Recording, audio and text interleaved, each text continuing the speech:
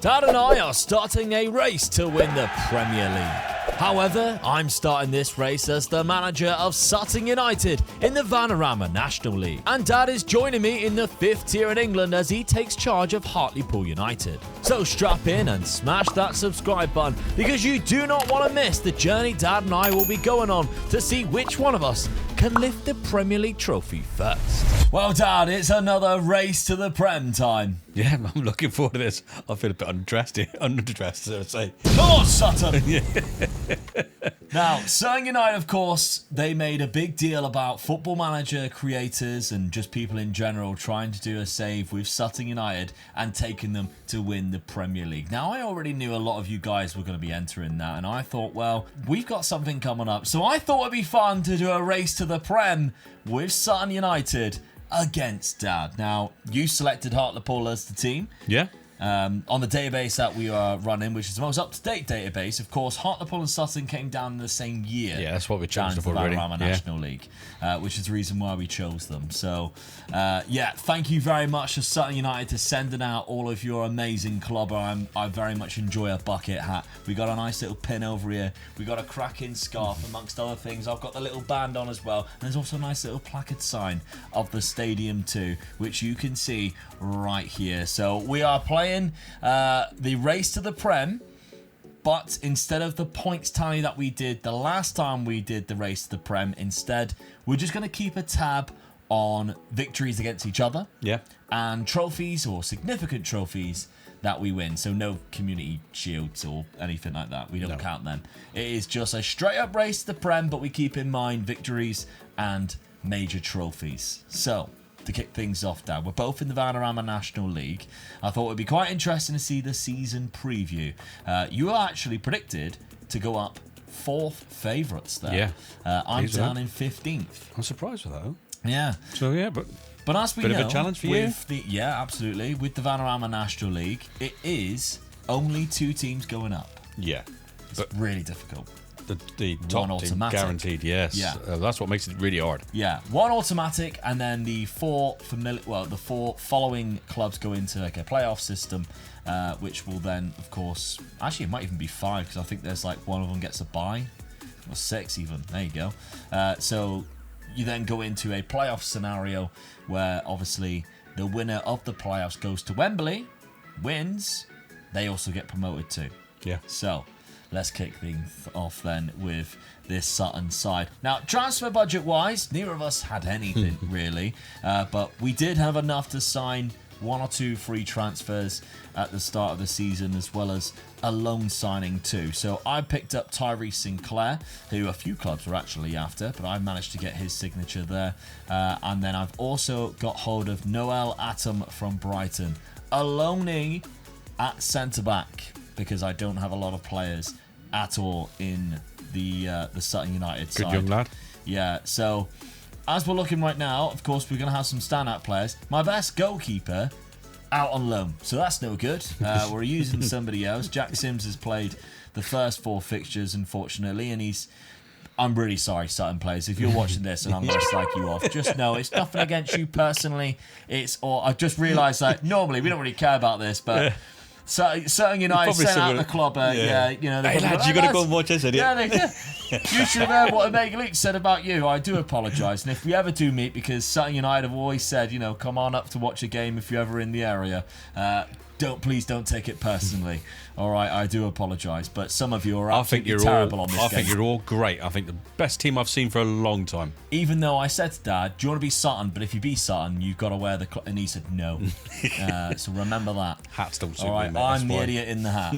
Anyway, the rest of the team, there are some cracking players, there are some good players, there's some terrible ones. Don't take offence if you're one of the terrible ones. I didn't give you the attributes. The tactic that I am going to run, though, very Vanarama National 4-4-2. We're going for a non-league 4-4-2. Come on, let's get it in the box. Yeah. Pump the balls in with some crosses, and we'll see what we can do. Because we've got a small side too, it lends itself to a 4-4-2. Now, Dad, with Hartlepool, again, not much of a budget. You signed one player there, Reese Hannum, who is a left back. I was a bit short on the left back side, so yeah, I've got this guy in. My problem is the opposite to your problem. Probably my best player is my goalkeeper, Yeah. and he's not mine. Yeah, Brad Young. He's I've only got him on on. loan I got him on loan, so from Leicester. I've got to get a goalkeeper soon. So He actually started at Hartlepool. Yeah. Which is kind of nice. Like, he's come back on loan and helped out his former club. That's kind of nice, to be Yeah. fair. So, yeah, Brad Young, of course, only on loan for one season. I've got a great side. All the players I've got, I can see this team going right up first season and right through the league quite easily, really. Yes. Okay, Just fair in case enough. I come across any Hartlepool players. Yeah. Gary Medine is the Yes. star player. Been around the block, hasn't Been he? around the block quite a bit. He's See the 33, amount of but clubs he's played for yeah, there. good person to have in your dressing room at sort of at this time of his career, Yeah, he's a really. Premier League player. He played Yeah. 5 times for Cardiff City. It's a good experience for the players around him, I feel. Yeah. Good at target forward. Yeah. So, yeah, I'm expecting him to score a lot of goals for me. Got a couple of Robinsons in the team as Yeah, well. I was surprised at that. So Jack Robinson is one of the players there. think We've he's, got a ball-winning midfielder, Darren. Jack Robinson is the same name as my granddad, so Yeah. that was nice. So, got the Robinson sort of family going through the team as well. All right, well, okay, let's see. Start of the season then. You've had an okay start, but Yeah. did lose to York City. And also a draw at the start of the season to Ebbsfleet there. I think in this league, you're gonna lose a few in the region of about 7 or 8 games, and still win the league comfortably. So I'm not too disappointed at the moment. Get sort of feel me feet at the moment and crack on. Okay, well, in my fixtures, I've only dropped 2 points, unfortunately, to Maidenhead away from home, but I've defeated Oldham 6-0. Yeah, it's a hell of a result. Massive result there. Halifax Town and Wealdstone, of course, the Wealdstone radio has probably given me stick, saying, I've got no fans. I tell you what, Sutton United, we've got way more fans now, haven't we, boys? Come on, let's go. You've got no fans. If you want some, I'll give it you. Anyway, Only conceded 1 goal. yeah, first season then. There's always the trickiest getting out of the Vanarama National League. That's the hardest division to get out of. Only just above, I reckon, the Championship. Yeah. I think the other 2 leagues are a little bit easier to get out of, but yeah, this is the most difficult one. And with there only being 2 spots, we could be really fighting over getting through, especially if we're not the top team, the That's top right. dog in there. Yeah. So every result against each other really, really counts. Let's see what happens then at the end of this first season. With Dad striker Gary Medine already showing what he was capable of, that makes Hartlepool a big threat this season. He even bagged a goal against my Sutton side when we clashed in November. However, my side were also formidable and absolutely clinical on the day, as we picked up the 4-2 win and the first victory versus each other. By Christmas, we were both in the title race, sat in 2nd and 3rd place with a point between us, trailing York City. The second half of the season was highlighted by the FA Cup, as I managed to get to the 4th round, only to lose to Manchester United 2-1. And Dad managed to go a round further into the 5th round, falling eventually to Fulham. With the second match against each other in the league ending in a 2-2 draw, it became apparent that it might not be the last, as we finished this season in 2nd and 3rd place,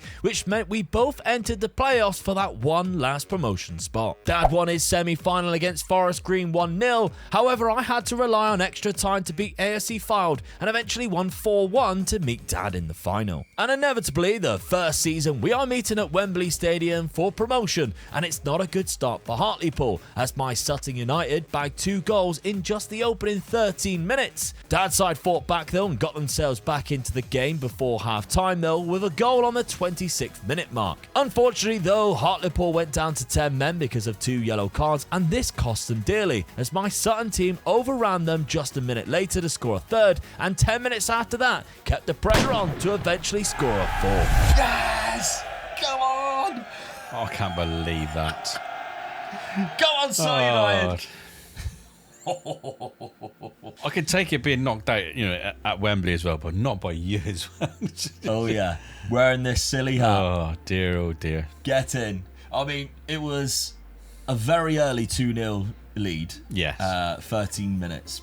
Pulled it back, getting into the game. Red card killed you. 100%. Because I scored a minute later. Yeah.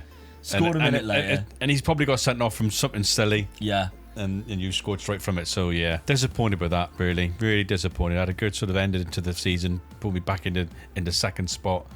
I just couldn't catch the leaders. I don't know who the leaders were now. I can't remember off the top of my head. Who won the league now? York City. York City, They that was it. absolutely flew, didn't Yeah. they? 110 points. We were nowhere near them. No. throughout the whole season, York City were flying. Yeah, so it was just a case of I think I pulled it back at the end of the season, sort of went ahead of you, but then it was just no point really. Yeah. Yeah, there you go. Yeah. Yeah, we were trading places at the top for a while, but then York City, when they came in, and they started off really bad. Started off really bad, but they were flying. But like I said, you can afford to lose. They lost 6 games. Yeah. And still won the league. So yeah, well done, York. Yeah.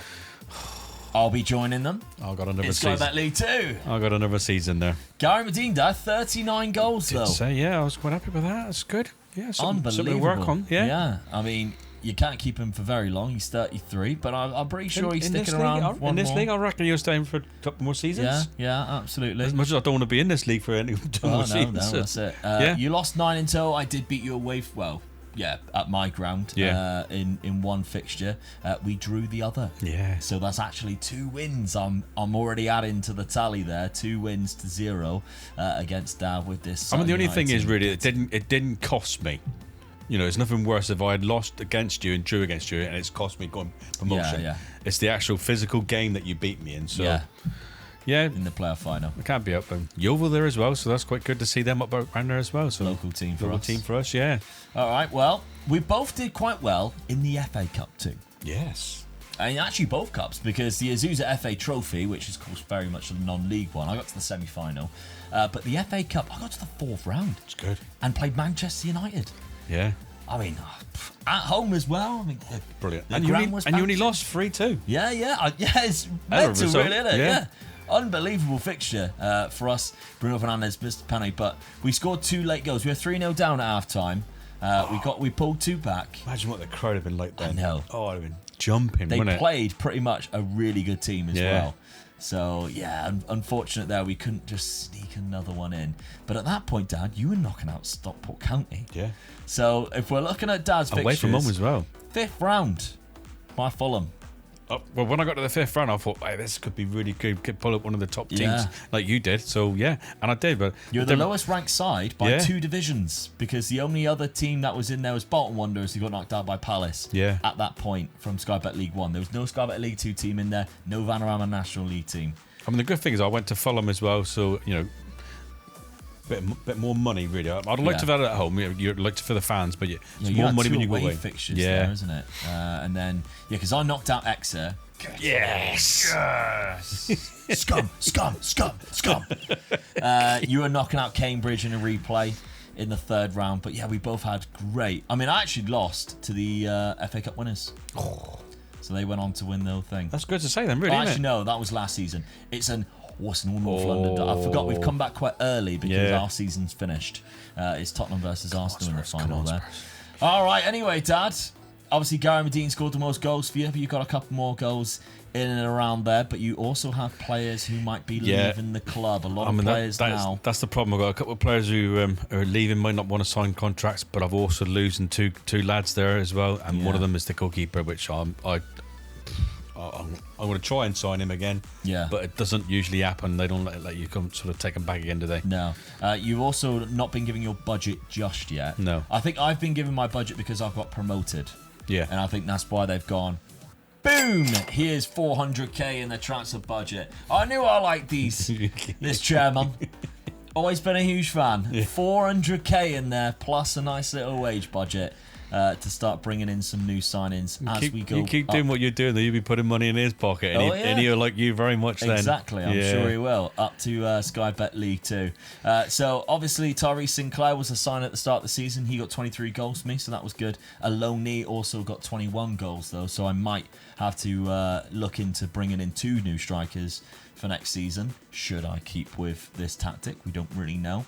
Yeah, I'm not really sure. I mean, in terms of players that I'm losing, there is a number of players who are going to be leaving. And you've got a small squad as and well. I've already got a small side. Yeah.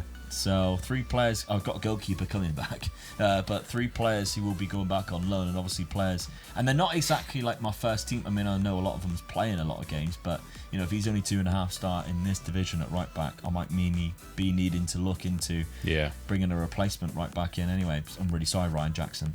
So we'll have to see as we go into season. Just look at it this way, Ryan. You're 33 with me. You're gone. Yeah.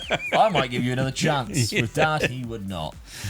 But all right then, let's see what happens this summer. So yes, I take the early advantage in this race against Dad as my Sutton side gained promotion to Sky Bet League 2. And not only that, but in terms of victories against each other, I am 2-0 against my father already. But this summer is massively important for recruitment. Going into Sky Bet League 2, I need to make sure I get some good new signings, including a fantastic goalkeeper which we picked up. Meanwhile, my dad was getting really frustrated as he was limited to only using the loan market because of his finances. With Gary Medine still in his side though, that meant that Hartlepool stand a chance and are one of the favourites for promotion this season still. While my main focus is to make sure I survive this season and stay in the division for next season where we can build upon it. Well, there we go, Dad. You're having to rely on the loan market. That budget they showed you just virtually stayed at the same. Yeah, it didn't really move much. Nothing. Did it? So unfortunately for you, I mean, considering how good your FA Cup run was and how much you've got in the balance, Yeah. I'm rather surprised with how little they decided to even give you just in like wages. Yeah. Just for you to get free transfers and bring in like new players. Struggle for that as well, don't I? I'm surprised. Yeah. Which has meant obviously you've had to go into the loan market because Reece Hannum was the player from last year, wasn't it? Yeah. You brought in anyway, so that wasn't actually a signing. It's just literally been 3 loan deals. So we got Norwich City giving you a centre defensive midfielder. Jack Wells-Morrison coming in from Crystal Palace again. Another good centre midfielder. Yeah. And then Dante Casanova. What a name that is, by the way. Whoa. Their mum and dad was really pinning on their hopes and being a looker, weren't they? Yeah. Come on, we're calling him a great name here. Please be a good-looking lad. Well, he's a cracking footballer too because he's coming in on loan from Tottenham Hotspur. Unfortunately, he's ruined his career in that way, but he's come along to Hartlepool. You can play right back, you can play centre defensive midfielder. I had to strengthen up my midfield because I lost Darren Robinson. You didn't have that many good players. No, I actually, didn't. I didn't. It's So, probably your weakest position. but yeah, I lost Darren Robinson, and he was good there. So yeah, and I needed a right back. Yeah. Desperately. So yeah, that sort of filled all the positions I needed really. The front four, I'm quite happy to leave them as they are. Yeah. So I'm not going to tinker with the formation. Why should I? I got second place last season. Who are you and what have you done with my father? Because also you didn't sign a keeper. I did try though, didn't I? You did try. I did try. Yeah. I mean, I Smith he's all right, but he's not Adam Smith. He's all right, but he's not brilliant. Yeah. So yeah, it was my first sort of look, and I did have 2 goalkeepers lined up, but unfortunately I had to pay a bit of money for them, and I couldn't afford to do it. You didn't have any. So good old Adam, he's a good keeper really, and Adam, if you're watching, he'll mate, do the business for me. He said nothing but great things about you. Anyway, we can have a look at your schedule because I'm not in the league. No. So I'm in the division above, but you started off very well. See, Adam's doing well. Look. Yeah. Oh, and you can see the 2 goals. 2 goals, yeah, but the rest of the game's been fantastic. Yeah, it's a good start for me. I'm really pleased with that sort of. All right, there's only 2 nils and 2 1s and things like that. So, but hey, 3 points is 3 points. I don't care how to get them. Exactly. Yeah. Let's look at the season preview then. They have put you top. Well, they should do really. I come second last season, so I got a good sort of squad for that league. Yeah. And I improved it a little bit. All right, not keeper wise, but the rest of the squad I felt I did. And my front 4 are really good. So. Yeah. They'll score the goals for me again. All right, well, Sutton United going into Sky Bet League 2, which is a position they have been in before, but I don't think they've managed to get to Sky Bet League 1, at least in the very most recent history. So, a lot of free transfers coming in, but what I also did was sign a player for £2,600, Stuart Moore from Morecambe, who is a goalkeeper that I decided to bring in. However, later, as you've seen, brought in a way better goalkeeper. Tom Pett joined as well as a midfielder. It was a weird transition though, because of course when you go up per division, all of the star ratings that you see in your scouting sort of change as soon as and all the players that you think, oh, my scout rates him as a 5-star player, then all of a sudden he's like a 2.5 and you're like, what happened there, lads? So anyway, but I managed to pick up a few good players that I think is going to be fantastic in this division, including my new goalkeeper. Yeah, that was a very good signing. Yeah, really good. Was released from Arsenal, so fantastic pick up that one. Luke Robinson, that's legit my name. So there's a reason why. Actually, he's a good player too. I needed a left back. I didn't actually have a left back last season.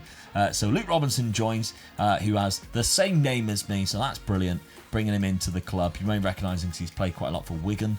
Jordan Moore-Taylor was another one that I was really happy to bring in at centre-back. 30 years of age, so to help, he was actually in the division that we played in last season, but he's a left-footed centre-back, so bringing him in, yeah, I'm really happy with. Now, tactically, we're keeping it exactly as it was last season. I think this is my best 11 pick that you can pretty much see there. So French goes to the right-hand side with Robinson coming into the left. We're keeping it so it's very much like the 3 at the back kind of way, with a fullback that does kind of help support that 4 in midfield there, with the 2 strikers. And so far, considering we're in a new division, it hasn't been too bad. Exeter got their revenge on me, unfortunately, after knocking them out of the cup last year. They beat me 2-0. But Newport County a draw as well, out of the EFL Cup in the first round against Cambridge. That's probably done you a big favour. Don't mind that, yeah. But some wins. I mean, starting off the season, we were 5-0 against Grimsby's. Great. A good win, yeah. That is such a good win, yeah. Fleetwood Town 2-1, ain't bad at all. With Charlie Kelman, my new striker, scoring. I didn't actually highlight him, but yeah, he came in as well. The American from Leyton Orient, and a nice little 2-1 against MK Don. So we're off to the races. It's been a fantastic start. If I can keep up that momentum, survival, of course, is what's in for season number 1. And if you join me in season number 2, then hopefully I can batter you in season number 3. On my way for promotion. Let's hope and see what happens. Daz Hartlepool was playing like a side with a massive chip on their shoulder this season. Absolutely battering teams and finding themselves top of the league by 13 points, and Gary Medine top of the goal scoring charts with more goals than games. In Sky Bet League 2 though, my Sutton United team were doing such a good job at avoiding defeats. We were drawing loads of games and picking up lots of points, which has not only helped us survive at this point, but put us in a promotion race as it looks really close at the top of the league. It's no surprise though that Dad's Hartlepool team continue to dominate, especially with Gary Medine scoring goals for fun. And his 43 in the National League is what really helped Dad's promotion to Sky Bet League 2 as champions, finishing on 110 points and 22 above second place Boreham Wood. But I don't think anybody was expecting Sutton United to be the surprise package this season, mainly thanks to our defensive abilities, helping us gain back-to-back an automatic promotion from Sky Bet League 2, finishing in second place, and with my goalkeeper getting the most man of the matches across the whole league. It's back-to-back, baby! Let's go! Yes! I don't believe that. I mean, I have no idea because my top score of the whole season, 14. Done unbelievably well there. Your goal difference was 18, wasn't it? Yeah, fair play. Because I didn't lose any players throughout the season. Didn't lose anybody. It wasn't like somebody got stolen from me at the end. We just played so well. A solid performance, going up second because, of course, in this division, the top 3 go up automatic and there's a playoff scenario. Incredible. This is actually the easiest league if you think about it, because only 2 go down but 4 go up. Yeah. So it is the easiest league. I mean, Grimsby getting promoted with you. That's the team that you stuffed at the beginning of the season? 5-0, whatever it was. Yeah. But yeah, there we go. That's my goalkeeper as the player of the match. Shit. 8 times. Shit. He had 17 clean sheets. So good. Yeah. crucial. I learnt that off somebody once. They always said, get a good goalkeeper in. Don't know who said it, but it was a great piece of advice. It's probably about the only time you have listened to me, innit? And that was being sarcastic.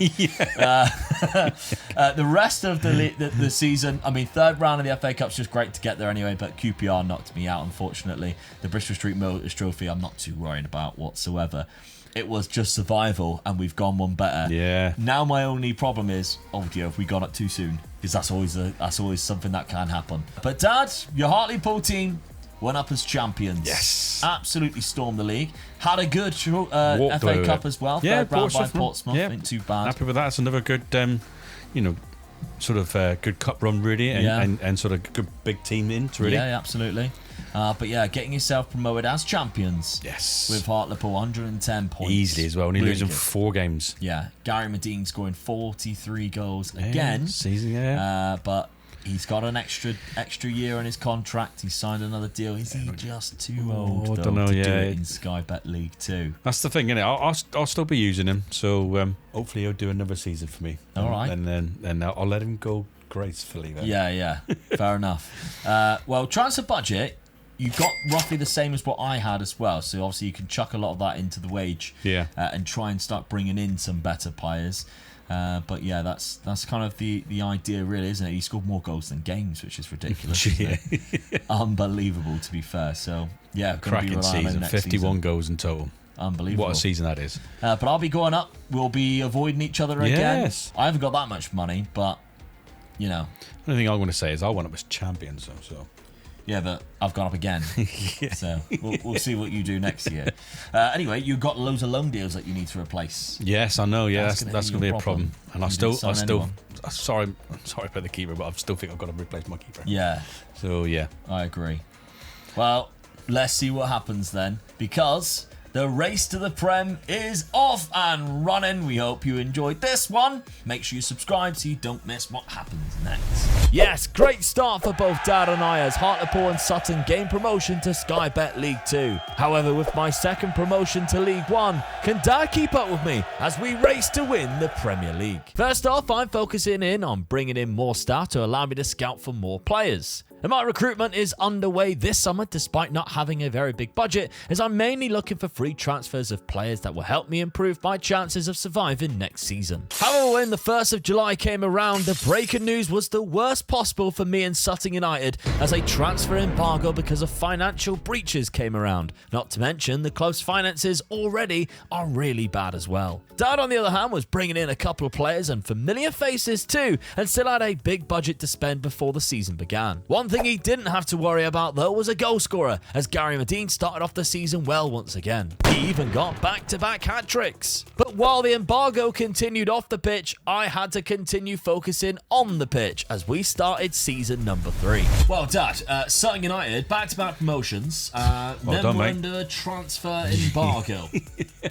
too big for your boots, mate. You've Yeah. gone up too quick. I did say I don't want to go up too quick, Yeah. but I didn't think it would be because financially we'd be in such a trouble. I thought getting promotion's supposed to be a good It's thing. what you're supposed to be, isn't it? It's Yeah. supposed to you get more money in the higher leagues you are, so Supposed to get rewarded here. something's but not right, is it? As you can see, our bank balance is minus £1.2 million right now. I do still have 100% of transfer revenue, but nobody wants to buy any of our players, and I'm currently under a transfer embargo due to a breach of financial regulations. Now, it doesn't say on here yet that because of that I've been deducted any points or anything like that. No. So we'll go with it as long as we possibly can, I guess, before that does happen, and hopefully it doesn't cost us a promotion again. Although I very much doubt we'll get promoted straight away. Anyway, I did bring in some good players before the actual transfer embargo came in. Good job, really, because my squad was tiny. It was so small. So the first thing, or the couple of players that we brought in, Adam Smith, you might recognise him. He obviously played in the Premier League for Bournemouth for a long time. Yeah. Plays in both positions. He's also now my head of youth development. For some reason, he wanted that job as well as actually playing. So, yeah, whatever, mate. I can't really see us bringing in some fantastic players anyway. Sonny Bradley, ex-Argyle player. Yes. Brought him in, a very good defender as well. So fantastic mental attributes, good heading, going to be great for me from set pieces as well. Max Woodcock on a free transfer, great striker, only young as well, good potential on the game, pacey. Will be a backup this season, I think, because the next couple of signings were a lot better. Not Jimmy Dunn, although Jimmy Dunn is good. He is an Irish centre-back that we brought in. He's quite good, to be fair, but it's these two. Michael Fry, another guy from QPR, although my curse of getting injured straight away. He's out for 4 weeks, of course he is, in August. But he is going to be my out-and-out striker, as you can see. Cracking player, especially for this level. A good League One Two-footed as well, I do. Yeah, and Devante Cole. Andy Cole's lad. Yeah. And we know how good of a striker he was. Yes. Good amount of pace on him. Mental attributes maybe not quite there, but he can still finish. He'll be a good player for us this season, I think. He's been playing at Crewe Alexander. Not a lot of players left the club because, well, I say not a lot of players left. Free transfer-wise, released players, there was quite a lot. No, it's gone, yeah. Yeah, quite a lot of players have gone there. But yeah, at the end of the day, we're just going to have to make do with what we've got here. We've still got a basis of a very good team. A 4-4-2 that we're still rocking from the last couple of seasons that have done great for us, and we've started the season quite well. I mean, we just lost to Watford there, but we did just beat Argyle, who've come down to League One at some point. Carlisle was a good start to the season, and we drew to QPR after stealing 2 of their players. who've obviously come down to Sky Bet League One as well. So I'm actually quite happy with that start. And we're currently in the playoffs. If we can stay in the playoffs, Ideal. yeah, really good. In a way, I kind of don't want to go up to the championship just yet because I feel too- like 3 in a row would be too quick, really, wouldn't yeah, it? Yeah, I you'd be in a lot just of trouble. won't have like the basis of a squad. I No. feel like you need to like for a promotion to work really well, you need to have good level of like say we're in like Sky Bet League One. We need to have a good level of Sky Bet League One players. Yeah. Then you build on that in the championship. At the minute, I feel like I have a good level of National League players, and we're in Sky Bet League One. Yeah. So it's gonna take something. If you went up again, you would just really struggle, I think, and come straight back down again. I think. Yeah, and that's you the got no trouble. money to buy, so you Right could now, be no. you could be in a lot of trouble. Yeah, so let's just secure our position. Yeah. A playoff spot would be lovely because then, like, the board might think I'm amazing. I mean, they already do. Look at the clobber that they sent me. Yeah. But they might think, God, this guy's amazing. Back-to-back promotions. Then he gets us to the playoffs. Like, that's class. So if we can stay roughly where we are, I would be very happy. But as long as we're staying in the division, that's just the main thing. Dad, your Hartlepool side, though, after finally getting promoted, Yes. Good season. yeah, you were given quite a bit of money. To be Yeah, I fair. was quite pleased. They're supporting me in that way. So yeah, Yeah. I'm really pleased with that. So if we're looking at the players that you have decided to bring in, there's been quite a lot. Starting off with Corey Evans on a free transfer, Yep. coming in centre midfield there. But then you're backing up with a lot of free transfers, and then one that you just went, I'm going to smash the rest of my transfer budget on. Yeah. 350k, a guy from Yeovil. Well, I just felt I just needed another striker. Then I just couldn't pick one up anywhere. And this guy popped up, so I thought, right, I'm gonna have to spend the money. So I did. Yeah. So, but yeah. looking at the rest, I mean, some quality players here. You got a good midfielder, Yeah, there, trying to- Young as well. Brad Young, who of course, This is probably my best signing because this is the keeper I had in my first season. yeah, he was When I on got- loan, wasn't yeah, and he? he was on loan, and I couldn't have him. That he wasn't interested in signing me for the second season, but he was really interested in signing me for this season. Yeah, well, not surprised when he got released from Yeah. Leicester. And all of a sudden, he wants a club. Yeah. Josh Brooking I was comes a good in, right back as good well, yeah, right pleased with back that as signing. Well. Yeah. Loney using the loan That's market. a good signing. Yeah. Yeah, because look how good of a player Yeah, he is. I In mean, this division. there's no way I'm going to be able to afford. So it'll be a one season with this guy because he is really good and he'll move on. Yeah, Jaden Williams. I mean, a couple of these players you might See not this see guy as here. I much, mean, but- he's a young striker coming from Spurs. I think I got him from, Yeah. and he lacks in other bits, but I think he's just ideal to have as a reserve striker. Yeah. Really. I don't think he's going to get into my first team, but as a freebie, I thought, yeah, I'll take him. Nico Lawrence is another one. Good Yeah. centre-back option there, 21 Yeah. years of age with a higher potential. Then we've got Angus MacDonald, who you're actually locking in this season. Yes. And the reason for it is as a player, for some reason, that your assistant manager's in love with. Really strange behaviour. He was putting him in. He was putting him all over the pitch, Yeah, wasn't he? So yeah, I he just was got, and then awful. I'd lock him in. Connor Masterson, another centre-back. Yeah. Another better centre-back than the one that you've got in there. And then Benica Phobie. Yes. Benica Phobie, of So course. I got him right at the desk, sort of thing. Come through Arsenal's Yeah. Youth Academy. So there's definitely another striker there for Yeah. me. So yeah, I was pleased to getting this guy in. Veteran Benica Phobie, Yes. 32 years of age now. And he goes straight into the team as well. If you're looking at best 11, actually you can see McDonald is locked in there. Yeah. And if it does it change? Yeah, for some reason. For If some reason, he's got something on top. anybody can know why this guy keeps going into my team, you let me know because I don't see it. Yeah, the assistant manager's in love with Tom Parks. Yeah. But the rest of the team, you were happy with. Yes. And that's kind of how it will look across the season. And you've started well as well. Yes. Considering you've just been promoted, you lost one of the games against Mansfield Town at home, but the rest of the results have been decent. Yeah. Started off with a win against Swindon, away from home as well. Gary Medine is still banging in goals, by the way, because he got one there. He's Then he not got a letting me down. hat-trick Yeah. against Gillingham in a 4-4 draw. He's doing so well for me. So yeah. Back-to-back hat-tricks because he then got 3 against Doncaster. And did he score in this one? No, he didn't. He didn't score in that one. Oh, But he's out of 4. Oh, I bet he's disappointed with that Yeah, one. he's out. Yeah. He only got 7 and 3. So there we go. But yeah, what's your expectations for this season? Are you looking to catch me up, or is it Well, stability? I'm like the same as you, really. I think I'm sort of like targeting sort of top half of the table. If I get to the playoffs, even better. I can't see me being anywhere near getting promoted. Yeah.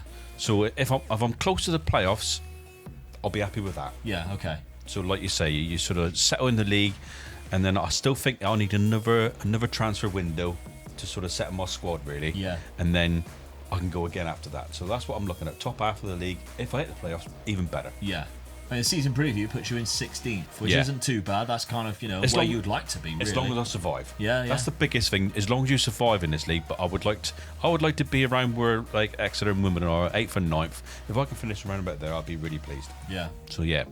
All right, then. Well, let's see if we get our wish. Do we both survive? Maybe one of us gets a surprise little promotion, which, again, is kind of... I'm trying to avoid it as much as it sounds weird because we don't have the ability to do it yet. Let's see what happens, anyway. Both Dad and I's step up into the new division was going a lot better than what we both anticipated. With Hartlepool playing so well up until the new year that Dad's side was currently sat in second place, although it's really tight down to 7th spot. Meanwhile, I was sat just outside the playoff positions, but again, it's really tight in League 1 too. Unfortunately, my December and January months were terrible and kind of cost us our season and any promotion hopes to the championship. But we still finished a really respectable 8th place in the league, which isn't bad at all. Dad also had a rotten period and dropped into 7th place, which is still in the playoffs, although he would have to face a very good Chesterfield side. And they defeated Dad in extra time in the playoff semi-final, meaning Hartlepool will play another season in the division beneath me. Well, I think we can both be happy with that. Definitely. Yeah, I'm really pleased with that. I mean, all right, I lost in the playoffs, sort of semi-final, but hey, I'm happy with that. I'm the same as you. I don't really want it to go up as quick, but I'd like to have done. But when you see where I finished, I'm a long way away from the top 2, 3. So yeah, some big clubs in the league as well. Wigan, Reading, even Swindon Town to some extent. Notts County, going up. So there was some big clubs in there. Yeah. And you held your own 7th place finish. Pleased with that. That's better than I thought I was going to do. So I'm really pleased with that. Yeah, absolutely. I think you could definitely be happy with that. Yeah. Gary Medine's up there again. Not quite the 40 odd that he was getting in the National League, but 20 still. Hey, in this league, that's still good. Yeah, really good. But I think the reason why you had such a good time in there, Brad Young, 18 clean sheets, which is exactly the same as Sam Tickle, who was the Golden Glove winner. Well, I knew he was a good goalkeeper from when I had him at the club before, so getting him in just proves that again. So yeah, absolutely. Good signing that. We're looking across the season. Gary Medine was the top scorer. Benica Phobie was there with 19. Yeah. And Macaulay Bonnie, who of course you signed for quite a lot of money, got 16 goals coming off the bench majority of the time. Yeah, pleased that's with that. still decent as like definitely, a third string striker. The money that you're getting though, I'm very jealous. 900k. I mean, the wage budget is going to have to be changed a little bit, but even still, you're getting like 200k with some wage budget for the league below, which is mental. Because if you're looking at Sutton United's, it ain't looking good. League-wise, really happy with that. As I said, I think it would have been too soon. We kind of ruined the club to go up too early to some extent. We're not quite ready. I had the exact same points issue, by the way, 74 points. It's good then, yeah. Yeah, but I finished just outside the playoff spots. Whereas 7th gets playoff spots in the League 2, 7th doesn't get in League 3, in League 1. Barnsley end up going up. I think it's when the top 6. When you look at the teams above you, though, there's some good teams there as well now. So yeah. So yeah, I'm over the moon. Over the moon with where we finished. My biggest worry now is players leaving. And that is down to some extent the finances. I mean, we've got ourselves out of the red. Yeah.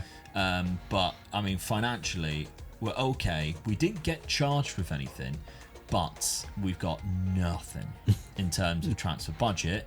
If you look at this wage budget, we're still -7. We've had our initial budgets for next season. But this is what's scary for me. 2026 we're in now. Expires 2026. Yeah, all of these, every single one of them. Look how many first team appearances there are in there, including my amazing goalkeeper, who, if I say to him, hey, do you want a new contract? No. So half my team wants to leave. All I can say is good job your board thinks you're a good manager. Half my team wants to leave. The rest of them, if you look at 2027, that's the rest of them. Oh, that ain't good, is it, for next season? So, and most of the time, players want a pay rise. Yeah. So if you're trying to get a new contract, you probably can. I'm not quite sure what's going to happen this season. You got to get promoted. Because that's the only way the players will stay with you, isn't they? Well, yeah. They'll want to stay because you're in a new league. Yeah, that's one thing. Yeah. Yeah. Oh, I don't want to sign a new contract. Oh, we're going to the Championship, are we? Yeah. Oh, do you know what? I think I changed my mind. I quite like it here. Yeah, it's quite I've good. really enjoyed my time at Sutton United. Let's stay. No, I think that's yeah, we're either going to have to rely a lot on free loan markets 100%. and just bringing in players that cost absolutely nothing to bring in and really rely. Because I didn't use a loan market at all this season. Some people say that's a mistake when you're in the lower leagues. I don't in some way, because I feel like if you don't go up, then when those loan players go, you're like, You got to do it all over again. yeah. So, but I might not have a choice Yeah. here. I might just have to go for it. Yeah, I mean, I'm the same as you. I don't like going the loan as much, really, and I do it mainly because I think if I can get a player on a freebie, it's better because then can sell 9 times out of 10 you can sell them and you get money in. And when you're going up through the leagues, that's when you do profit, because when you get it to the championship, you start selling a few players. You're getting a bit more money in. You need that money. Yeah. But if you go to the championship and you've loaned 5 players, next season you've got to buy 5 players. Yeah. So it does become hard then. Yeah, because nobody wants to be loaned to the worst club in the championship. No, they don't know. Which we would be going in first season. I can't even re-sign myself, which says something, doesn't it? Like, it says here, but on 2.8, maybe I can actually bring myself. To be honest, though, I don't want to initially straight go in there with, oh yeah, let's give them 2.8 and we'll see, because. Yeah, right now, I don't even think we can get anything done. Right, but so it's going to be an interesting summer. And I'm not quite sure what's going to happen. But I tell you what, we both survived. We both live for another day. Yeah. Another 4th round in the FA Cup ain't bad as well against No. Everton, losing 4-1 to Yeah, you Everton. don't mind ain't bad losing for against the me. big sides. Yeah, I mean, you got to the 3rd round again, not too bad. Yeah, Bolton, I'll take that. Yeah, our mate Aaron's Bolton knocked you Yeah. out there in the 3rd round, there in the Championship. So Yeah, some take big that. clubs that we're getting to. We're still doing quite well in the FA Cup. It bodes well that we're doing well in the FA Cup in this, but when I do Glory Hunter, it's the worst tournament ever for me. But all right, well, we'll see what happens this summer, because I think I'm going to have an existential crisis when it comes to July 1st. And I have 0 players left in my side. I had to wait for July before I could even offer any players a contract, and by then our squad was down to the bare bones and we could barely field an 11. And upon asking the board for a little leeway in the wage budget to allow me to bring in more bodies, they were having none of it, and not even getting down on my knees and begging seemed to work. I'm even struggling to find a free transfer this season, because you still have to pay the signing on fee out of my non-existent transfer budget. Danny, on the other hand, was bringing in Crystal Palace striker Mateta on a free transfer down in League 2 with Hartlepool, which is rather impressive. I had a lifeline though, because finally a player that somebody wanted to sign off me, and they gave me 160k, which turned out to be a godsend for my season, because it allowed me to bring in new signings like Matt Crooks, and he's actually the reason I'm going to be switching up my system going into season number 4 using an attacking midfielder. Dad was also changing his system too, and of course he looks to adopt for his classic 4-3-3 formation, as he now has a good amount of strikers. Well, as I predicted,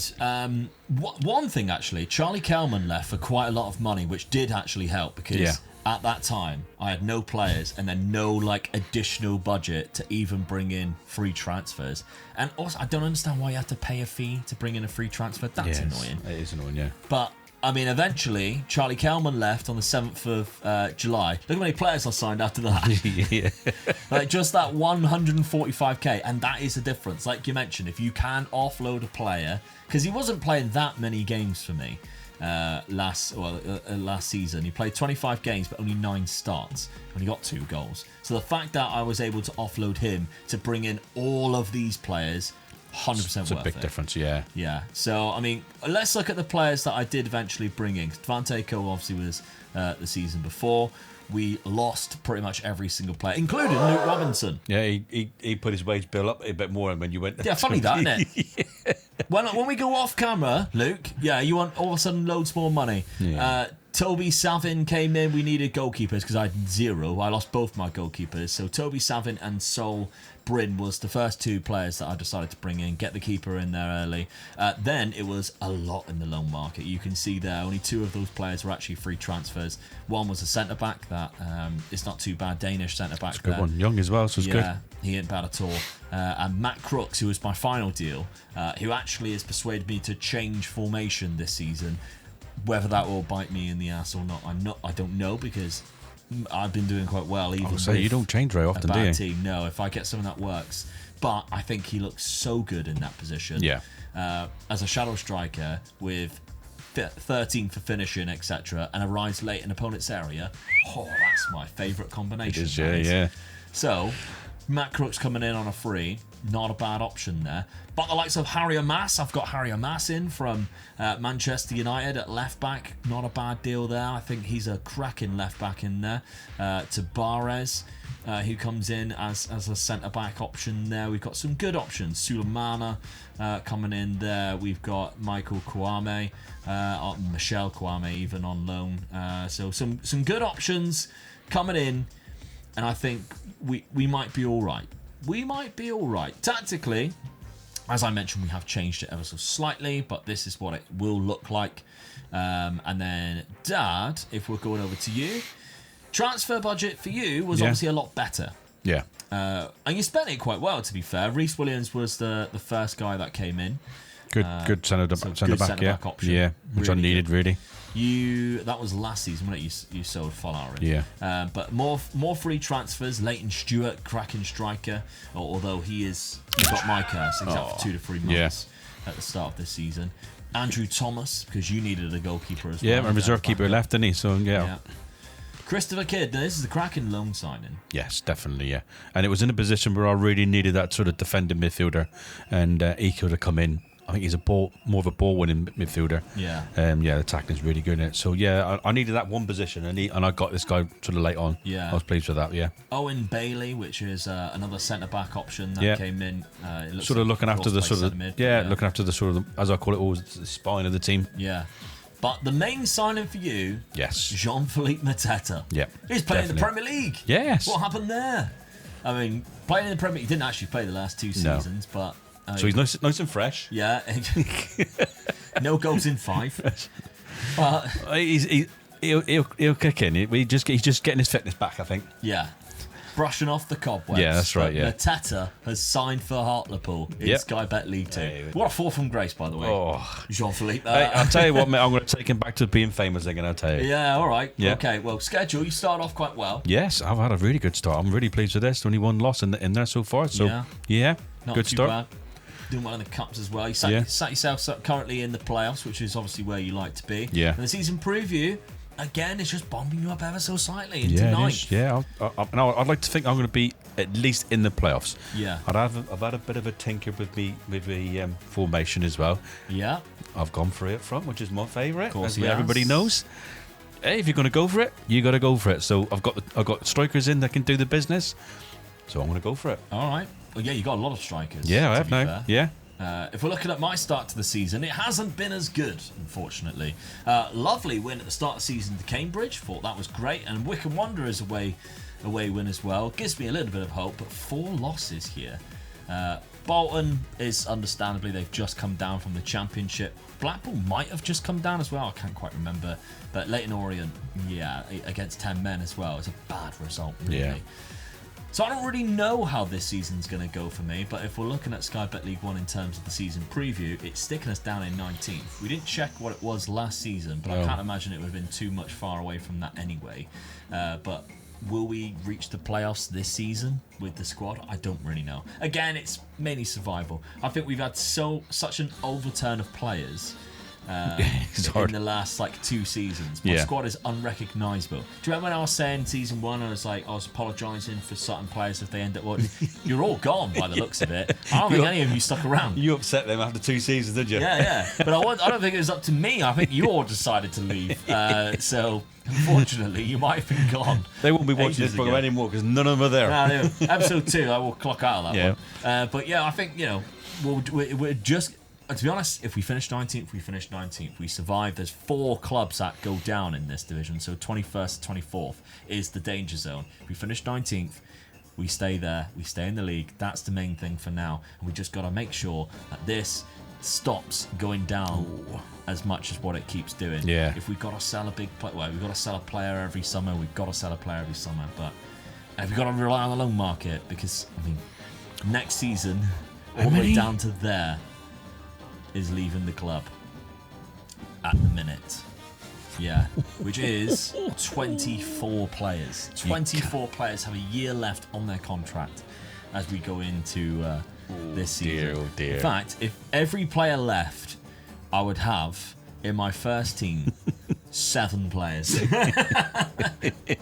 And And by the way, I've actually had to bump players up from And and most of their contracts finishes the next season. Yeah. So we could be absolutely screwed. We'll see though. Let's see what happens this season. It was all about survival again, but maybe we can cause a bit of a shock. Who knows? Luckily for me, my form picked up, but not enough to erase my bad start to the season. And with 19 games left, I would have to be incredibly good or really bad if I was to make it to a playoff situation or be part of a relegation scrap. That's Hartlepool's side, with of course Mateta leading the line, with Gary Medine in a front three was firing on all cylinders. And although he is in with an outside chance of winning the league, the third place promotion spot is certainly within grabbing reach, and they are favourites to do so. And the big man up front continued to score goals for Hartlepool and really helped Dad in the second half of the season. And while I was securing a 15th place finish, which is not my best performance, Dad's side actually had a late push for the title and finished in an amazing second place thanks to a final day win. Well, Dad, you got Mateta firing 22 league goals. I knew he wouldn't let me down. Get promotion. Yes. Next season. Well, this I had a good finish of the season. It sort of helped me out and pulled me right up there. So, Yeah. I'm really pleased with that. Good to see as well. Forest Green Rovers come up with us. They were obviously in the Vanarama National League. Yeah, they were. Yeah. So coming up with you in Salford. The playoffs are still to be played. We're at they only lost 6 games as well, so they've done really well. Oh, yeah. So You're they deserve only 3 points behind them. They drew so many games. Yeah, that was their problem. I mean, I lost 13 games. Yeah. So to get promotion after losing 13 games, You actually I'm really won pleased. 2 more games than them. Yeah. And you lost more than double. Oh, that's terrible, Which isn't it? shows how many draws they managed to pick up. Yeah. But entertaining games nonetheless. They go up as champions. You go up in second place. It was very tight. Oh, yeah. When it was going to the final couple of games of the season, you were actually in the playoffs. Yeah. And then the last 2 results, a 3-0 win against Rotherham and a 1-0 win against Tranmere away from home, pushed you into Done second the business. place. Yeah. Really pleased with that. And of course, I'm in your league now. you'll be joining me, because I didn't move again for the second season after back-to-back promotions, 2 seasons in Sky Bet League 1. Bolton have gone back up. I mentioned obviously that they were good. The playoffs are still to be played. Who goes up with that is undecided. But the main thing is I finished in 15th and I was comfortably away from that relegation zone. I wasn't in a scrap. I wasn't in a promotion push. I was so boring and bland this season. We were vanilla and I loved it. And that is mainly because I didn't want any drama this season. I just wanted to focus on survival. Now, whether it turns out that I will be able to keep anybody is, you tell me, because if we're looking at my finances again, I am already -4, and if we're looking at players who are going to leave the club, how many did we mention? It was like 27, something like that. Well, it's down to Harry and Mass there, which is obviously a loan signing. So those 2 there as well. That is 23. So 23 players right now are going to be leaving, and I have probably not got any money to actually renew any contracts, should I even want to. Even players that are coming up as opting to leave at the end. I was trying to sell them as it got to at some point. That's a big loss for you. That Ben Stevens there, because he's worth 1.1. Yeah. That's a game changer for your team. Yeah, it was. So even our striker who got 11 goals, Michael Frey from QPR, of course, got 11 goals last season. He is also going to be leaving as well. Not quite sure. Devontae Cole, who was top scorer this season, 15, gone. Matt Crooks we're keeping. Of course, we brought him in last season. Might have to build a team around Matt, to be honest. There's nobody else in there. Bring your mates along, Matt, please. Yeah, have to really see what we can do next season, because at the minute, you're in probably a better position than what I am, because I've got no money. And again, you're bored. You haven't got anything yet. We are at the 29th of April. We need to keep remembering that. Although I have no money right now, I might be given something, but finances aren't looking good. Whereas you're also 1.6 minus 1.6. Yeah. I always think how are you supposed to actually do well with? I don't know. It's like sometimes the game of Football Manager chucks some. I'm 1.8. Chucks some things at you, and you're like, how the hell were you ever supposed to survive anyway? But we're gonna try. We're going to give it our best, because this is the race to the Prem, and the video or the series doesn't end until one of us wins the Premier League. And we're back in the same league. And we're back in the same league, which means, of course, the results against each other is back. Yes. I think we haven't played against each other for 2 years. No, we haven't. No. So yeah, please. 2-0 up. Yeah. So that obviously comes into contention again when we face off next season. So don't go anywhere, stick around, because the race to the Prem continues. Yes, congratulations to Dad and his Hartlepool side, who gains promotion to join me next season, and the advantage of the race to the Prem is back on level terms. And after 4 seasons, we found ourselves both in Sky Bet League One. And financially, it's been a bit of a struggle too, especially for my Sutton United side. But with Dad's promotion last season, he's extended the loan signing of defensive midfielder Christopher Kidd for another season. But he did lose his goalkeeper, who's arguably his best player, to a release clause. The money was a great help this summer for him though, and he's even brought in a very good replacement for a fraction of the cost. The season preview does not favour either of us surviving at all, so let's just hope that the players that we have signed help us finish further up the table than predicted. And we've already had the pleasure of matching up against each other though in the first game of the season, and while I took the lead from a rocket of a volley, Dad still managed to return to Hartlepool with a point thanks to Mateta's header at the back post. Well, Dad, welcome to Sky Bet League One. Yes, I'm looking forward to being a bit against you, but I think it'll be a bit of a struggle. I was say I was the welcoming party in our 1-1 draw. Jean-Philippe Mateta got himself a goal to equal the scoring, 1-1 at the start of the season there in our first clash in the very first game of the season. But you've had quite an interesting summer because you lost your keeper. Yeah. But if anything, I was so disappointed with that. Well, it did because they give me money. Yeah, they give me quite a bit of money, but I just didn't want to lose him. But you can afford to lose a couple of players or something like that. But I didn't really want to lose him. He's such a good keeper. Yeah. So I really struggled to replace him as getting a good quality keeper in the same place. I don't know. I think the one you found was quite good. Well, yeah. I mean, I've done well finding this one. So he's only 21 as well. So hopefully, if he does improve, then I can. Just leave him there then. Yeah, okay. So that was 175k. The rest of the signings that you made pretty much free transfers. Nico Lawrence also left for 135, but I think you spent the most of that just on loan signings, which came in all on deadline day. Yeah, so we'll look at them first. Jace Fitzgerald, who's a centre midfielder. We've got Trey Ogunsunyi, who is really far away, and my eyes are like, what does that say? As a good striker, good natural fitness. And then Ephraim Yaboa, 21-year-old from Bristol City. Yeah. He is fast. Yes. 2 good strikers, 2 young good strikers. So I'm hoping they're going to help me out this season. So I mean, he played for Exeter last season and got 10 goals in 12 games. So he knows where the net is. He knows where the net is. Yeah, that's good enough for me. A lot of free transfers came in though, because of course you are losing players as well. Yeah, definitely. That's what I was as well. Dean Campbell was one there, and the very first one that came in was Brad Potts. Yeah, good midfield player. So going into this season, you're switching things around, going to a 4-1-3-2. I just want to survive. Yeah. Sort of box out that midfield and make it really hard to beat me. So, and hopefully the 2 young lads up front, they're quick.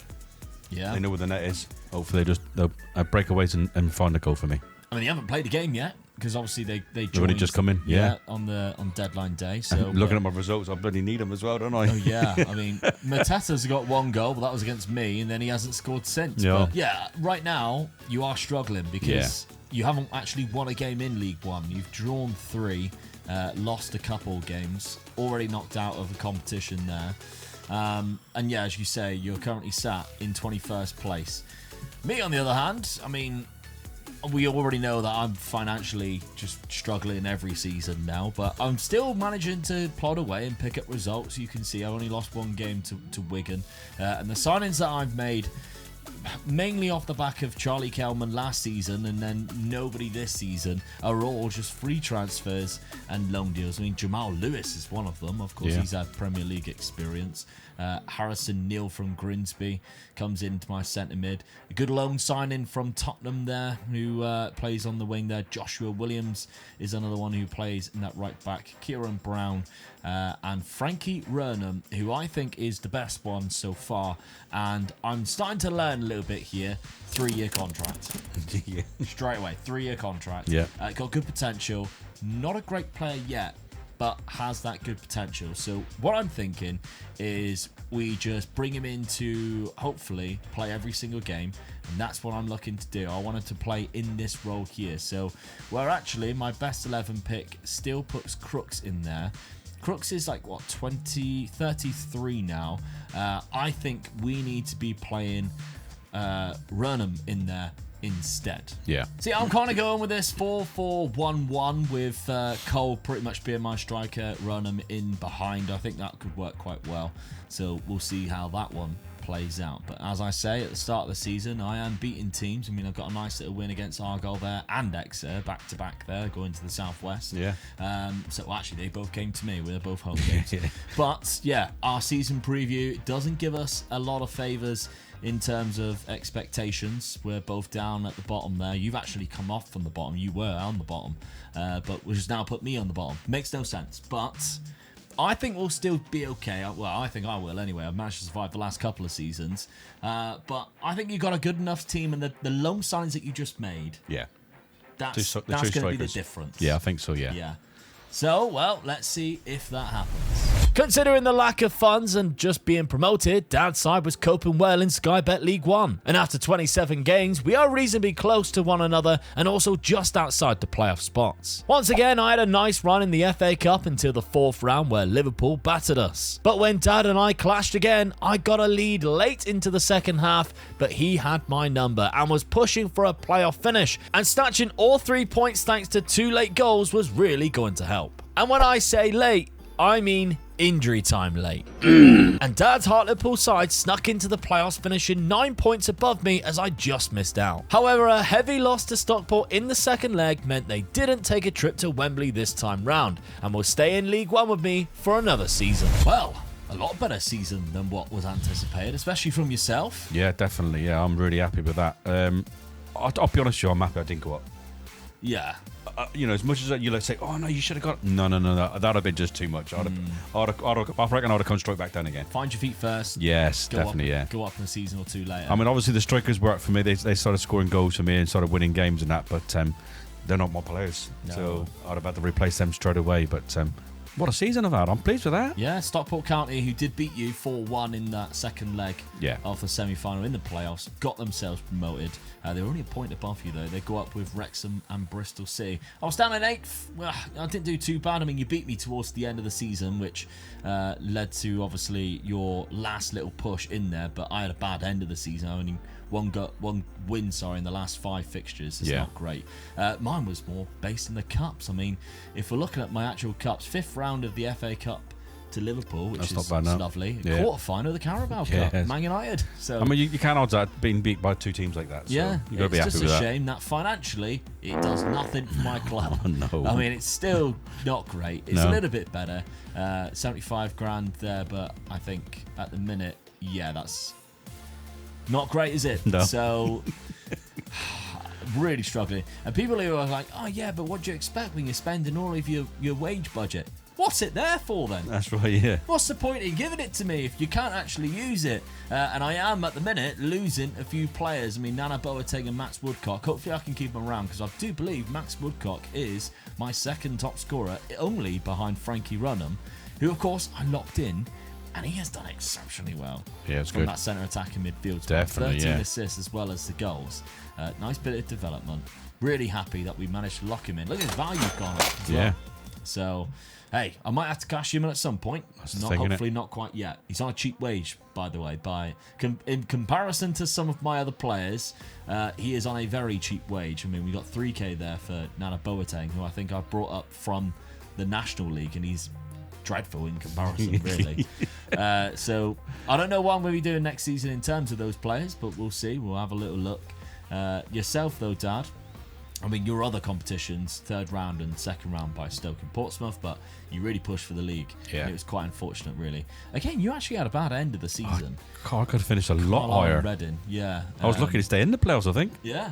So, no, but you got there. Yeah. It was just a shame the performance in the end. A nice little trip to Wembley would have been quite good, wouldn't it? Yeah, would have done. Yeah. But anyway, the transfer budget for yourself, you've got a nice budget. 250k. Because I'll lose that for the wage. It's weird, isn't it? It goes down quite a lot. Yeah. But what about players leaving? So we're in 2028. You have got a fair amount of players. Oh my God. Yeah. I'm really struggling now as well, aren't I? I mean, obviously some of them are loan players, but that, 4 loan players and the rest are all contracts. that's 18 players. 18 players. And a lot of those players played majority of my season as well. Yeah, you can see that. Yeah. So contracts might need to be offered, but you might be losing a few of them. Yeah. That's the downside there as we continue this race to the Prem. We're in season number 5, going into season number 6 summer, and we're still stuck in Sky Bet League One. When July 1st came around and Dad's players' contracts have run out, you can see the holes that they left on the pitch. A position that I really wanted to improve, though, was a striker, and Kieran Offord is someone I could see that would really help us gain promotion, and he signs a 3-year deal. I was also switching things up again to try and find the perfect formula to help with our goals to get into the Championship. Meanwhile, Dad was keeping the same system that got him into the playoffs last year, but with some new signings that hopefully will impact the club. Oh, Dad, it's very rare that you decide to keep the same tactic. Yes. Well, I got to the playoffs, so it must have worked. Yeah. So I just got to hope, really, that the 2 new strikers I got in there, they do the same business for me, really. Yeah, because obviously the 2 loan signings left. Yeah. No loan signings at all this season. No, couldn't get anybody to come to me. I mean, financially, it was... And I struggled with wages, yeah. I don't think I had much left. Will Swan did come in as a new striker. Joins the club on a free. Stanley Joseph, I think this is probably your best signing of the summer. Left-sided centre-back, which is always really hard to find. Yeah, he's pacey yeah. as well, and he's only 23. Yeah. So I think that's a really good signing. Off the back of that, though, then we've got San Nom. Another good striker, Another really. good striker. Yeah. With good bit of pace there.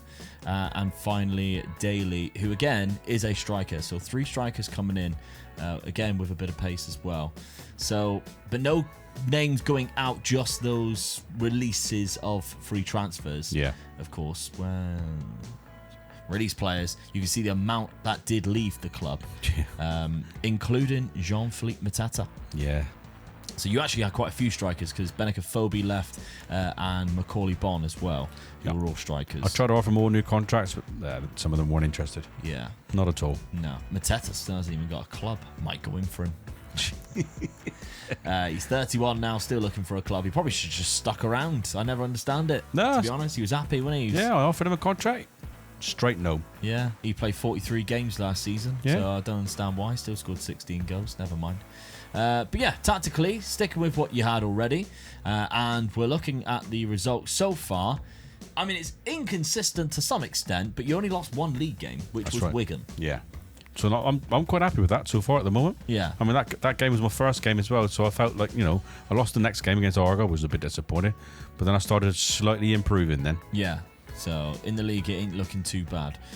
Myself, though, I've had quite a boring window too, really, because my actual transfers in, I've only got 3. 3 players coming in off the back of last season, of course, where we had quite a nice little window. Kieran Offord is a good signing, though. Scottish striker. I've used him in a previous challenge before, and he was very good for me. So I'm hoping he can do the same again. Great physical attributes in there. Sekou Kone from Manchester United. So good loan deal there. Yeah. He has a bit of pace about him as a defensive midfielder. And then Samuel Tabares as a centre-back who can also play right back. You might recognise him because I loaned him 2 seasons ago as well. So loaned him for the second time in Sky Bet League One. So hopefully this time he can help us get a little bit further up the table. But those are the only signings that I did make. Because again, the money. Not easy. And again, I'm changing my style of play around and see if I can do something this season, because this is like, I can't even remember how many seasons I've been in this league already. I'm getting quite, not frustrated, I'm getting worried Yeah. that I'm just gonna stay. Do you remember when, like, I think it's Preston, innit? They've never gone up, never gone down for like however many years. I don't want to be one of those clubs and give you an advantage if you manage to sneak into the playoffs this season and go above, and then I'm like, panic station. So yeah, I am trying to get promoted now. I'm at the point where I'm like, I don't want to get promoted. No, I really am trying. But it's not quite working just yet. And so far, at the start of this season, doesn't look like it's going to be this season either. I mean, I've had 4 defeats in a row recently too, and 2 of them were in the league. I've only actually won 1 game, which was a 1-0. We're not scoring goals at all. So I don't really know what's going to happen this season. I've got you in the next month as well as Argyle as well. So that's where I think after a couple of months we can start to tell, obviously, where we're roughly going to finish in the league. But if we are looking at the season preview, again, we're both in the bottom 3. Not looking good, is it? No. But we'll keep defying the odds and keep trying to gain promotion this season. Dad and I actually played against each other twice before the new year came in, with the first game finishing 0-0 and the second finishing 1-0 to Sutton United just before the Christmas period, which now actually takes the results between us to 3-1 for me in terms of wins so far. But Dan was more concerned on his team's performance overall as he slumps into the bottom half while I'm challenging for the playoffs. He also had a trip to Old Trafford in the new year in the third round of the FA Cup where they unfortunately lost 4-0. And I only managed to get to the fourth round of the FA Cup before Middlesbrough knocked me out as well. Annoyingly for me, February was a really bad month with only one league win, and that has really harmed my hopes of a playoff spot with just 4 games left. That was fairly safe though, and my one positive was striker Kieran Offord played really well this season and adapted well to League One football. And hopefully keeping him for at least 2 more years will help as we still try to find a way to gain promotion from this division. Right, well, we've gone backwards this season. Especially me. It seems. Yeah. Down into 16th place, Dad. I was down in 10th. Nowhere near the playoffs, really. 69 points. 74 would have been Reading, who just missed out. So 76. So about 10 points, and I would have been up there, but I was just nowhere close. And the teams that came down were really good this season. I know Cardiff was one of them. They've missed out, so they've got another season here. Yeah. Some big clubs have gone up into the Championship. We have really struggled. The only good thing I think from this is 51 points. You are 6 points above relegation, but am I right in saying it was never really close? You were never down there. I had a real bad finish. Yeah. So yeah, it dropped me right down. You sort of were like mid-table and sort of that bottom half. Whereas me, I started off bad, but we kind of just switched and then just stayed roughly where we were. We weren't like yo-yoing or like dangerously close to the relegation scrap. And we are struggling. I'm struggling. Well, I am. Yeah. The money is not great. I mean, again, I'm $1 million in debt. And yeah, you can suggest all you like. Don't spend your money. What am I supposed to do when nobody wants to come and buy my players? You have to improve the team. Yeah, what am I supposed to do? Because certain players are joining the club, not really doing much, or loan deals can't really get the players that you really want. You can't even afford loan players. Yeah, I think the worst thing is when you go on the transfer line at market and have a look around and you see a player that you think he would improve my team quite a bit, but you need to sell 1 or 2 players, and you look at sort of like say your best player and he's worth $1.5 million or something like that. You try and sell him and no one wants it. No, and you just know by selling that one player you could get 2 or 3 decent players in. Yeah. To change the team, and that no one's interested in your best player technically. Yeah. And that's the worst thing about it. I mean, there's no wanted signs next to my players at the minute.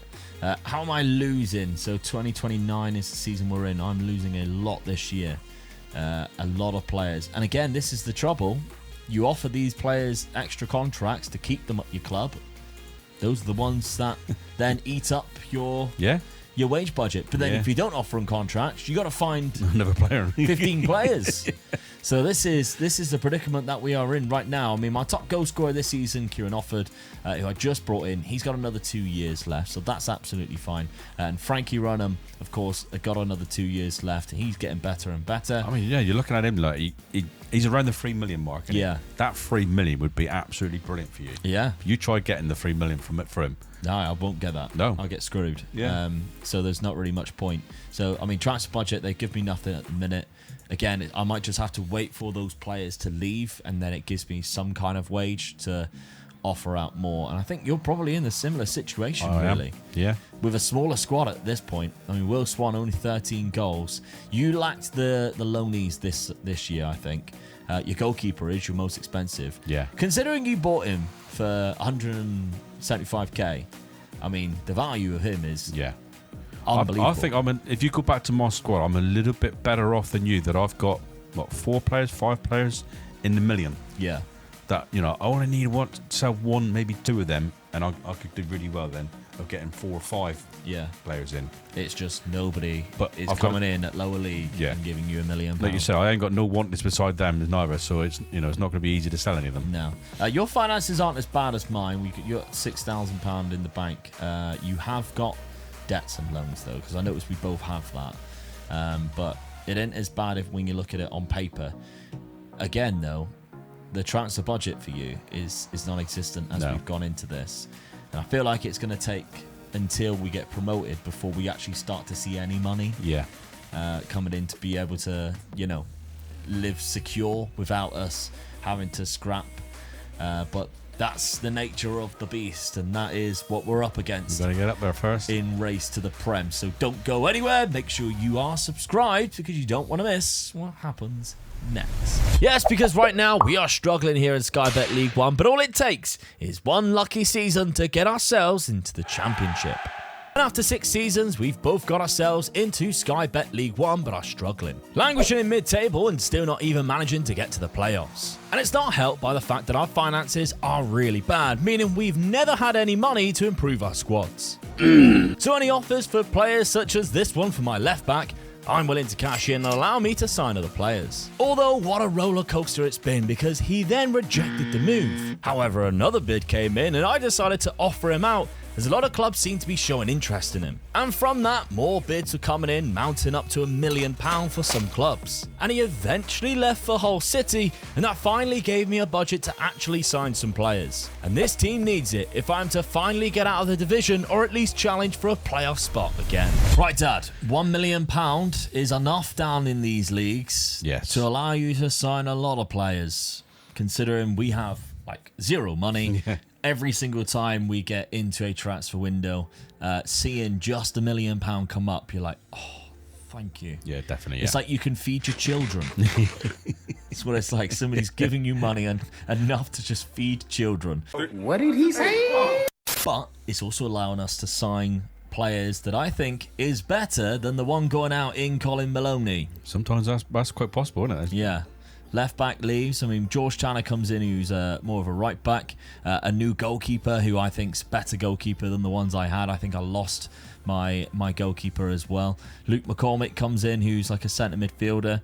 Not a bad player. Andy Leons, who I remember from my Wrexham versus Notts County, the first race to the Prem, is now my new left back. Even though he is right-footed, he can play naturally on that left-hand side.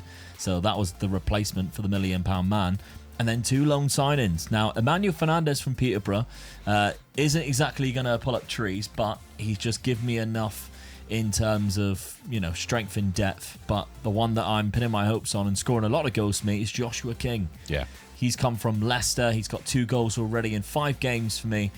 22 years of age. He's got a point to prove. Well, definitely, yeah. I mean, he's 2-footed and he's pacey, and he knows where the net is. So yeah. And I'm giving them a system that I do really enjoy here. We've got 3 strikers. My narrow 4-3-3, really going for it. Now, you can also see that I had to loan out Jeppe Kutz, and that's because he didn't get a work permit, so I loaned him out, which is annoying because he goes into my back line.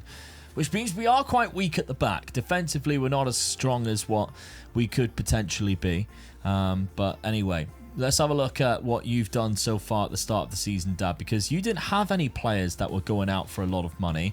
And then Owen Bailey to Peterborough, £1.2 million. That's give you enough. Yes. That's give you enough. Because again, 5 players off the back of that. Makes a big difference, doesn't it? Yeah. Not even any loans as well. No. We got Felipe Rodriguez Gentile, Argentinian striker. Yeah, so he's the same as the one that you just bought, really, a little bit pacey as well. Yeah. Jamie Shackleton from Sheffield United. Can play right back, can play DM. He's one of these players that you just think, yes, I wouldn't mind getting him in, really, because of what where he can play. Yeah. Worth bringing him in for sure. Alex Cochrane from Watford. There's a good left back there, experienced. Playing around the block as well. Yeah, I'm pleased with that signing as well. He's only 29, so it's good as well, yeah. Ben Cisse from Welling United. There's a good goalkeeper. Yeah. Not bad at all. 23. And then finally, Enzo Gonzalez. Got a bit of a South American route down here. You got, there's a couple in there. Really good from the wing. The good thing I think about it as well, I've managed to, these players are my players as well. Yes. So, I'm not losing these players next season. So and a potential sell-on clause. Definitely, yeah. That's what you got to look at. Pleased with that. Good transfer window, I feel. Yeah, you're going for like this 4-4-2 with like one dropping, one going further up. Yeah. And the best 11 does put Jamie Shackleton in that centre midfield. Obviously, you got your defence, like Joseph's still there. The goalkeeper from last season is still there. Yeah. That you picked up, of course. And Daly and Nom, of course, are your 2 strikers. After, really, you obviously lost one of the strikers last season. Now, I feel like they were both loans, weren't they? Yeah. Rodriguez Gentile will go in instead of Non there because he's got a work. Oh no, it's Daly. Sorry, he's got the work permit issue, so it will probably look more like that. Yeah. In the gameplay, but yeah. Starting off the season, you've done quite well. We haven't crossed each other's paths. We don't actually cross each other's paths until December. Whereas last season, I think it was like both games were done by December. We haven't got to worry about each other till December this time. No, but I've only lost one game, and that's Yeah. only against Hull, which In is the in the cup. cup. So that, in a way, does me a favour. I don't expect to go any further in the cup. So Yeah, absolutely. sort of gets those fixtures out of the way, really. So yeah, Unbeaten in the Pleased league. with that. Good start. And I've also unbeaten in the league. And I'm actually at the position above you. Because if we're looking at Sky Bet League 1, we are both on 11 points. We're trailing Cardiff, who have just got one win extra than us. But Kieran Offord with the top scorer so far with 3. We've got a couple of our players knocking around that. Could this be the year yeah. that we finally get into the championship? It'd be nice if we both get into it as well. That that'd would be be brilliant. fun. But Season I mean, preview still sticks us down in 20th it's and gone already, 24th. I'll settle for a playoff. Get into the playoffs. Yeah. If I can be up there, up and around there, I'll be happy with that. Yeah, absolutely. Especially because we were there a couple of seasons ago, Yeah. and then obviously we dropped off. I want to check finances at the minute. It still ain't great, and I've still got quite a bit of debt there. And for yourself, 900 in the red, and the debts are even higher. Yeah. £5 million. That's our trouble. We're not getting any. And the players that we are selling, all right, 1 point whatever million pound it is, it ain't wiping that. The only thing I can say about that is at least the club is still supporting you by giving you the 100%. Yeah, because they could easily just cop that as well, couldn't they? So, Yeah, that's when you're really screwed. So at least the club are trying to help you, even though it is like you know, we get the end of the season, we go, oh, we've got no transfer fee. They're giving you all the money, so really they're sort of saying, generate your own profit, your own money, really, innit? Which is what we're trying to do, innit? Yeah, that that's £1 million player, like for me, 5 players, throw it in. Yeah. I've lost 1 player, game 5. Yeah. So But all right then. Well, let's see if those 5 players for each of our teams make a big difference, or was it a complete waste of time? We'll see what happens at the end of this season and see if one of us can get promoted in the race to the Prem. When we finally clashed in December, it was arguably a match of the season contender, as goals were flying in and both teams were playing great football. Dan went into the halftime period 2-1 up and was hoping to hold on to 3 points and chalk up another victory against me. But I had other ideas, and my Sutton United side scored an equaliser in the 96th minute. At that point too, I was in the middle of a title race with Plymouth Argyle, and my game in hand could put me top of the league. While if Dad won his 4 games in hand, he would actually jump into 7th place. Our second game against each other was the final game of the season, and I gained my 4th victory over Dad so far in what turned out to be a very important win.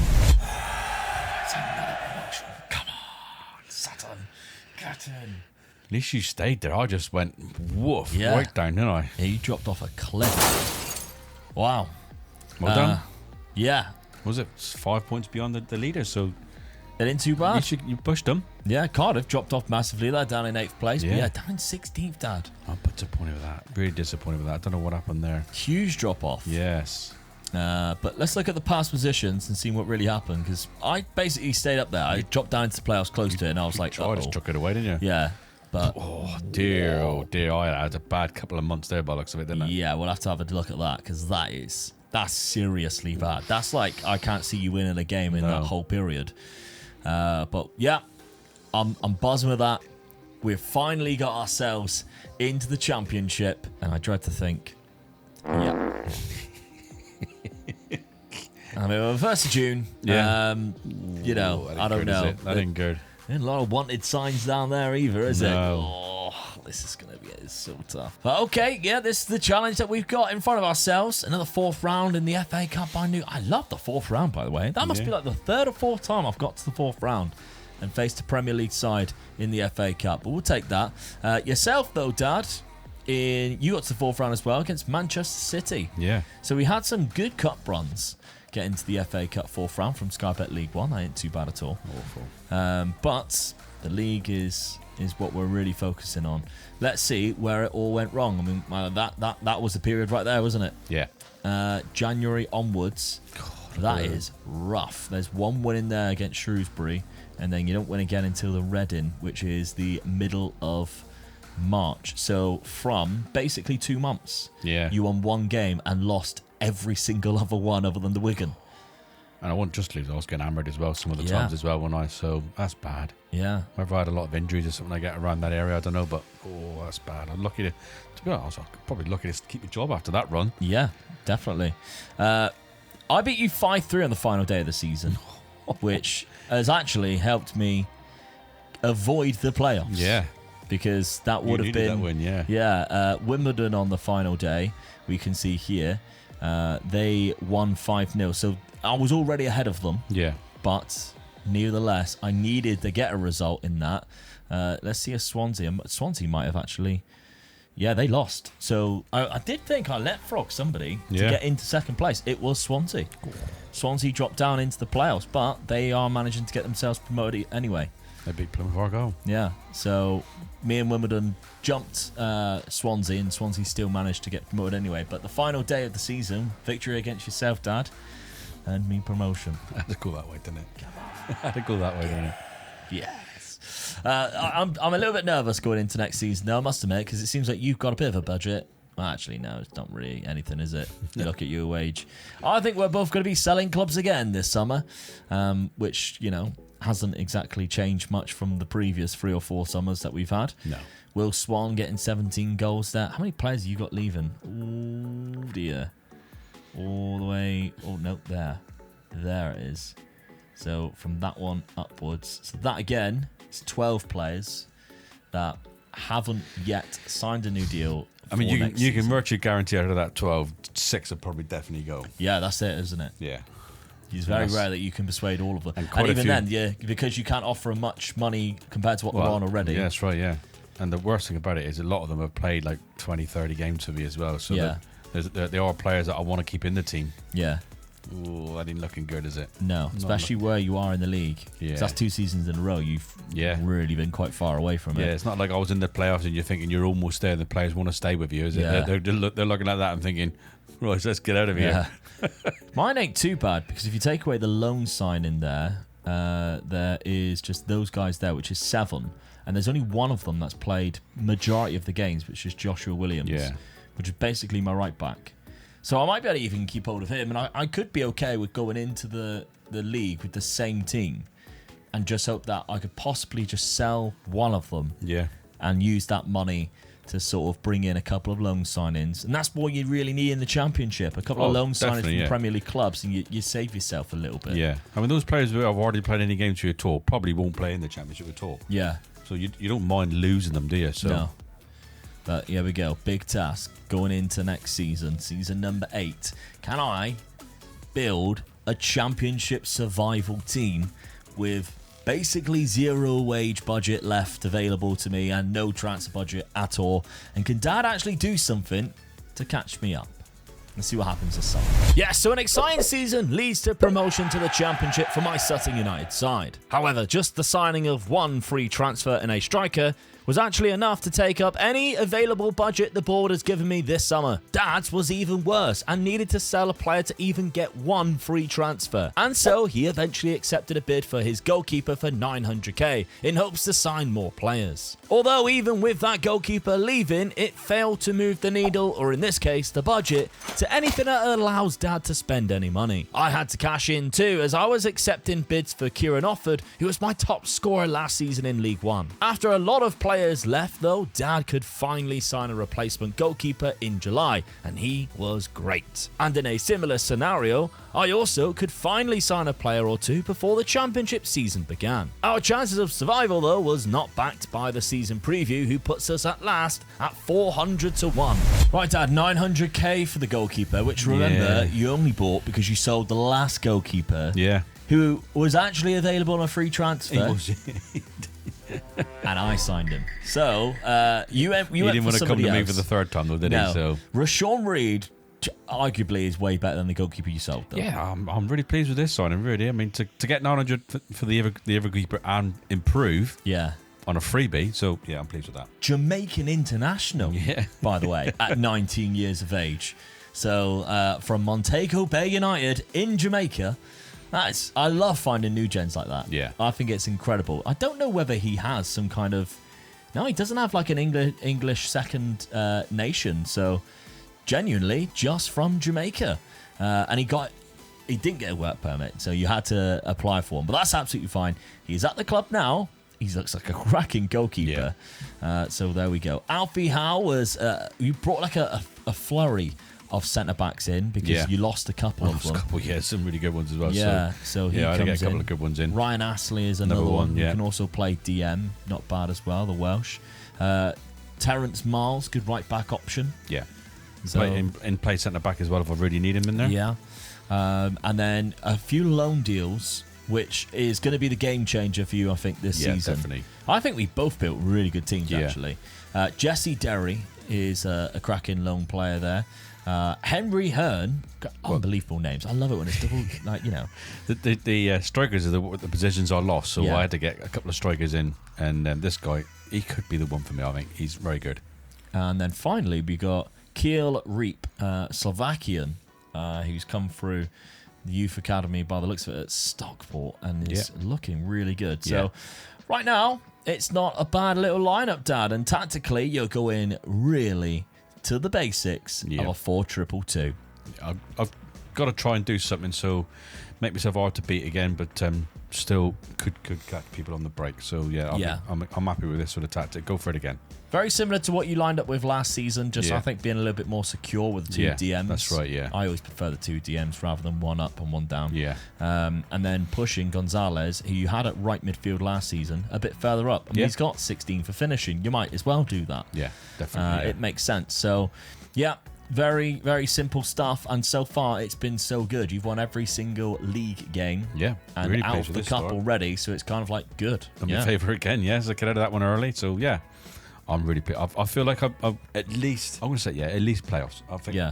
With a start like that, I mean, I know I won far off that start last season and finished so far down, but I feel I've got a better side this time. Yeah. So, Preview still puts you 22nd. They but don't like being told, do they? no. I mean, there's a lot of big. When I'm looking at the teams in this league now, and I'm thinking, well, there's some big teams still in here. Look, you got your Cardiff, Derbies, Millwall, Watford, QPR. Yeah. Argyle's in there. Yeah, Argyle's Wigan. in there. Yeah. Some big clubs. So there is Bristol some big Rovers. clubs. So I've got to keep that record going. I've got to keep winning. Yeah. I've got to be up there somewhere. So Okay. Well, I also had a very good window. However, it's not been a very good start at all. But I sold £2.6 million worth of players. I needed to sell somebody, and Kieran Offord, unfortunately, my top scorer last year, was the man to leave. I'm very disappointed to lose him, but if I didn't lose him, I would have signed 0 players, so it had to happen. Yep, Kurtz also went because of the work permit issue that we alluded to last season, and it has allowed me to sign some good players, I think. The striker situation with Kieran was replaced by this Lasse Nordaas, Norwegian, 6'4", great strength, left-footed as well. And I was going to go for the free up front until you see my results, and then you realise I've had to change it. Brad Young, we mentioned him already. yeah, there he is. Twice at Hartlepool. Now he's at Sutton. And he's officially a Sutton player as well, which I did something you never could. No, I couldn't sign him. Yeah. You did actually. You signed him for free there. I'll take that back. And he obviously started there with you. So you sold him for 850k to Millwall, but he's left on free. Jake Garrett, free transfer. Good signing, I think, from Blackburn. Then we've got Gonçalo Franco. Again, really good player. Surprised he wanted to come to me. The Portuguese 29-year-old there, so I'm happy with that. Good physical attributes. Charlie Dempson was... Then I just went for a lot of loans and one last free, but yeah, we got Charlie Dempson there. Luke Cook, who looks bang average, to be honest, but just options, really. Mark Carter is another one. Good striker that we can bring in there. Left back, I needed a left back. Andy Leons, of course, was more of a right back playing left back, so when this guy came up, I think that was a good option for us. A good attacking left back. Yeah. And Jay McAvoy on loan from Manchester United. Good centre midfielder that we have brought in too. Now, I did play the start of the season with the free up front that I started with last year. Then my results look like this, where I didn't win a single game. All right, we've got 3 draws in there, which is the only reason why I'm not right on the bottom of the table. And in fact, I'm actually at the minute out of the relegation zone. So that has led me to change things around a little bit. Now, Nordaas is actually quite a good wide target forward, so just trying to utilise that, the fact that I've got loads of other strikers, and dropping Williams to more of a defensive winger instead of having a third striker. Trying to make us a little bit more hard to beat. I think that's the way to go down with this route here. Maybe switch around a couple of the roles in centre mid as well. And hopefully, I mean, the last game was Burnley where I played the old tactic. I don't know how it's going to play out this season. I'm just really hoping it does well enough that we stay out of that relegation zone. As long as that happens and we survive, I think any team that goes into the Championship, it is a really hard league. You look at the names of the teams that's in that league, it's surviving. If you can survive and then build on that, that's your hardest thing, your first season, really. There's some big teams in there. Also, massive. Though, well done Stockport. Yeah. Because, they're like the odd one out when you look at the teams in there. You go, oh, Stockport's in there. That's good. Yeah. Like Wrexham, you tend to see them there anyway. But, yeah, Stockport, well done for them. All right, then. Let's see. Can I survive? Can Dad join me? What happens? Season number 8.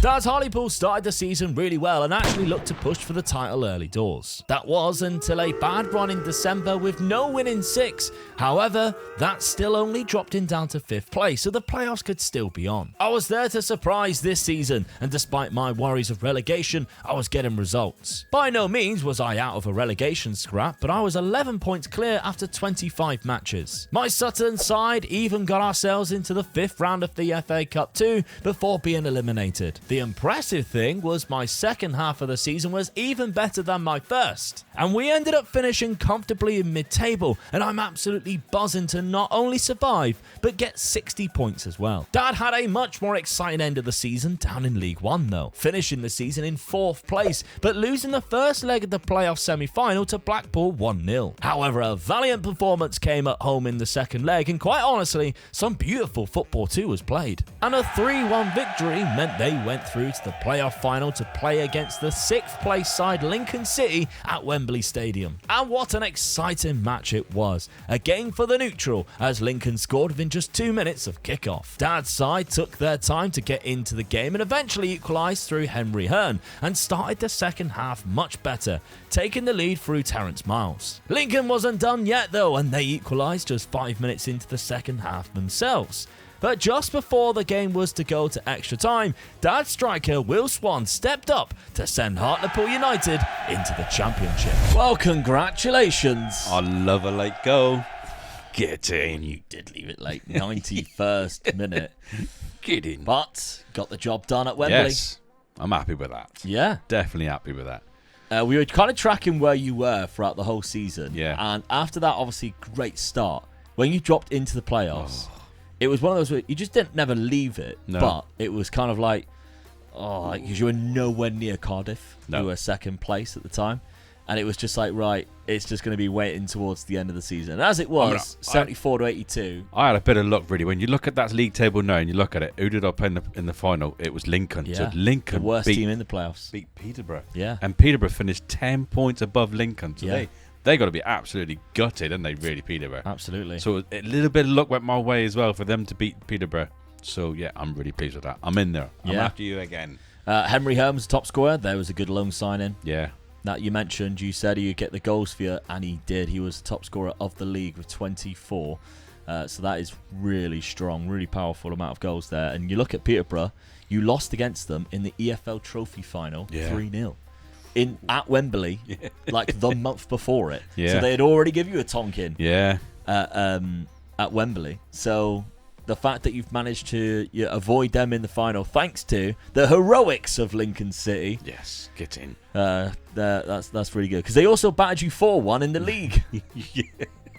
I mean, they were 10 points above Lincoln, and I think it was 8 or 9 points above me. So they deserved to be where they were. Just you beat them at the start of the season 3-2. You've got to win these games, haven't you? Really. So, but unlucky. Fair play. You've got yourself into the Championship, where I will also be next season, because managed to survive. Not only that, I'm really happy where we finished. 13th place. Yeah, take that anytime. Got ourselves completely out of danger quite early on after changing the tactic as well, might I add, because obviously this was a horrific start, and even September wasn't great, but we got our first win against Stockport after I praised them for being in the league. Then I went and stole 3 points from them. And then it was like a bit ropey, but just one win can carry you 3 or 4 positions up. Yeah. But after that, we started sailing. Yeah. And I'm going on an unbeaten run, and that's when... I mean, November November was a brilliant month for you. Yeah. And that's when it was like, okay, we should be absolutely fine this season. And we were. I mean, there was a couple of ropey patches in there. And even like here, not winning as many, but you're still picking up points. Yeah. It's just the odd win every now and then just really helped us. And we just cruised into comfortness, really. Yeah, definitely, yeah. Without having to worry about too much for next season. I mean, Stockport only beat you by a point. Yeah. So fair play to them. Yeah. But unfortunately for me, it still doesn't mean a lot of money because that's only £500,000, and with the wage budget of minus 31, that doesn't actually cover our wage right now. So again, Look nothing. at the seller player. Nothing. We're gonna have to rely on loans and selling somebody. Yeah. And yourself, Dad, you're coming into the league with a bit of a budget. Yes. Not too much. But Pleased there with is that. something there. Yeah, at least I've got something I can buy a couple of players with, or even go straight in after the players that are out of contract. Yeah. Running out of contract type thing. Yeah. Instead of having to wait until To wait until they've already gone no before I can contract. even start doing then. Yeah, but the players that you'll be losing, obviously the loan signings, unless you manage to persuade them to come back, is he got 28 goals there, Yeah. and Hesley Derry got 14 assists, Yeah. so he did really well. So some good loan signings. The problem you got though that you gotta is their replace. value is I just can't afford to buy them anyway. No. So But the players that are leaving again, I know it's a lot again, isn't it? I mean, there's a few players that are all right. I'm not concerned that I am leaving, but there's a lot of players in there who's played 47, 48 games, Yeah. 52 games. And, you know, I'm looking at that now thinking 15 players. Oh dear, no. So 15 yeah, players that you will lose. I mean, at least I can approach some of them and try and keep them with a new contract. Yeah, some of them though have already agreed to join. Yeah. Like Enzo Gonzalez. Yeah, I is didn't gone. really want to lose him. Stanley Joseph is another one. Your left-sided Yeah, centre back. didn't He's wanna gone as well. Yeah, that's the problem, isn't it? So Yeah. rebuild for me as well then. Yeah. But we're both in the Championship. The division below the Premier League. We started off in the Vanarama National League, but now we are in touching distance of our promised land. So it's time for you to make sure you are subscribed and sticking around because you don't want to miss what happens next in the race to the Prem. That's right, because once again we are neck and neck as Dad's Hartlepool boys joins my Sutton side in the Championship. And after many years in Sky Bet League One, I finally got promoted to the Championship and surprised everybody with a mid-table finish when I got there. However, my advantage over my dad didn't last long because just one season later and a valiant performance in the playoffs sees his Hartlepool side also gain promotion. So going into season number 9, we are now both just a promotion away from the Premier League. Dad started the summer working on improving his side, bringing in a new striker and a quality attacking midfielder. And with all the players that left his team in July, you can see all the holes they left and what Dad would need to improve and replace. I had a similar situation with 3 players who were missing from last season. However, I still had no budget to bring in any improvements yet. And even when I was trying to sell a player, the board was doing their best to block the transfer because they deemed it too low. Eventually, they allowed me to sell Runham, which finally meant I could bring in some loan players for the season. And the start of the Championship campaign for Dad, however, wasn't quite as welcoming as he hoped, and it led to a big decision. Because the first few bad results gave Dad no choice but to bring back his old faithful tactic. Dad, first season in the Championship. Yeah. You've had a very hostile welcome. I'm struggling already. Yeah, I was a bit but worried. A change of tactic. Yes. And a 5-1 win. Well, I stuck to the tactic I got promoted with. I thought it'd be silly to change it. Just go with it and see how it goes. It didn't work, so Yeah. I've changed it. Now we know why Dad has so many trust issues with tactics, and he has to change them. Yeah. Because if he sticks with 2 at a time, just the world explodes. Well, look at that, look. I mean, you're all having a go at me for changing my tactics. I don't change, and that's what happens to me. Yeah. So, And then yeah. you do change to your 3 up front, which Bang. everybody's been giving you grief about lately as well. 5-1. And then 1-5-1. So, I mean, it's still early doors. I'm not as stupid as I look, am I? It's still early doors. Yeah. But, yeah, the sign of that was the right move might be the case. Hopefully. Yeah. You signed some good players. Yeah, I did, Too, yeah. actually. I thought I had a good transfer window. So, Yeah. yeah, I was a little bit lucky with this, really. So, Yeah. Not too bad at all. You've got Harry Leonard come in on a free transfer. So Looks that's a your good own striker. Yes. Yeah. Jacob Wright, another midfielder. Yep. Again, your own player. This is it. Winger here. You can play on both sides as well. Yeah. Obviously, now And in ditched the the middle, wingers, and a but striker he as well. plays Need as him. a striker. Yeah. Accomplished as a striker. We've got Joe James on loan. Yeah. Who actually looks really good, to be fair. Solid striker. I felt I needed the other striker. So, Yeah. yeah, that's another good striker that was in, really. Thomas Ingram, 88 grand from Aston Villa.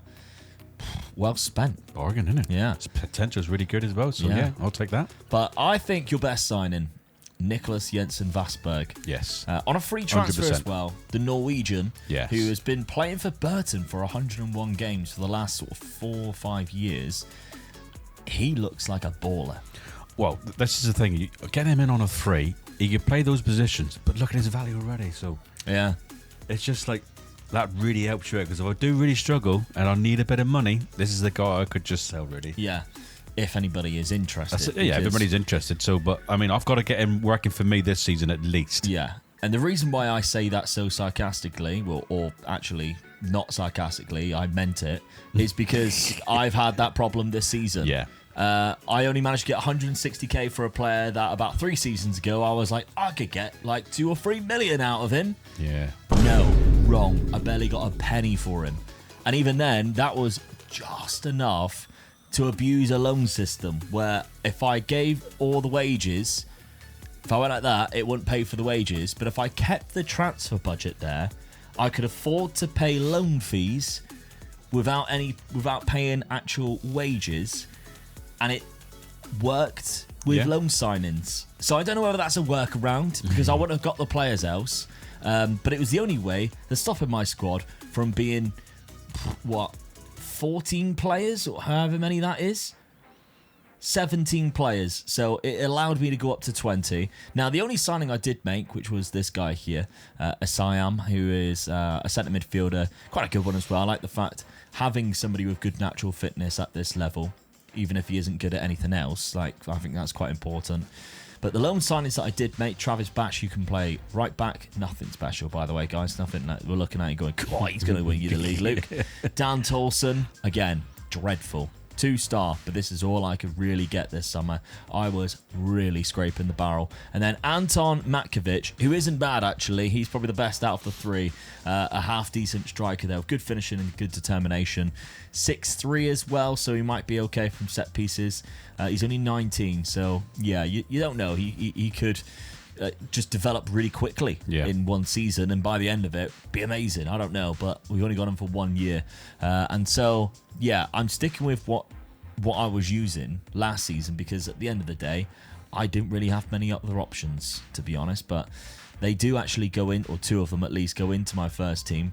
Nordas is kind of still my main goal threat with Matkovic sort of leading the line for me there. But I've had a better start. Yes, definitely, yeah. I mean, I can't draw a game, but I'm either losing or winning. It's fun, and I'm scoring goals, especially in the last 2 games. Yeah. Got 10 goals in the last 2 games alone. Really good. Don't you always think when you score so many of the goals, you're like, why can't you spread them across? Like, why can't I have just beaten Swansea 2-1, and then I'd have had 4 goals to put 2 against Wrexham and 2 against Sunderland, and I'd have had an extra 6 points. Yeah. But that's not how football works, unfortunately. We have got to play each other very soon. In September, so that'll be a telltale sign of who's going to have the better year. But right now, it is still putting us both at the very bottom by a mile, and it's probably because of finances. Oh, 100%. It's got to be that, innit? Yeah. So, can we keep defying the odds and stay in this division yet again? It feels like we're saying that every single season. Maybe one of us will surprise ourselves and get a playoff promotion push. It wasn't a long wait before we clashed at Sutton Stadium, and once again it was a victory for my team in yellow, smashing Dad in his first season in the division 5-2. He won't care too much though, because his side is 11 points clear of the relegation zone and sat in 11th place, while I'm currently sat in the playoffs. Dad also did all he could though to make sure staying in the playoffs would be difficult, as when we travelled to Hartlepool, it was once again the home team picking up the 3 points. However, with just 5 games remaining, we were well and truly in the driving seat to finish in the playoff positions, sat in 4th place and 4 points ahead of 7th place Derby. Talk about a complete bottle job though, because in those final 5 fixtures, we could only win 1 point in a shambles end of the season, eventually leaving us 5 points short of the playoffs and in 10th place, while Dad stayed far away from any relegation scrap. Okay, well, I'm pleased with that season. Yeah, I would be if I were you. Your Yeah. first season in the league, dropped down from 15th to 16th on that final day. That's absolutely 10 fine. points clear of relegation. Yeah. Yeah, I'm definitely pleased with that. And Survival. Stockport, one of the teams going down, the team that we've been talking about.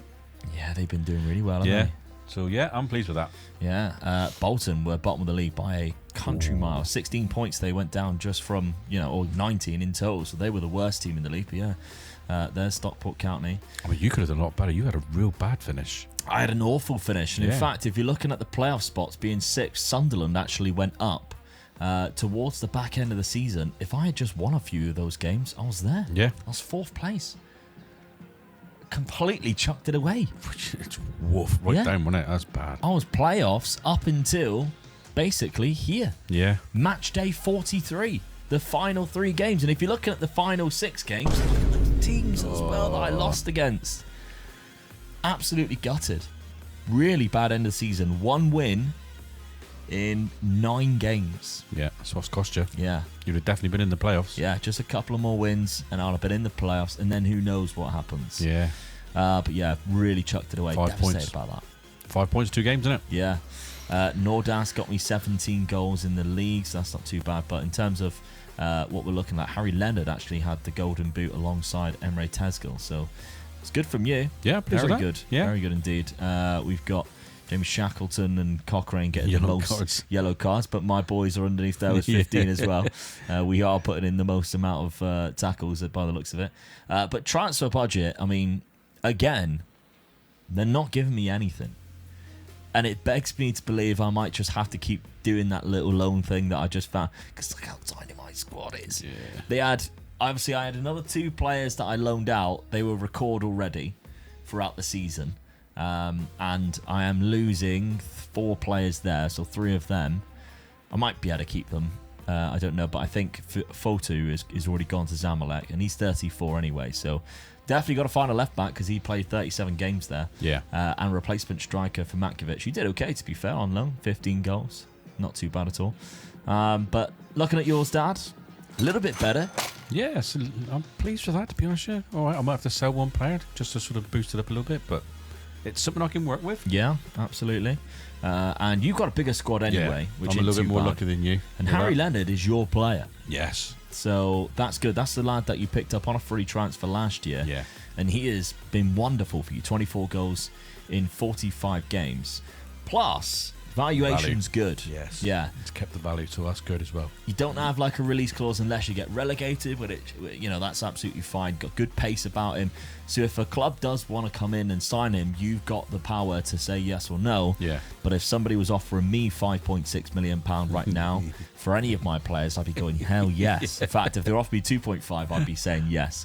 Because that amount of money, the amount of transfers you can bring in, which leads to more money in the future, I got another. we're just not getting those offers. That's the No. trouble. I got another player there. It's 9.6 million. Yeah, that is Thomas Ingram, who's come in. That's the guy that you picked up on a really cheap deal, 88k. Yeah, so as a midfielder, there's value in the team, but the trouble is in the Championship, What do you do? no clubs really come in. No. And You remember, what we found in these saves recently is the Premier League just leaks money to the point where everybody's skin. Yeah. And I think we're going to be going into a Premier League roughly where everybody's going to be skint soon. And have no money anyway to buy our players. Yeah, that's right. Yeah. So we'll have to see about that. Just looking for a Premier League player to come in, team to come in after your player. That's what we're after, really, isn't it? Yeah. But not at the moment. No, nothing. Vasberg is wanted by Hull City. I mean, Yeah. he's 6.8 to 7.4. But would you want to sell him? That's the problem, isn't it? I've got 3 or 4 players now that are good. Do I just try and build a team and go for it? I don't know. Or do I sell 1 player and just build on that? Yeah. It's I'd be that back. selling. It's back to that thing, isn't it? I always have problems with this. Don't know whether to sell, whether not to sell. Yeah. And you sell your best player and you buy 5 or 6 players. Everybody tells you that's the right thing to do. Well, we'll have to see. It's alright being wanted. Yeah, Someone's got to come in and buy. that's him the first. trouble. The Yeah. amount of times we've gone where it's, a player's wanted, and we Yeah. go ask about market interest, no interest, and then that wanted sign disappears, and then we are screaming at the screen, going, just let me sell a player, for Yeah. God's sake. So yeah, we'll have to So see. I'd probably if someone comes in and offers me 6 or 7 million, I probably would. Yeah. because I'll let one player go. I'll keep the other one, the striker. Yeah, and you've got a nice healthy balance at the minute. Yeah. There's still debts. I mean, the debts are actually mounting up as well, 21 Yeah, million. it's a problem, But we need Premier League. That's Yeah. the thing. We need the Premier League money.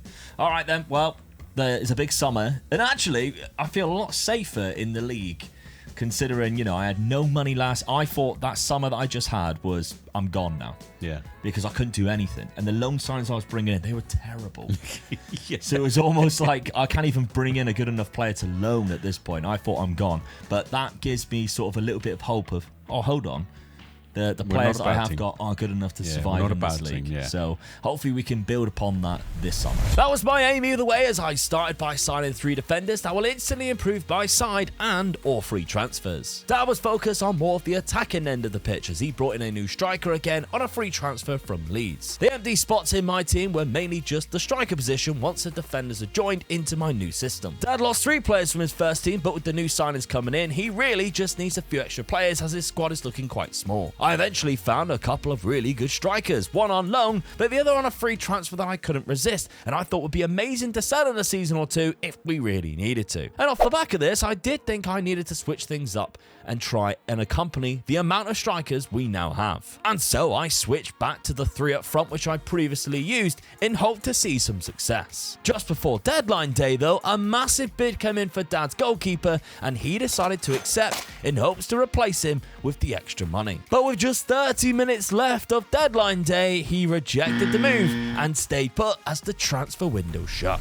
Well, a little bit of drama at the end there. I mean, your heart was racing because God the hours were counting down, Yeah. and you weren't worrying about him going. It was more about finding his replacement if he did leave. That was right, yeah. I mean, it was what, I think 6 million to go up to 10 million. Yeah. They offered me 6 million up front, and I thought, yeah, I'll have that. But then I was worried that I wouldn't be able to spend the money. Yeah. And then and it just kept on ticking, and I thought, if this goes through the 1 hour to go, I am absolutely screwed. But Yeah. he refused, so Yeah, he decided to stay He put. done me a big he knew what was good for him, I think. In my head, I was thinking it's not the end of the world if he goes and you can't find a replacement. And the reasons for it is twofold. One, you do have 2 backup goalkeepers. Yes, I did, yeah. Ben Cisse is Isn't not bad, bad. no. Yeah, he's not the worst keeper in the league. 2, all you would have to do is just, all right, I couldn't find a replacement. Now I'll buy 2 or 3 players with that money, because £6 million for a championship club that's just been promoted, you can get a lot of players for that. Yeah. I'll use that money to buy players so that they arrive in January. And Yeah. the second half of your season is going to be way better. So what you would have to do is just survive with the fact that your goalkeeper is your backup goalkeeper. So kind of like really just having a really bad goalkeeping injury. Yeah, that's right, yeah. Hello. My name's Luke, and my goalkeeper got injured for 4 months. So I have But been the good thing using that you got Brad Young. Yeah. So that's the reason why you bring in a good backup goalkeeper Yeah, that's right. sometimes You do need him, don't you? as well. So very good tangent, by the way. That's 10 out of 10 from me. Really good. Happy with that one. Going to write that one down as a proud moment. Let's look at the signings that we made, because I think last season I was really disappointed with the lack of talent I could bring in. I was quite impressed by your signings. Yeah. This season, I think we've matched each other in terms of good Yeah. signings. So you've got Lewis Perry, who's come in from Leeds United, cracking striker. Oh, yes, this guy can be a top striker for me, I think. Yeah. I'm really putting a lot of hopes on this guy, yeah. Yeah, he's really good. And it's another player that's values there. And Yeah. on a free bit, and he's my player. So, Attributes where you need it to be. Yeah. Left-footed, likes to beat the offside trap. yeah. Signed a 3-year deal as well. Yes, got him in on 3 years. Robbie Collier, who is a loan signing, Yeah. plays left back, right back. So that's, Just gives to you cover options both, there. cover both sides. Yeah. Then we've got Christian Jorgensen from Bournemouth, another good loan signing. Yeah. Sort of like a ball-winning midfielder type of player. Good in there. Only 20 on loan. Then free transfer, Pierre Tuomo. Do you remember when this guy was... He was a wonder kid. He was at Genk, sorry. He was a wonder kid. Now, he never really amounted to anything, but you signed him here for a championship club. And suits, yeah. Oh, definitely, yeah. Good player. And I've sort of got in my head that I'm going to change my formation and he'll fit right into the new formation. Yeah. I'm going to try. Yeah. And then finally, Amani Richards from Leicester. Again, only a loan signing, but a great striker. Yeah. definitely, yes. Really good. That's put a couple of good strikers on my books now. Yeah. And which has made you kind of go down a route of a 4-2-2. Yeah. I mean, I'm looking at now thinking that the front four I've got up there are really good. So really, I've just got to hope then that my defence and the DMs do the job for me. Yeah. And you actually have good bench players. I mean, Thomas Ingram, who we highlighted, on the bench. Yeah. Harry Leonard, your top scorer last season, on the bench. Yeah. But, when you got two really class strikers like that, he's just sat there just waiting just in case you get an injury. Yeah. And that's what you do need, really. Yeah. I mean, Pierre Duomo's got 5 goals in 8 games already from attacking midfield, and Armani Richards has got 4 goals and 5 assists in 8 games. Lewis Perry, 2 and 3 in 8 games. So they're all... They're performing for me already. Yeah, they're all scoring goals. Your centre-back's got 4 goals from set pieces. He's doing all right as well. He's having a great time. Yeah. And you're currently 3rd in the championship with some great results as well. Yeah, fingers crossed. I've changed the formation and it's working for me. So hopefully it'll keep going. Yeah. Anyway, as we mentioned, I lost my goalkeeper, but I think I've had a good transfer window. And no money has gone out. You can see, just lost the free transfer there. 4 free transfers and a loan. So we'll take a look at them. Harry Boys, by the way, I had a retired centre-back. I then lost a left centre-back. And then I had another centre-back just decided he didn't want to agree a deal. So at one point, I had no centre-backs and just one player who couldn't play accomplish there. So I had to go in for them. So here was my left-back replacement, Harry Boys. Come in. Good sign in there. Lucas, hey! Danish. Good player, great natural fitness, teamwork's there as well. The fact that he's played in the English leagues for a fair amount of years, so I'm happy with that. This one I think is my favourite signing because centre-back wise, he really ups the game there. Although he's got a lot of downward arrows. Don't fail me now. From AC Milan, Andre Cubois. 2-footed as well. It's good there. Yeah, 6'5", bit of a beast then there. So might be good from set pieces. Joran van Dijk, who is my loan signing, probably one of the best signings that I've made this season as well because, really good player from the Netherlands at Feyenoord.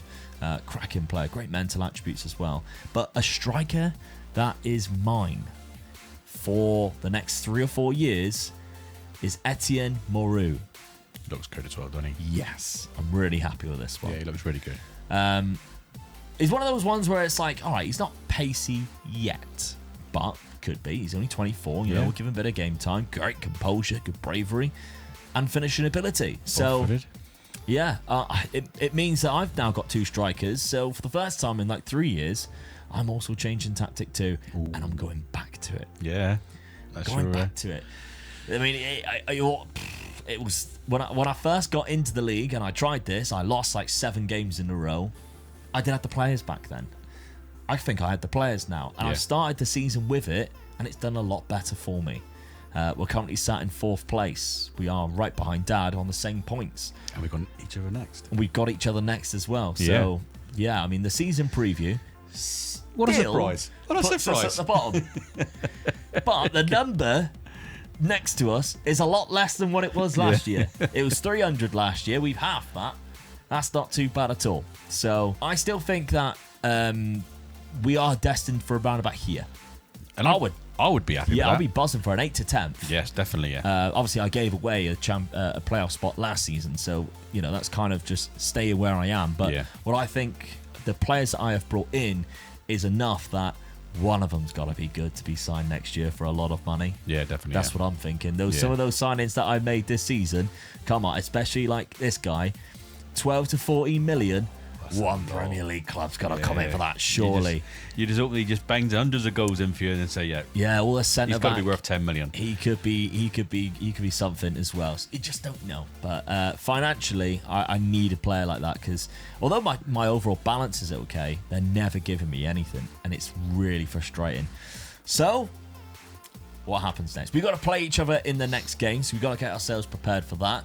But could one of us stay in those playoff spots and possibly get promotion, or maybe both of us? do that. Well, the match against each other was played in Hartlepool, and Nordas opened the scoring after just 13 minutes. But Dad's side eventually brought it back level from Pierre Duomo's effort, and it was the home team who were leaving the stadium with smiles on their face today as Dad's side defeated me 2-1. But as the new year came in, we were both sat just outside of the playoffs in 8th and 9th place, and just a point separating us with 20 games left. In the second game between us though, it is a different story as I wiped the floor with Dad in a cracking 3-0 win.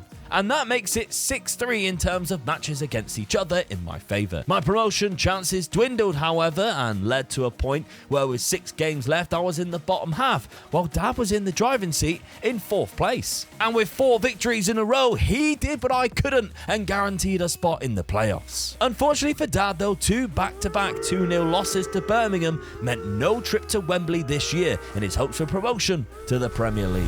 Well, Dad, you got to the playoffs. Yeah, Birmingham City were too much for you.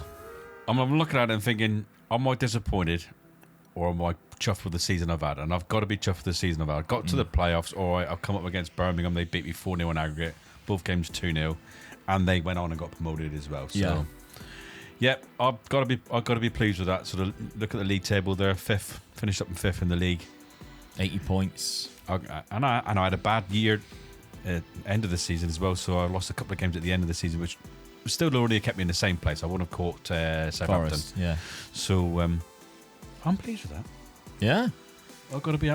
It's something else to work on. Hopefully, I can get a couple of players just to strengthen the squad a bit more and just that last push again. Yeah. I mean, your player that we were talking about last season, which you didn't end up selling, by the way, we didn't mention that. Vasberg is the highest average rating in the league. Right behind him, though, Lassie Nordas. Not bad for a team that finished 14th, eh? Yeah. I'm embarrassing, by the way, because he has been the same amount of play the match. He's been such an unsung hero for me, by the way. Yeah. But really good because he had 24 goals this year. Unbelievable. Now, that going into next season, you can kind of be like, all right, that ain't too bad at all. They haven't packed you, don't get me wrong. No. But is there value in the market in terms of selling these players again? I mean, obviously, you had a big bid for Reed and he decided not to go. Could that happen this year? Yeah. You don't really know. There's obviously the player that we just mentioned there, wanted again by Wolves. His valuation is still high. Do you cash in because he's only got 1 year left on his deal? That's a big question. Yeah. Thomas Ingram played 41 games. He's also wanted for a transfer. There's a lot of players now that we've got over your striker there, £4 million. There's a lot of players now where we got over the hump of nobody is interested at all, and we've got a few wanted signs in yours, which could be a possibility. I mean, Pierre Duomo got 20 goals as well. Yeah. And remember, centre attacking midfielder, both of them, both got 20 goals this season, ahead of your strikers. So the system works really well. Yes. You don't have to change that. Oh, will he? But, I don't know. Yeah, there's value in our teams now. We've somehow managed to find players where there's... You've somehow managed to find players where there's value. Because nobody is wanted in my team. What? I can't believe Even that. Nordas, he scored 25 goals, got 15 assists. believe that. Nobody is interested in him at all. Unbelievable. I mean, I'm happy with the team I've got, don't get me wrong, especially if they give me all of that. No. Actually, that is the best transfer budget and wage budget I have seen Yeah. 100% for you. for Sutton. Yes. Finally. They finally started packing you. Come on. It's all about next year. We might actually have an entertaining summer, and that is why you don't go anywhere. You make sure you press that subscribe button because this race to the Prem is starting to really heat up now. Yeah, definitely. All right, so as we're looking at it, we didn't get promotion this year, but I feel like one of us at least is right on the cusp. That's right, it's another season in the Championship, so be ready for it, because surely it won't be long before one of us steps up in the race to the Prem. And since Dad joined me in gaining promotion to the Championship, both of us have had great seasons, and Dad even got into the playoffs, where unfortunately he fell to a very good Birmingham side. But we are certainly knocking on the door of the Premier League now, and Dad starts this summer cashing in on Vasberg for £6 million in hopes to keep rebuilding with cheaper players. I'm looking at picking up strikers, and Jalal Abdullahi is in fact just one of the 3 who I'm looking to bring in, with return of hopefully Van Dijk on loan from Feyenoord. Dad also has his eyes on improving his front line, as 650k is spent on Karamoko from the Ivory Coast. But then a huge offer comes in for Etienne Moru that I cannot simply turn down, even after only having him for one season. Because that alone brings in so much money that hopefully allows the board to be a little bit more generous with the budget going forward. And I'm going to need it too, because even with the signings coming in, I have just 4 subs on the bench as well as a spare goalkeeper. But despite having a big transfer budget, I can't put any more into the wage to sign anybody right now, and I'm missing out on some targets. Dad, on the other hand, is signing a fantastic Colombian centre attacking midfielder on a free transfer, and I am incredibly jealous. Although, what I'm not jealous of is the amount of injuries Dad is racking up here. I managed to find a gem of my own from Colombia. However, he was actually at Liverpool for 5 years and never made a single appearance. Even with Dad's injuries though, we clashed in the EFL Cup and Dad was still pulling out surprises, beating me in a crazy 4-3 win, but of course, it's all about the league. Right, Dad, we've had a busy summer, both Yeah. of us, but kind of game-changing in a way, because the signings that we have brought into the club, and we have got to a point now where, although the board aren't giving us any money, we're selling players for enough that we're able to kind of like improve the whole team off the back of one transfer. sale, yeah. Vasberg, you Yeah. signed him a couple of seasons ago, £6 million you've just sold him for. Good profit. Yeah. But he is, I mean, he was probably my best player at the time. But like you say, I need a team to build. So Yeah. and the team's not all around one player. No, so. I mean, he did get 20 goals Yeah, and 14 no. assists. I didn't really want him to go, but But the 2 players that you've brought in to replace yes, him. that's what it's all about, isn't it? I mean, the first thing I said to you, I've got to replace him first before I Yeah. buy any other players. Yeah, I mean, And, you're looking at him and you think, oh yeah, he is good. Yeah. But then you're looking at the 2 guys that you brought in. Kevin Para, On a free transfer. way better. Yeah. On a free. Lower wages as well, might I add. a lot more. From Colombia. Yeah. Got a work permit too. Didn't even have to take up that. And he's valued more than 6 million as well now. Yeah. And then Ringo Meerveld, 30 years of age, better as well. Yeah. So I've done really well with free transfers, Yeah.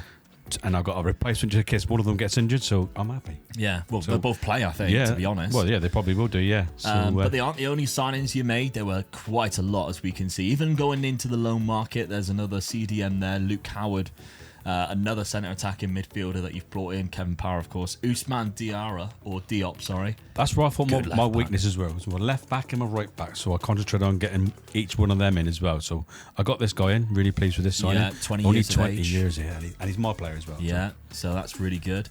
A good right back, free Yes. transfer. I was really pleased with this. When I managed to get this guy, I was really pleased with that. Yeah, you did ask him to dye his hair. Yeah. I know you're not a fan of that. No, but he's a good player. Yeah, cracking player.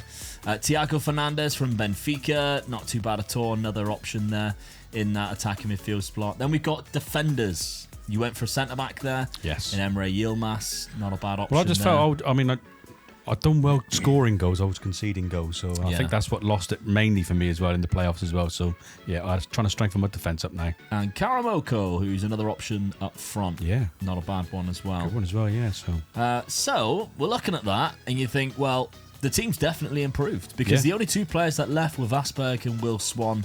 Obviously, a couple of players are released that weren't in your first team. And considering, of course, you got to the playoffs last season, this team, Para, Meerveld, looks good, doesn't it? you're looking really good. I mean, I wasn't going to change the formation because I just got into the playoffs, so why should I really? Yeah. So I'll just go for it again. Okay. I've improved the team, so as you can see, my defence is a lot stronger. And like you said, my midfield is definitely stronger. Yeah, yeah. Schedule, though, it hasn't been a great start, although you have just knocked me out of the EFL Cup 3rd round. So you chalk that one up as another result. I'm Yeah. not sure off the top of my head what we are against each other now, but it's a good result. Yeah. But in the Championship, you struggled to win games. You only got 1 win I know.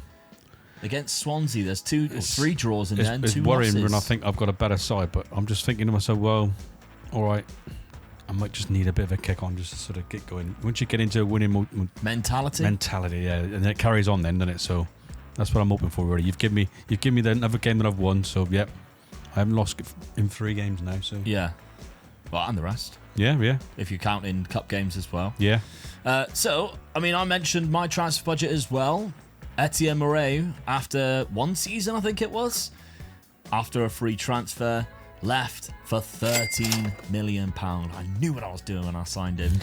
Straight away, I was thinking, you're going to be the path for me to be able to replace so many players going forward. And he was 25 years of age, gone to Nottingham Forest. Yes, he's a cracking player. He wasn't even my top scorer last season. £13 million. Thank you very much. And how I replaced him? Well, I brought in a lot of players because there were others that I lost, unfortunately, to like end of contracts. We've got Jameson here who just comes in centre midfield.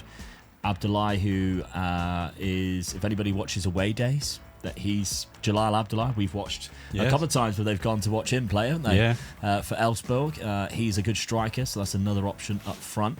And there was a point in this transfer window where I started signing players who I thought were going to be game changers. Richardson, Rivas as well, being another one. And then I kicked on another level and got a different type of player. And I'm pretty sure these three players here do now not get into my first team. Which they were intended to be my first team players. We got Sufniat Mieta, who everybody knows if you've been playing Foot Manager for a while. Really cheap Thailand striker. Another free transfer. And there's loads. Jaden Rowe, who's a good winger. Tyson Downham on a loan deal. He looks quite good as well. Yeah. Ben Grist was a free transfer centre-back. That goes straight into my first team. Kieran O'Neill, another really good striker. That's another one I'm looking at going, could sell you for a couple of pound in the future. Hennig at left back. I needed good fullbacks just like yourself. Mustafa on loan from Palace. Now, they're charging me a pretty penny. It's really hard sometimes to find cheap loan deals. We are getting ripped off, it seems, when it comes to the loan market. Jackson Reed Walker is another one that probably won't play that much. Ross Harper will, though. He plays centre mid or plays left midfield. This, though, is the two best signings that I have made. Landaruzzi, or Landazuri even, from Colombia, 27 years of age, was playing at Liverpool, but was released on a free transfer because they signed him for free and he never played in the Premier League. Hilarious. So he has finally got out of there, and I'm going to give him some game time What would because be he's really good. funny is if he plays really well for you in Liverpool, buy him. Yeah, they're like, God, he's a good player. So, yeah, at 27, he's still got time to make his career worth it. But for my midfield, he's phenomenal. Yeah. And then more defensive side of midfield is Daniel Dagger. 26 years of age. He's more of the deeper type of player. Good on the ball as well. Nowhere near as good as Landazuri, but still very capable in the Championship, I think. And he actually goes into my midfield. I'm going to lock him into that defensive midfield slot. They only rate him 2-star in for some reason there, current ability 2-star. That is false. Look how good that is. I just seen that 2-star and I thought, what are they smoking? You can see here, 3.5 star, very good rating. And I know people go on about star ratings, but we kind of just judge players against each other on that. But yeah, I think he is very capable and my best midfielder to go in that slot because I've changed things around. I had a bad start and I've had to alter it slightly. It was very similar to this, but I was playing two centre midfielders and a couple of these were different. I had the directness up to here and I realised, to be honest, that's probably a bad move because I don't necessarily have the players to play like that in this league. So I've gone to more of what I know and I've kind of saved it in the last 3 games. Of course, I lost against yourself, but at the start of the season, all that period there was playing the old tactic where I was scoring, just conceding too many. Switch it round, get a win against Ipswich, get a win against Palace, my first in the league, and now we're off to the races before Dad unfortunately beat me there. But we've got a big season ahead of us. Yeah, definitely. Potential, of course, of reaching the playoffs for yourself again after not a bad start, just not a good one, and obviously getting there last season. I'll be disappointed if I'm Both not our teams close. improving. Yeah. We've got better teams this time, so... And there are players. Yeah. That's the thing. I know everybody goes, you should just do loan deals. We've tried that. We are still doing that. It's costing us a fortune. Yeah, once you get those players in as your own, that's how we've been able to build more money for our sides. And now financially, I've got £10 million in the bank. All right, they're only giving me 60% of my transfer revenue, but the debts aren't as bad. And Dad, you're very similar as well. You got £5 million. The debts are still mounting up for you, unfortunately, but it seems like every season they're taking out a new loan deal. Yeah. But it's not affecting what you can buy or sell. You're still getting 100%. Yeah, they're still backing me, so that's good, really. Well, let's see if they still back you at the end of this season. Well, they probably wouldn't if they had many more results like this one when we played each other in November, because our first league encounter finished 7-1 to my Sutton side. At this point, there was 7 points between us in the table, although I had played a game more and just outside of the playoffs. Dad's side did improve in the second half of the season, and our next match versus each other was an incredibly important one, because with just 2 games left, the winner between us could stand an outside chance of nicking that final spot in the playoffs. And unfortunately for Dad, it was just a 1 goal in the game scored by his player, but into his own net. However, I blew my final game of the season, even though I was 1-0 up in the final 10 minutes, and that meant Palace finished just 1 point above me, and I missed out on the playoffs anyway. Okay, well, I just missed out on a playoff spot. I don't know how much I would have affected it, but I had to beat you towards the end of the season to keep my playoff hopes alive. Yeah. Unfortunately, I failed at that, which is weird because considering how bad I started. But yeah, I'll take that season in terms of how we recovered. I just wish I didn't start off with such a ludicrous tactic to get there. But yeah, if we're looking at past positions across the league, I was in there for a while. I was 4th place a few times. Climbed up really well, didn't you? Yeah, you were never quite there. No. And when we played against each other, we were 6th or 7th and 8th, I think it was at the time. I think it was here, which is then where obviously I beat you 1-0. So we both had a chance of getting into the playoffs. I just done me. That's it. Yeah. Season over. Yeah. It was whoever won had a chance of getting into the playoffs. Yeah. I won. I still didn't get into the playoffs, unfortunately. So it was a close season. It ain't too bad. If I'm looking at my goal scorers, again, it's no surprise that it's Lassie Nordas who's up there. I just thought it would be one of the other lads who would have way more. I'm still surprised that Lassie Nordas is scoring that many goals, with the likes of Munieta or Mointer, however you say his name, is in there, and Kieran O'Neill, who I was looking at thinking, yeah, you'll get me loads of money. Not necessarily. Nobody wants him at the minute. We'll see if that changes later on. But Landeruzzi, I imagine, yeah, somebody wants him. Yeah. He is worth £20 million. £20 million. That's a game changer, isn't it? Yeah, that's enough to replace him with a couple of good players and like one world class one. So I don't know whether they come in with a bid there. Are they going to come in straight away? See, this is the trouble. They always, when it's like Al Gharafa or the Saudi League or the Qatari League, they wait so long. Yeah. And sometimes they disappear. It's like, oh, just put a bloody bid in, you cowards.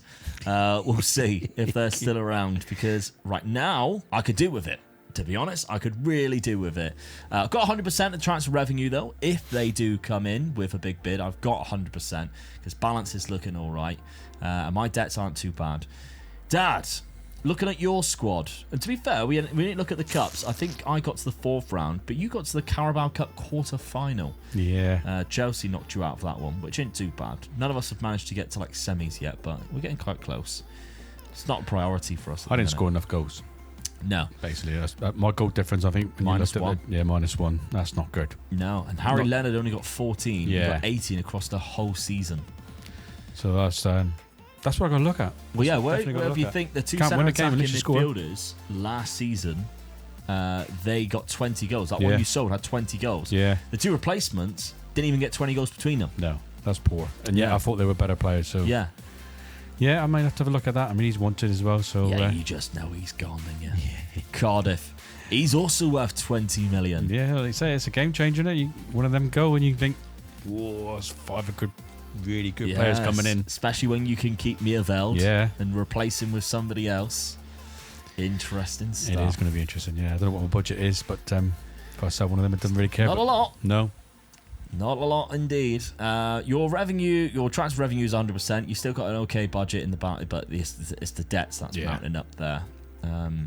But yeah, all right. Well, a big summer ahead. Do we cash in on our star players again and just continue doing that until we get one good season and one good crack at promotion? Maybe. is this the summer that happens? For it to happen, we need more money, and Dad has a whopping £16 million bid for Para as he looks to cash in. His replacement for him was a short-term fix with Palace's attacking midfielder for just one season. I wasn't selling players for too much, but I did get a £5 million bid for Ross Harper, which I accepted. And I was happy to keep finding little gems for what money I did have. As was Dad, who found a cracking striker for just 500k, a very physical player who is quick and 6'5". But both of us have decided to stick with the same system, and we both have had difficult starts to the season to begin with. Well, it was indeed time that we cashed in Kevin Para, £16 million. A lot of money. Yeah. Now, there wasn't a lot that you could put into the budget again. I think you really struggled in terms of putting that money into a budget. Yeah. And to be fair, the replacements that we were finding weren't quite as good as replacements that was available for us the last season, because they were just next level. Still think we've got a good summer behind us, though. You've got Francesco Gamez, Venezuelan centre attacking midfielder. Very similar type of player to Kevin Para. Yeah, I mean, he's a good player. He replaces him because I needed him just in case the other player gets injured, but he might even go right into the first team. So Yeah. I'd like to have got him myself, but I couldn't afford to buy one that was as good as him. No. So, Palace were very tight with Yeah. loan Yeah. 2.2 million. Then a couple of centre-backs came in. We've got Amundsen Day. I wanted to get my centre-backs being ball-playing defenders Yeah. rather than just centre defenders. So that's what I went hunting for, and this is the first one I got in. I was pleased with this guy. Left-sided one there. And then João Pimenta. And another one the in, right. coming in. Yeah. So yeah, I was pleased with these two. That sort of strengthened my defence up, which is I was conceding a lot of goals. So Yeah. that's what I got him for. And then two more players that you got. Dan Dawson coming in at centre defensive midfielder. A bit of a ball winner type Yeah. of player. Just sort of helping me out in that position. Good leader as well. Free transfer. And then finally, Ricard. From Hull City. 500k this guy. Yeah. Bargain. I thought this was a good signing. I didn't score enough goals. I'm hoping this guy's going to help me out with this problem.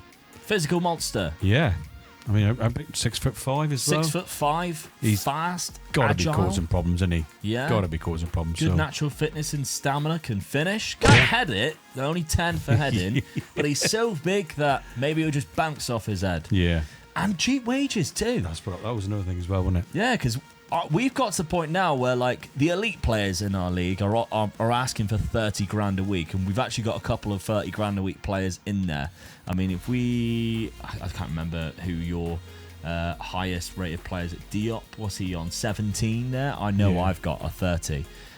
So let's have a look at my transfer window and see how outrageous some of my signings are. Because again, few players left for me, but nobody who I was thinking, oh, that's going to be a big loss. Ross Harper left, cashed in for him straight away, £4.8 million into Oxford, who had just won the league. They'd gone into the Premier League. And Richardson Rivas, who I signed last season on a free transfer, barely played him, £3.2 million. So I'm happy with that one. The players that I brought in as replacements for him, though, there wasn't a lot, but I think the quality is good. Now, Lars De Witt, £2.3 million. I needed a better left back. I lost Andy Irving, I think it is, he was called, the right-footed left back. Another right-footed left back has come in then with Lars De Witt, who has been a good start and can play naturally on both sides. Then we've got Abu Kamara, £4 million winger on that left-hand side. This is what I've been lacking, a crossing winger on that left-hand side. We've been playing the Danish striker there, and although he's still been scoring goals, he can't supply them as well because he couldn't cross. This guy can. Then we got two loan signings that's come in from Chelsea. What I found was they were very generous in terms of loan deals, because I barely had to pay a penny in comparison to what they were actually costing. So as you can see here, he's on a full-time contract of 19 grand a week. They're only charging me 13 grand a week, which is quite generous really at this level for this first man who plays on the right hand side. Again, good crossing ability. He's also 6'4" and can jump, which is kind of nice. I'm guessing he'll be quite good from set pieces. And then Majstrovic, who is great name, by the way. What a class name. Centre back. I'm not too worried about ball playing centre backs because he is fast, good with both feet, strong, and again, cheap as chips, because I'm only paying 3.2 when he is worth 32. They wanted 10% of his wage as long as he was playing football. and I happily obliged. I was very happy to do so. So that's 2 good signings, I think, that's come in there. Definitely, yeah. Tactically, I mean, we're both so close. I'm kind of keeping it the same as well. Now that I think I've got better supply from the wings, I'm very intrigued to see whether that makes a difference throughout this season. And a better left back too, I think. So we'll see. Now, we started off the season already, and I've had like a weird patch here where I started great, and then one loss, 2 draws, and then I'm out of the cup, which I don't mind too much. But that was a little bit of a strange period. And Dad, if we're looking at yours, you had also a bit of a strange period in between there too. Yeah. Where you've lost a couple of games, in fact, and drew a couple. So I didn't change my formation, no, but I just changed one player rule, I think. yeah, And I put one of my DMs to a deep line playmaker. yeah, So that's all I changed actually out of my team. So and locking Rickard in on that left lock hand him side. back. Yeah, I wanted to lock him in just to see how good he was going to be and let the other 2 fight it out for the pressing forward position. So hopefully I need him to score goals for me. Yeah, that's it. Right, well, the championship, let's have a look. We didn't look at this preview last season. Still got us down near the relegation zone. Mental. I wonder when that will ever change, or whether it ever will. You nearly got the playoffs last season. You had the playoffs the season I've been before. in the playoffs. Yeah, you think we'd be a lot higher seeing we've got better players in the team now. Yeah. And yet they're still putting us down there. Crazy. I don't Right. know. Well, let's see if it happens this season. I can smell a playoff at some point. I feel like we're not going to go up in the first 2. I just don't think we've got a capable ability to do that. Because the teams coming down are too good. Yeah. I mean, to be honest with you as well, I'm glad I didn't go up on that time I did get the playoffs. Yeah. I'm glad Birmingham did, because if I'm still struggling and I've improved my team that much, what would I have been like? I've been in the Premier Yeah, League. but when with you that go in team. the Premier League, they give you 40 million minimum. Yeah, true, yeah. So it's very different. Yeah. So I don't know, but I've got a feeling that the playoffs is what we should be shooting for. So let's see. I think we're good enough now. Yeah, I agree. I think our teams are both good enough, and we're not relying too much on like 1 or 2 players. We've got a good enough squad Yeah, now, definitely. to try and hopefully pull us into those playoffs. We didn't have to wait long before we faced each other, of course, and the game was dominated by one man, Sufanat Mointer, who scored 4 goals against Dad's Hartlepool side in a cracking 4-1 win for Sutton United. And as we pass the halfway point, both of us stand a good chance of promotion this season as we are sat in 5th and 8th place. I picked up another home win against Dad's Hartlepool, but going into the final day, things were so tight. Because with 1 game remaining, nothing was guaranteed, and I was currently sat outside the playoff spot, a point behind, while Dad was currently sat in them in 4th. He had to play Wrexham, who had just avoided relegation, whereas I had a home match versus Southampton, who with a win could automatically gain promotion if Hull dropped points to Ipswich. So I had a big task on my hands, and to make sure I also get into the playoffs,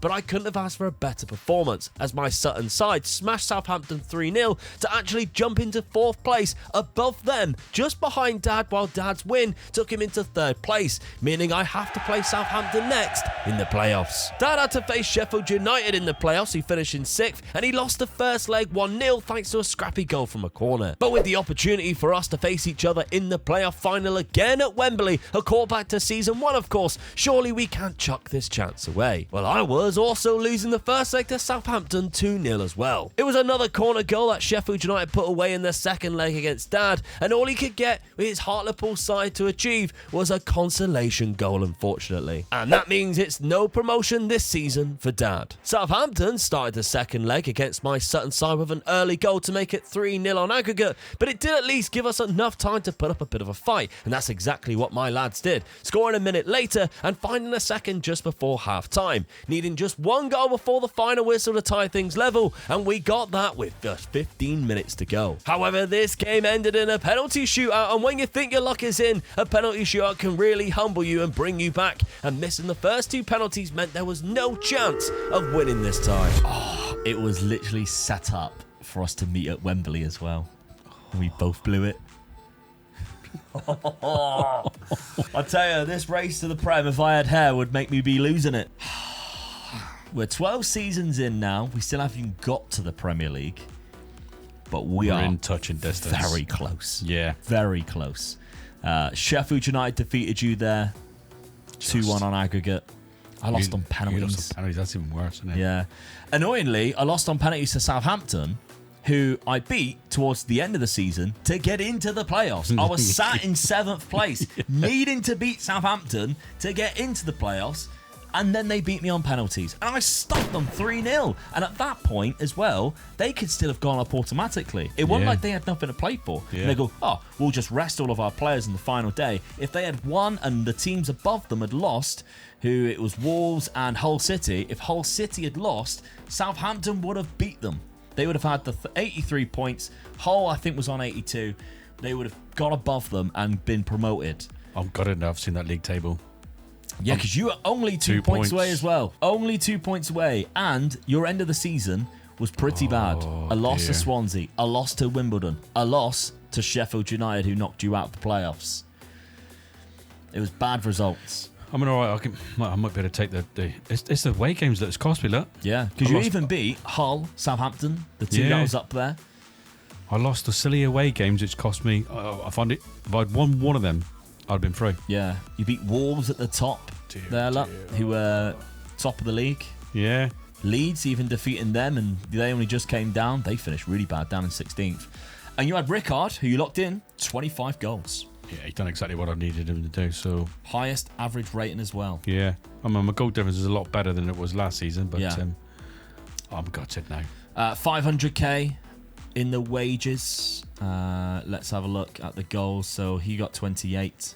That's a bit better. Yeah. Ringo had a good season as well. 13 and 16 there. Not too bad at all. Do I stick with this tactic now? That's what I'm thinking now. Well, it's been really good for you. 4 seasons now. Yeah, 3 or 4 seasons, and it's done well for you every time. I've done the playoffs twice with this tactic, haven't I? Yeah. I think you can't be too silly with it. What do you reckon? Should I change it? Well, does he tinker? Does he not? 219 goals for my 2 strikers there. Abu Kamara from the left-hand side. Finally got some wingers getting lots of assists, which is good. Landarucci again. Oh, do I cash in on him? That's the question. He is wanted, but I don't really know. That's the big question. But transfer budget-wise, 378k. I mean, it's positive for once, which... Yeah, it's definitely, yeah. It could be a lot worse. But okay, well... Lots of things could have happened in the race to the Prem, but it didn't this season, which means it might next season. So make sure you're subscribed and you do not miss the next time that we have our race to the Prem. Very close indeed, but surely we can't be waiting too much longer before one of us reaches the Premier League.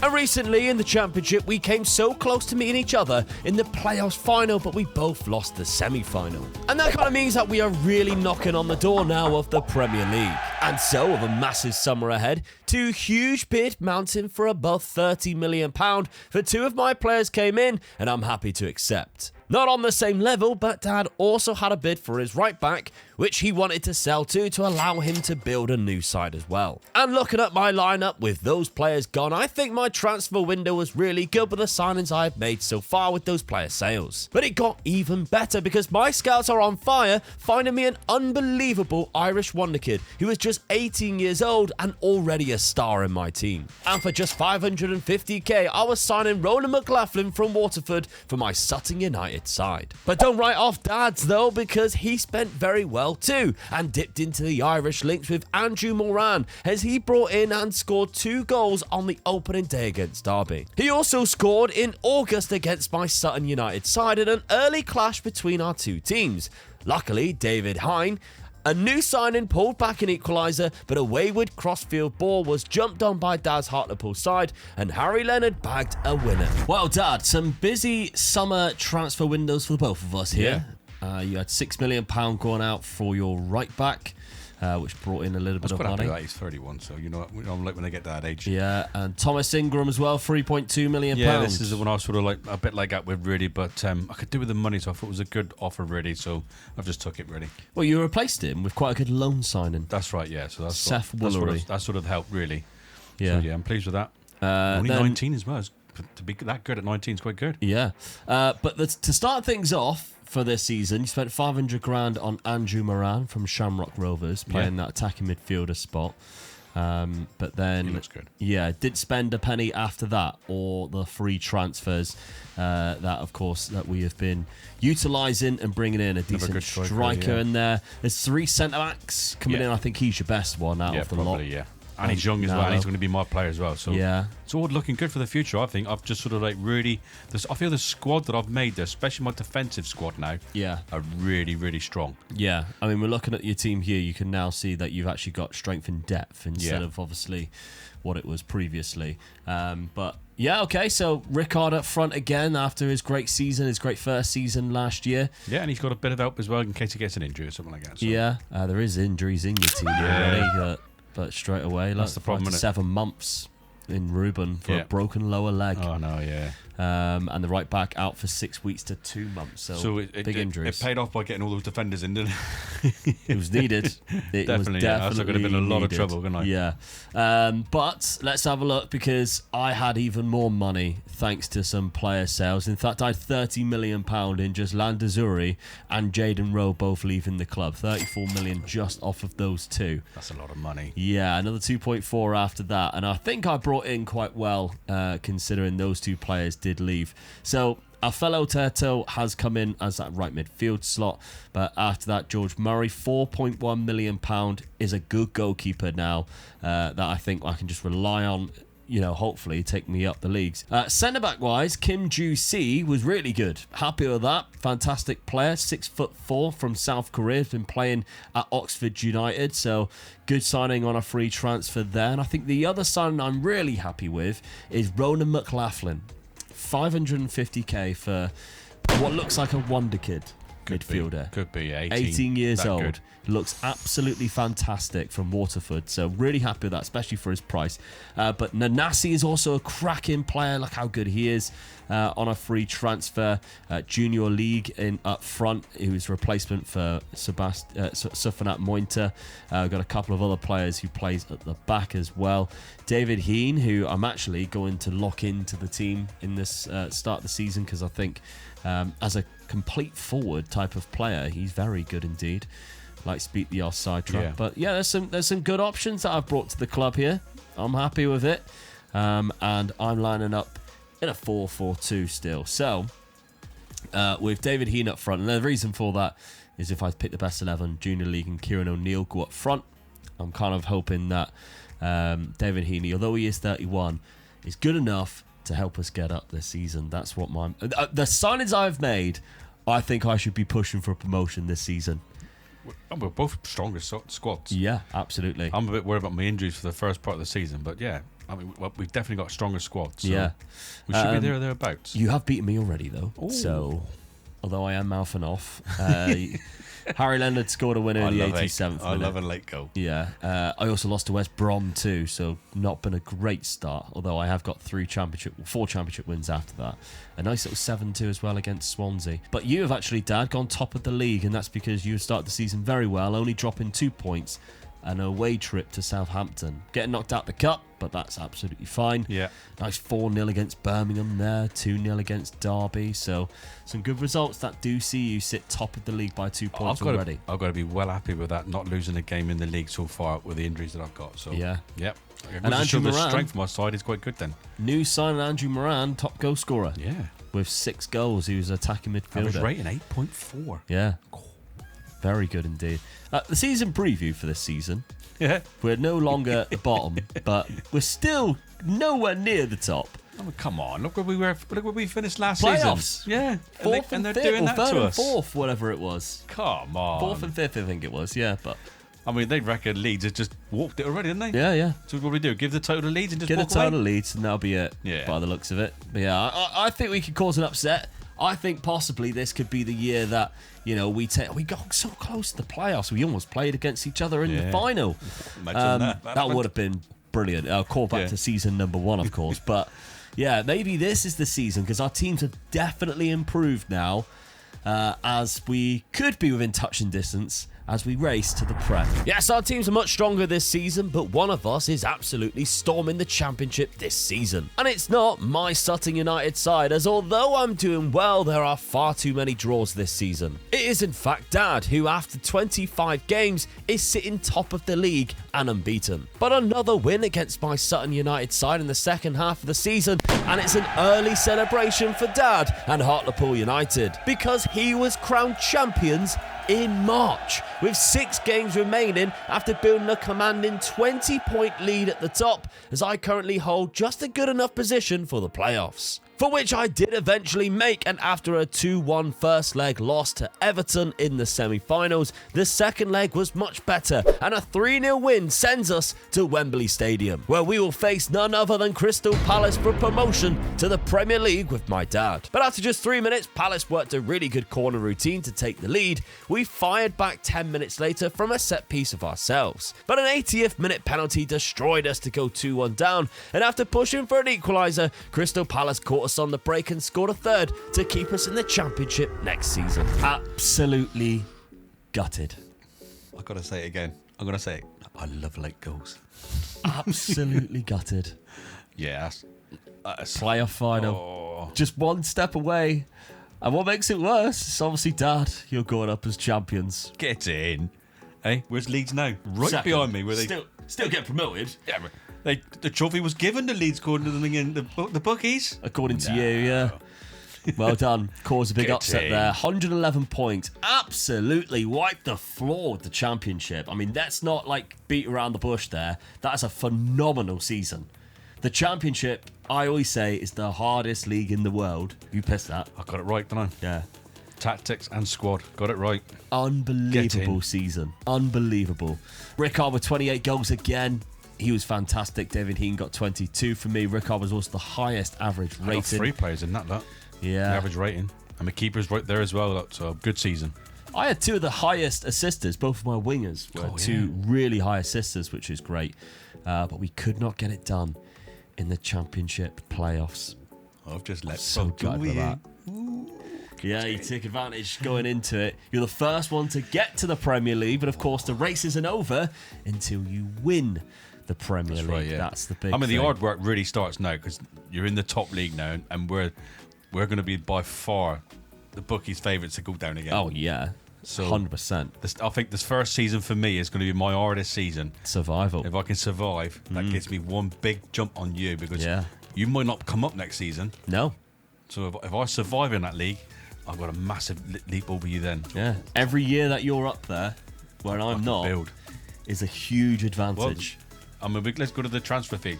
Transfer money. How much money am I going to have for that? Well, I have, let's put this in perspective, of course, after 5 or 6, maybe even 7 seasons in the Championship, I can't even remember now, I have 1.7 million with no wage budget. That's a nice budget compared to what we've been given. We'd be happy with that, wouldn't we? Yeah. We'd be going, yes, that's... If you think I've sold £30 million worth of players and I'm still in the minus here, and still got minus £20 million worth of debts to put up there. I mean, at least if I did sell anybody, it is 100%. But yourself, Dad, going into the Premier League season, you have 30 million with £166,000 in the wage budget. So it's massive. I mean, you're still in the minus and your debts are higher, but they know full well once that Premier League money comes in. TV rights and all that is, I don't know how much it is, but it's going to be a lot of money in it. Exactly. So you've got a lot to spend there. The important thing is spending it wisely. Yeah. Is because you don't want to just buy loads of cheap players because you've gone up a league. You need to buy 1 or 2 good ones, 1 or 2 better ones than what you got, and 1 or 2 smart ones, and keep the ones obviously that you got, because there's not a lot of players wanted in your club, by the way, which tends to happen when you get promoted. There's not a lot of players who are like, oh, I want to leave, or there's interest from other clubs. That hasn't really happened with they're all your going to side want to here. play in the Premier League next season, so they're not going to want to leave really. And I'm going to be the worst team in the Premier League, so who wants to buy my players? It's like that really, isn't it? I mean, Rickard I think's good enough in the Premier League. Easily, because his physicals are fantastic. He's 6'5", he scores quite a lot of goals already. Harry Leonard I'm unsure with. I think that might have to be your bench striker. I think you might have to find a replacement in there. Andrew Moran, again, I don't think he's Premier League ready. I think if you're going with the exact same tactic, which we know is almost a foregone conclusion, there's probably going to be a change, then you would have to look at replacing Moran. Josh Landers doesn't even get into the team at the minute. He's there. Ringo Mierwald again. He's old now, 33. Yeah. He's also leaving already. So that's 2 players. You've also got a DM who's only on loan. So if you're looking at the team already right here, from what I just said there, I think this is what you're looking at already, and we hadn't even looked at the defence. Well, I think a DM for this league is a big Yeah. must for me. If I'm going to spend a lot of money on one player, it's the DM, I feel. So, and then look at what I can get in around in those other positions. It's going to be an hard season for me. It is indeed. There's going to be an even harder one for me, though. Trying to recover from that playoff final loss. So let's see what happens throughout the summer. Yes, congratulations to my dad and his Hartlepool side on promotion to the Premier League. And he starts the summer spending £9 million on a very good young left-sided defender from Southampton. In a ballsy move that may also be predictable, Dad decided to switch up the tactic this season coming forward with 3 up front after dominating the championship. Meanwhile, I was looking to go for more of an attacking 4-4-2 with a couple of players lined up and wanting to join that could really help. Even with Dad's switch of tactic though, he still paid a lot of money for an attacking midfielder which is not in his system that he looks to mould into a centre midfielder. But the daunting task of staying in the Premier League this season was approaching rather fast. However, if he does survive, every season I'm not promoted is a huge advantage in the race to win the Premier League. Okay, this summer I didn't sell players as much as what I did last season. And I'm in the back of my head I'm thinking, oh, is that a problem? I only sold my top scorer last season. He was 32. I thought, I ain't going to get another year out of him like I did last season, £1.7 million. I kind of bargained on getting a couple of free transfers that I think might be better. The first free transfer I got was a midfield option, Broadener, who is quite a good Austrian midfielder. Well, looking at this, he's Premier League player. Good signing. So, yeah, really good signing. He's been playing in Austria Vienna, so I'm happy with that. Then we've got Tony Majic, who's going to be the replacement of David Hearn. I think worth it. Just slightly worse pace, etc., but way better technicals and better mental attributes for him in there. So Tony Majic on a free. Then we got Valdemirson, goalkeeping option there as a backup. He might actually start. He's 34, so he's very experienced. Fernando Olmo is probably my best signing. He's a really good midfielder, centre midfielder, attacking wise anyway, not defensively. He's only got 4 for tackling. Don't put a tackle in, lad. Just go forward with the ball. Great physical attributes, gets into opposition area. It's 2 good midfielders you've got in. Really. Yeah. Both kind of attacking though. Yeah. Which I mean, they're might be a both good problem. Premier League players as well. So Yeah. That's it. it's good. Planning for next season, hopefully. And Charlie Davies was my final signing. It's a loan deal. I'm paying a little bit for it, but I think it's worth it just for the Mohawk. No, it's worth it because of his ability. If you're looking at him, although he is only 5'11" with a 10 jumping reach, he does have great pace, which works for that quite, I think, makes up for it. Because the ball's good over the top, you're like, I'll let Matey edit it, I'll chase it. Yeah. He also has great agility, so when he's going, I'll let Matey edit it and I'll chase it, he can turn around quickly as well when he's doing it. That's my thought process anyway. But he does have great bravery and heading. So even though he can't jump, and he's only fairly small, he's very brave, and when he does head it, he heads it well. That's my thinking on it anyway. He's good with both feet. He's very good with both feet. Yes. Yeah, well spotted. So he can slide into that position quite comfortably as well. Exactly. So I'm kind of happy with Charlie Davies coming in as a loan signing there. Tactically, I'm sticking with my 4-4-2 attack. I think I got to the playoff final and I got to the playoffs the season before it. You're there or thereabouts, aren't you? Yeah. And you The consistency's there. look, your 2 centre midfield players, they're Premiership players. Yeah. And Can be. So the signings that I made, they're getting better. yeah. So McLaughlin, who of course I signed last season as a centre midfielder, plays also right back. He's getting better as well. So I'm happy with just allowing this to happen and allowing where he goes. Kim Joo-soo even is quite good as well to go next to Arista, but obviously Charlie Davies is there as a second option. When I do best 11 pick, it does flick around a couple of players every now and then. Some hairstyles going across your back forward. Cracking, isn't it? Yeah. Absolutely cracking. So there we go. Now I'm in the Championship. Obviously, that's in the Premier League. So when we have a look at this now, Everton's come down. Look, Just lost to them 3-4. I also lost to Sheffield Wednesday and drew to Burnley, but I've played a lot of games already, and I've won 4 again, although one of them was in the cup. So my championship season has started with 3 wins out of 6, and Southampton are absolutely destroying it. So what are the bookmakers sort of saying? Is that going to be a Southampton win? No, Brentford evens. Ooh. Brentford and Everton are there. I'm down in 11th though. That's the highest I've been. Yeah, at least they're starting to fancy you. Yeah, so not too bad. All right, we'll have to see. But anyway, Dad's first season in the Premier League. Let's have a look at who he's brought in. Now, going out, £5.5 million for Dan Dawson. We obviously seen that Meervold was also leaving as well. £22 million in total. You can see there's a few other players that have left, including Ousmane Diop from Hull, who's gone to Hull City, who was your left back, Dad. Yes. But there's a reason why. Yeah. Because £14 million, you replaced him with £9 million Darnell Ledge, who I think is what a ledge he is. Yeah. My scout's done well finding this player for me. Really, really. I mean, 19 and he's that good already. Can also play centre back too. Yes. He's 6'2", not very good positioning, which I think he's better suited for the left back. Yeah. For that pace, acceleration, etc. Only 19, quality player, So and less than the player than what you sold. Oh, definitely. Yeah. So it's like a £5 million profit in the bank, so it'll help me out again. So yeah, not really pleased silly with this. wages here. We're paying that in the Championship. Yeah. Okay, so after that, Connor Keane has come in from Shamrock Rovers, 400k. Good striker. Yeah. I feel. I mean, I'm getting quite a few strikers in because you'll probably guess at what I've done with my tactic. Mm-hmm. What I do like playing in the Premier League, so I've got to get a couple in. Unai Marrero, very good goalkeeper. Yes. For £5 million as well. I always feel that I've got to have a good goalkeeper in this league, else you're in trouble. So first thing I went out and got is a good goalkeeper, really. Good on the ball. He has great kicking, good passing ability with 17 vision. Yeah. And he's good with both feet. If you're playing out from the back, he's perfect for this. Then we got Lasse Elvius from Copenhagen, £10 million. The biggest signing. I think he's really good. Yeah, good attacking midfielder. You'll see why I've questioned the signing now. Just note that he does play in another other position, especially he that does one. play there. That one there. But as a natural, he plays centre attacking midfielder. And guess what? That's not playing centre attacking midfielders. Anyway, there's a couple more signings. I did buy him, and then after I bought him, I changed my tactic. Yeah. Oh, my new record signing that I can't get into the club anymore. Anyway, there's a few more signings. I knew you'd pick me up on it. Of course I would.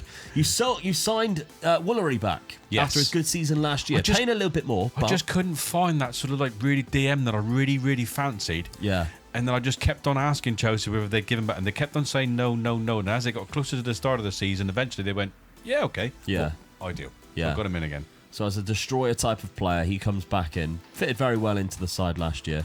Richie Sagrado, good right back there on a free transfer. I feel like I've got a good right back, good left back, good keeper. So yeah. I think there's a good transfer window for me there, really. Yeah. Seydou from Oxford. Yeah. Another good centre midfielder. Centre midfielder, yeah. So he's fantastic. Film on midfield's quite good. And then finally, Lucas Capado. Yes. Which is a second striker. Another striker in, because as you've seen in my tactic just now, I've gone for my Premier League tactic, which is free up front. Now, what I would say, I mean, Elvius does go in. Yeah. All right, he goes in as the box-to-box midfielder. Although he doesn't play there naturally, he still goes in. But I stuck him on a training plan for the season that he's being trained from that position. Yeah. I don't think... I highlighted your biggest problem last season would possibly be the striker. I don't think you've improved the striker positions. Connor Keane has come in and he's not bad. No pace still. Harry Leonard doesn't have that much pace. Has a little bit, but not very good off the ball. And Rickard, obviously, who I think is your main striker, is the 6'5" monster who goes on the left. They're all finishers, though. Yeah. They all know where the back of the net is, so you only need one of them to find that net each time. Yeah.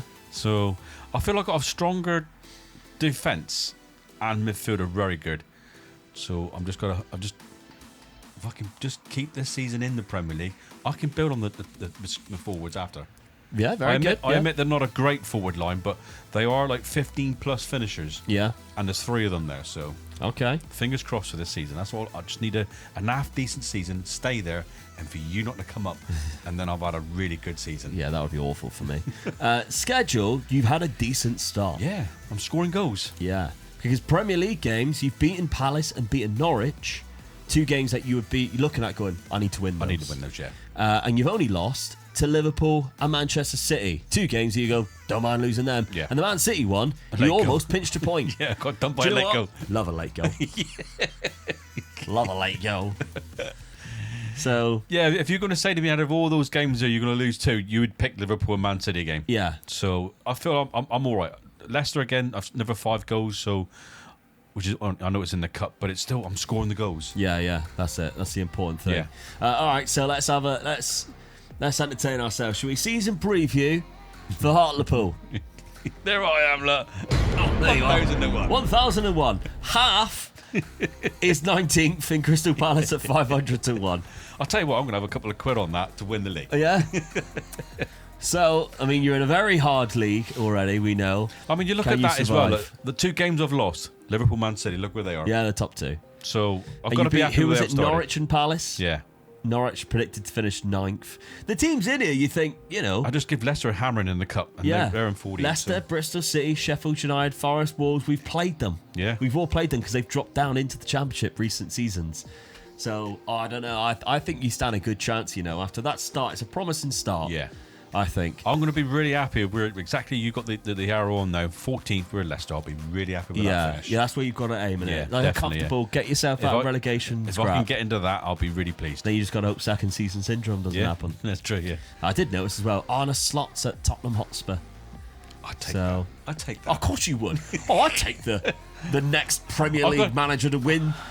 I've got to say, at the moment, as we're recording, we're in the semi-finals of the Europa League, and Ange is just sat there knowing he's going to be sacked. And I'm, If they don't win it. Yeah, unfortunately, I'm going the way of the rest of the Spurs fans.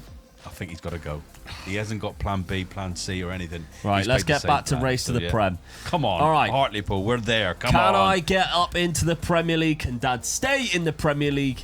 Let's find out. Dad's start to life in the Premier League was promising, and he continued to not only survive, but thrive in the top flight. Because you will have to see it to believe it, but Dad's Hartlepool team is currently sat second in the league at the halfway point, which means I might have to get my skates on a little earlier than anticipated if I'm to participate in this challenge still. And although I'm currently also sat in second place, the title race is on, but the daunting drop in the playoffs is too. With 7 games left, it may be mathematically possible to win the title, but Dad's chances of finishing the Champions League spots were still on. And I was still pinning my hopes of going up in second place. But with a real bad run towards the end of the season for Sutton United, it was playoffs destiny for us yet again. Dad also suffered a bad run of games with so many draws at the end of the Premier League campaign, but even still, he stayed in 5th place on goal difference, and what an achievement to get Champions League football in his first season in the Prem. In the playoffs, my opponents were QPR, who were chasing 1 goal to level the score in the second leg when they found it in the 95th minute to take the game to extra time. And after 2 more goals in extra time, it was penalties, and we missed our first. We kept going though, and on QPR's 4th, our goalkeeper made a huge save. Oh my God! Wow! Allowing us to still push through in hopes to get to the finals, and eventually it was Murray Jones again who stepped up with another huge save for the win. And what a game it was at Wembley Stadium. We took an early lead and then went on to double it thanks to O'Neill to go up 2-0 by half-time. Everton, our opponents, then scored right after half-time and looked the stronger squad for the second half, even getting an equaliser just 6 minutes later.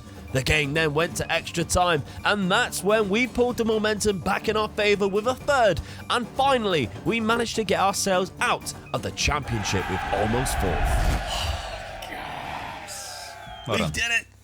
We did it, Sutton! Against Everton as well. That's Third good. time of asking in the playoffs. It was like one step, couldn't get past semi-final. Next step, got past semi-final, lost in the final, unlucky. Next step, finally, in extra time, love a late goal, 105th, 121st minute goal, get in. Actually, that is classed as the 110th minute because Yeah. it's 5 minutes added on Yeah. in extra time. That's mental. I've never seen that. But there we go. We've got past Everton. We go up through the playoffs once again from the Championship into the Premier League. I mean, you only finished a point behind Sunderland as well, so Yeah. I dropped in the final game. I Yeah. lost the final game of the season. Yeah, but look at Sunderland's last few games. They chucked it away with automatic That's promotion. the didn't playoffs, those two. they? Oh, yeah, of course. Yeah. So, yeah, if you're looking at my final game of the championship A season, few there, lad, yeah. yeah, I was February. chucking games away. Because at some point, I was close to the top. If we're looking at past positions, I was top and second for a while. Yeah. And threw it Nearly away. chucked it away, didn't And if you look at how far away I was from the top at the end, you'd be like, oh, 21 points. Yeah. Whereas I was top of the league going into the second half. I've really chucked it away there. But Kieran O'Neill, 26 goals, Junior League 23. Really good stuff from them. Kieran O'Neill also had one of the highest average ratings in the league. So I'm happy with that. I'm really buzzing with that. And assist-wise, again, my two wingers. Yeah. My It's two good. wingers are up there. Right. There we go. So, transfer budget going into the Premier League next season, 42 and 300 grand.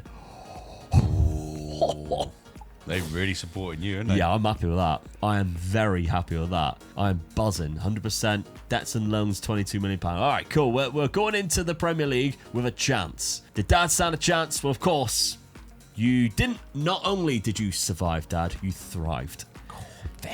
Champions League football next season. After one season. Get in. That is going to I'm be really pleased with that. mental. Getting Really to a pleased. Champions League final and getting relegated in the same season. Can't believe you're going to be able to do that. I'll tell you what, I'm gutted with the way I finished. Yeah? I won one game in the last 5 and drew the other ones. Yeah. Yeah, if you're looking at the end of the season, you were you threw away second. Yeah.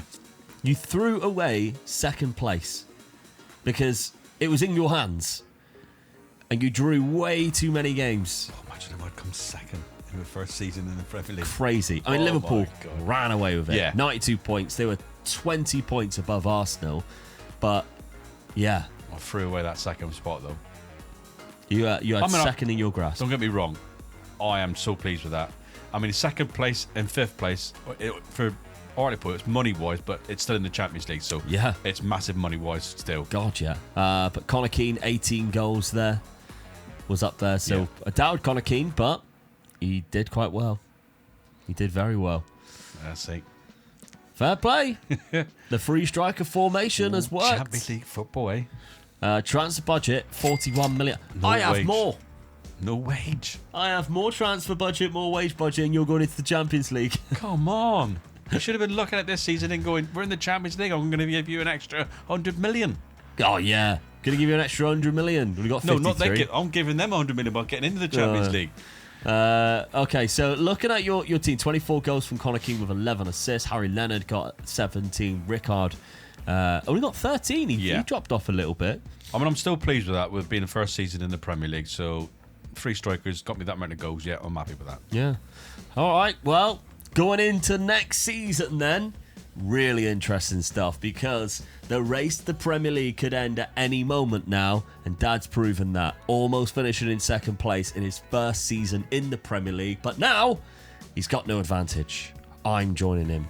We're both on level playing field again, going into the Premier League in the race to the Prem. Yes, make sure you blast that notification bell because you do not want to miss the race to win the Premier League, as it could end any season now with both of us in shooting range. But 13 seasons in, Dad is finally the first one of us to gain promotion to the top tier after becoming champions of the Championship before April. I tried my best to join him, but I failed in the playoff final. It got even more impressive for Dad because his first season in the Premier League, he finished in a Champions League spot after being second in the league for so long. But his shot at the Premier League without me was over because I finally gained promotion as well through the playoffs. But Dad's starting the season with a whopping budget and lots of players potentially joining his club. Meanwhile, I'm in a spot of bother because I can't make signings because of a pending board takeover. That lasted until near the end of June, where I could finally make transfers happen, although the board had put bids in for players already on my behalf. They never really went through though, surprisingly, so I focused on building the side myself with players like this outstanding striker on a free transfer as well as a new goalkeeper. And he wasn't the only goalkeeper I was bringing to the club. Dad, however, was fuming because before the season began, a release clause was activated for his best player and his starting left back. But how will this season start, considering it's my first season in the Premier League and Dad's second? Right, Dad, bad news for you losing Darnell Ledge, who was great for you in that first season. 20 years of age, I'm losing a boy like that. A buyout clause on the contract, couldn't do nothing about it. Tried to give him more money. He wasn't interested, was he? No. He wanted to go to the mighty Spurs, so who might have get in his way? Yeah, what a career ruiner. Got it. Now, you did sell 52 million pounds worth of players to add on to, of course, your £40 million budget. You spent quite a lot of money this season as well. Because actually, there was more players going out here. You can see £7 million, £20 million, £24 million worth of players going out there too. So, let's look at it. You needed defensive midfielder because Seth Woolery was going to be a second season on loan. You can't bring him back again. No. Sergio Rojo has joined the club. £20 million. He is one of the defensive midfielders that you have bought this season. Don't think he's the best one that you signed. No, don't think so. No, there's a better one coming up. He's still a good player, so I can work on him. So yeah. Sindra Larson, a bit more of an advanced midfielder. Yeah. He's better, I think. But the best CDM that you've bought, I think, is Robert Elena. Yes, 23 from Barcelona. Yeah. Both feet, very, very good. So yeah, I've got the sort of like, this player can do it for me. He's a leading Premier League potentially, so yeah. Hopefully this player can do it for me. He can pass, he can tackle, he's got great aggression, anticipation. Yeah, he's very good. Yeah. So a classic Spanish type of midfielder, I think, from Barcelona as well. So good signing there for Hartlepool. But another player from Real Madrid. So you signed a player from both Real Madrid and Barcelona this summer. Hartlepool are a team to go to, mate. I tell you. Still ain't got me scar from them yet, but no, that's they're true. A team to go to. Francesco Moreno, who can play DM, who can also play centre back there, so good option. Left footed. Really need him to go to that left back position, which we know I've just lost a player from there. But we got Renier on a free transfer. Good player. Yeah. Not bad at all. Nicolas Romero from Boca Juniors, good centre back option. 6'3", good right back, good right sided player. The spine of the team I've done sort of like quite well there, really. Yeah. Really strengthened the sort of DM midfield, striking midfielder and all that. Right back option, he was really good for the price that he paid. Yeah, definitely. Just £2.5 million. But Stuart Patton, who is of course Darnell Ledge's replacement. Yeah. He went out for £36 million. Stuart Patton only cost 22. I was never going to get as good, but he's not far off. No, he is good. Yeah. Yeah. I agree. So I'm pleased with it. And he's only 22, so I've just lost a 20-year-old, which is really good, but I've got another youngster in who is nearly as good, so I'm pleased with that. And he can use both feet, so yeah, I'm pleased with this signing. Okay, well, sticking with what you were using last season, got your Champions League football. I had 3 up front, didn't I? Oh, of course you did, yeah. I've gone. Gets Champions League football and he changes it. I just don't think my team was going to be strong enough in the Champions League with 3 up front. So I've gone back to what got me promoted. That's right. That's where I've got confused. Yes. So I've gone back to this tactic because I feel this tactic, I've got some really good Elvis that can go into that position. I know I've got some really good attacking midfielders, and I've got those 2 DMs in as well now. Yeah. So I've got sort of covered the sort of all the positions that I was a little bit weak in, and I'm feeling quite pleased with this. Yeah, because you haven't signed another striker. No. Gone a season without another striker again, which is, for me, I'd be looking at it going screaming it needs a better striker, but I wanted to fill the other positions with stronger players, and don't forget I'd lost my best player. Yeah. So I had to replace that as well. So yeah, I feel I got a better squad. It might not be forward line might be not be as good, but I think what's behind him is better than what it was last season. All right. Well, let's have a look to see what I've done. First season in the Premier League then. I spent all of my money. I've also sold £14 million worth of players there. And Kim Ji-soo, I actually lost during the season, last season on deadline day. £18 million, that centre-back. But yeah, let's not panic about that. I've signed £53 million worth of players. Let's start with the most expensive, Lucas Romano from Atalanta. Good centre-back option. 29 years of age though, so I'm not signing him for the future. He is for the here and now. Good player to start things off at centre-back. Jorge Delgado, I've also signed a Barcelona player too. Yeah. £11 million goalkeeper. I'm actually going to lock him in this season. He's got good potential. He's only 23, just his first team football, so I might lock him in this season. Then we've got Aaron Robertson from Swansea, £11 million option, who can play centre mid or can play left back. Good physical attributes, good mental attributes, and can tackle. More of a left back than he is a centre mid, in my opinion. But then we've got Aaron Yep. Have you done your homework yet? Oh wait, you're dyslexic. Done your yet homework, Cav? You, I'm Answer. Hey, talking me too. He's Italian. Centre midfielder, who I think I'm going to try and play in the defensive midfield spot as an option because, yeah, that 11 tackling will give us a little bit better. And he's got good stamina, good pace about him. Tal Gluck from Tel Aviv. £4 million for a centre attacking midfielder who can finish. Got long shots, good passing. He's a creator. Yeah. He's a creator very indeed. good, isn't he? Yeah, so looking forward to see what he can do for my attack. But this one, Ethan Azua from Colo Colo, one of my favourite clubs in the world. What a winger. Yeah. Really good. So the Chilean winger comes in for a good price, £4 million. Tyson Downham, you might remember, I signed him before. I had him, nearly 4 years ago as a right midfielder. Good option. He's got a little bit older now, 25 years of age. Christian from Getafe, free transfer. Good centre-back who can play right across the back there. Casper Tobias, another goalkeeping option. He's going to be my backup this season. But this man here is the man that might score me all the goals this season. Marko Milanovic from Oxford United. You might have recognised his name because he was the top scorer of the championship for the last 2 seasons. He was very good indeed. 32 goals last season in 44 games. You've obviously got something I got because I approached him as well. I and know. he didn't want to come to me. Yeah. So I managed to pick him up. Free transfer. Good option, I think. 6'5", bit of a monster as well. Yeah. The big Serbian. So, tactically, I'm going... Do you remember when I did the 2 left wingers? Well, this is the 2 right wingers.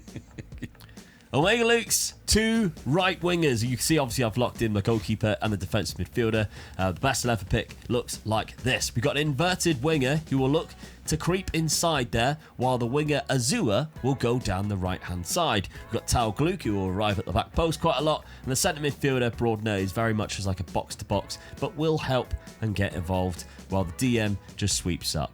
I'm relying a lot on my left-hand side to be good. It does mean that whenever I play against a team which has a very good right-hand side, you tend to get smashed, but what it does also allow you to do is kind of spook people into not realizing how much you're overloading their right hand or their left hand side, your right hand side, when you got this guy going forward. McLaughlin, of course, who's my Ronan McLaughlin, the really good defensive midfielder who's turned into a right back. Yeah, he's got great now, worth £82 million.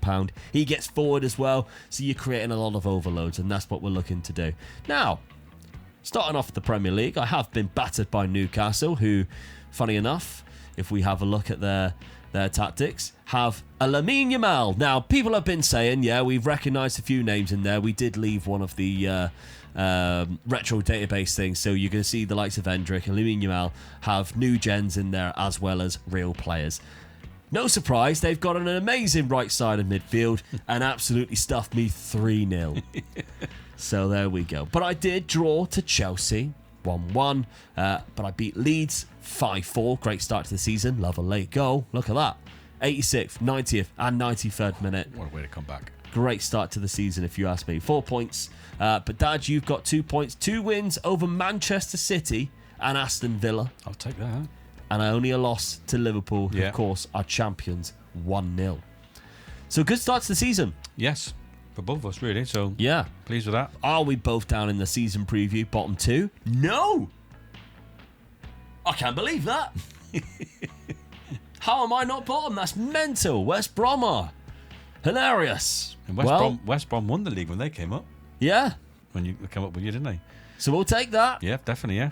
Fair enough. Well, let's see how well this season does for us, and can we stay in the Premier League? Staying in the Premier League last season for my dad was easy, and this season was no different. And as the more experienced team, when we clashed, they defeated by Sutton side 2-1. However, in terms of points, only 2 separated us as we hit the halfway point of the season in 8th and 10th place. And the second half of the season was where my Sutton side stepped up, and we really shown our worth in the league, taking 3 points from dad as well. Not to mention knocking him out of the quarterfinals of the Carabao Cup.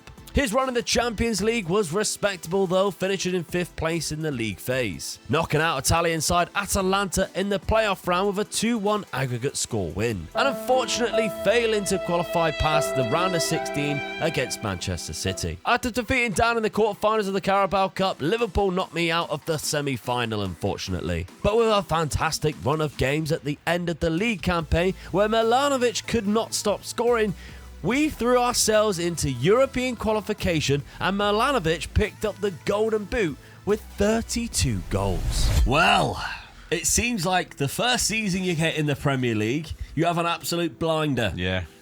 6th place. I Take mean, that. I'm still pleased with finishing 9th. Yeah. Considering I'd play in the Champions League as well, so And you're only 5 points behind. yeah.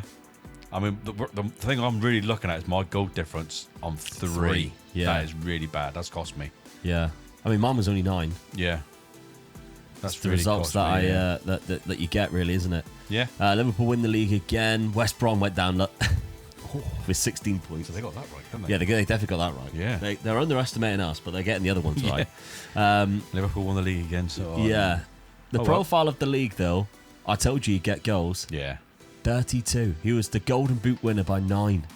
Wow. Yeah, it was a good signing. Yeah, huge. So, very good stuff from him. Ethan Azua also got the most assists in the league. Very happy with that. But yeah, Dad, doesn't look like you won anything. No. No name next to yours. Whereas Brighton, actually, in the Champions League.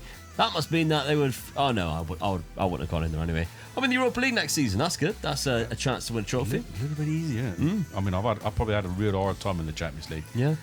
But let's have a look at the past positions then. Our first crack, both of us, at the Premier League in the same league. It's almost the same, really, isn't it? Yeah, very close to each other throughout Yeah. the whole season, to be honest. So there we go. We're on Sutton United, the other cup competitions, 3rd round and semi-final of the Carabao Cup by Liverpool. Yeah, it's not bad, is it? I always find the Carabao Cup is the cup that you're going to get knocked out very quickly because it's one of the first games you play in, and your assistant always rests half a team, doesn't he? Yeah, that's it. So you've done well, I think, to get to the semi-final against the champions. Yeah. You got to the quarter-final, knocked out by me. On pens. Oh dear, On dear. pens. 3rd round by Arsenal for you. But the Champions League, let's have a look at the Champions League. Round of 16 City. by Manchester City in a 5-4 aggregate loss. It's very unfortunate. Gutted. The knockout playoffs, you knocked out Atalanta. So you did very well there. And in the league phase, 15th place, Dad. Take that. 4 wins. Who did I beat? Nice, No one really Djurgårdens, Club Brugge, and Ljubljana. You drew to Inter Milan at home. It's a good result. Great day for the Hartlepool faithful. Yeah, That 2-2 definitely. against Inter Milan. Lost 7-0 It's at Liverpool. Anfield. I mean, you look at the games I lost, you're going to take that, and you're Yeah. going to finish them where I did. So I'm pleased. I'm pleased at how I've done in Europe. Yeah, I feel I've had a good season. It's annoying that Man City are top of that group, and that's the team that beat me out, knocked me out. of the yeah. Champions And you League. lost to Barcelona. They finished in 2nd Yeah. and went on to win it. So yeah, I've got to be happy with that. Not bad at all. Very good showing in the Champions League. Of course, you're not in it next year, No. but that could give you an advantage in terms of the league itself. Yeah, definitely. Yeah. Let's have a look at your player statistics. 26 goals from Rickard. He's still doing it. Yeah. Capado there with 20. I still think you're a striker away. Squad's looking quite small, but because of the formation you're using, Yeah. you don't need a big squad. No. Because you only need, obviously, your right back and left back as well, but goalkeeper, defenders, then 2 types of midfielder, Yeah. defensive midfielder and attacking midfielder. So really, you only need 4 who can, and then you need one of those players can do both anyway. Yeah. And you're laughing, and then strikers. You don't need to worry about loads of wingers and loads of. It probably is one of the best formations to have a small squad, really. Yeah, I agree. 'Cause it doesn't get swapped around so much then. No. Transfer budget for you next season, £38 million. I'm So it's not pleased too with that bad. because I've got a better wage budget there as well. So Yeah. it's a little bit better. And you still got the 100%. You're balanced, though. 117 million. It's getting better. After the Champions League. Yeah, it's getting Still got better. a bit of a wage Yeah. bill, though. But yeah, it's how it's interesting. a big difference when you get into that Champions League. How money just changes for a club. Yeah. I wonder where the home games were played in the Champions League. 24,000 seats there. Overview. You got. I don't know when we mentioned. I don't know if we've ever mentioned it, but you do have a new stadium. No idea when it was built. The Gary Liddell Stadium was built in 2031. 7 years ago. We've gone without realising you've got a new stadium. There it is. Sorry about that article because Yeah. I did think each time I saw it, should I Stadium named after a legendary player. So Some Gary Liddell. improvements to me the stadium, and I just thought, no, I've got to keep the money for the squad. Yeah. So I did have to do it. Done really well. Your training facilities, 2-star. Yeah, I keep asking for that to be Awful. better, and they kept on saying no. Yeah. As opposed to Sutton United, I mean, now I'm playing Europa League football at the same stadium, which is now a 7,000 seater capacity. So I very much doubt we'll be able to keep that going for very much longer. But finances, we don't have the money to build a new stadium, unfortunately. And I don't want to, I mean, that's gone up. I don't want to ask them to then, I think that the reason why we got debts is because they're trying to make the stadium worthwhile to play in Europe next season in the Premier League. I don't want to ask them for a new stadium and then them to completely bankrupt the club, which I have seen on Football Manager happen quite a few times. So yeah, I don't know about this stadium, but I do have 2.5-star training facilities, so that isn't too bad. And my youth facilities are flying. Every single time I ask for training facilities, they say no. And then I had obviously a board takeover, and it's like, new youth facilities. Yeah. So there we go. But that was an interesting summer anyway. Going up into the Premier League and having a board takeover and not being able to do anything was mental.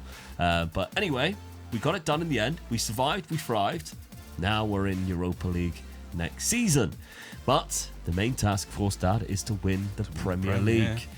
So let's see what players we bring in this summer. Yes, with us both staying in the Premier League, the next step is to find a way to challenge for it. And we are finally at a stage of being able to spend big on players as Dad's looking at improving his side. As well as looking to go back to his 4-2-2 formation that he dominated the Championship with. Meanwhile, I'm still going my 2 right-winger formation, and so far I've only brought in 2 players that are both from River Plate. Dad was still bringing in new players, including a striker that went on to score against me as we went to play each other at the beginning of the season. And yet again, it was another win for Dad and his Hartlepool side. Right, well, this summer, slightly underwhelmed. I signed more players when I had a transfer embargo. Just the 2 signings that came in this season. Not a lot of activity, which in a way is good because I had a good season and I managed to keep quite a lot of the players I had. Yeah. Despite a little bit of interest, including Milanovic. He is still at the club after his 32 goals last season. I signed 2 players, both from River Plate, both midfielders.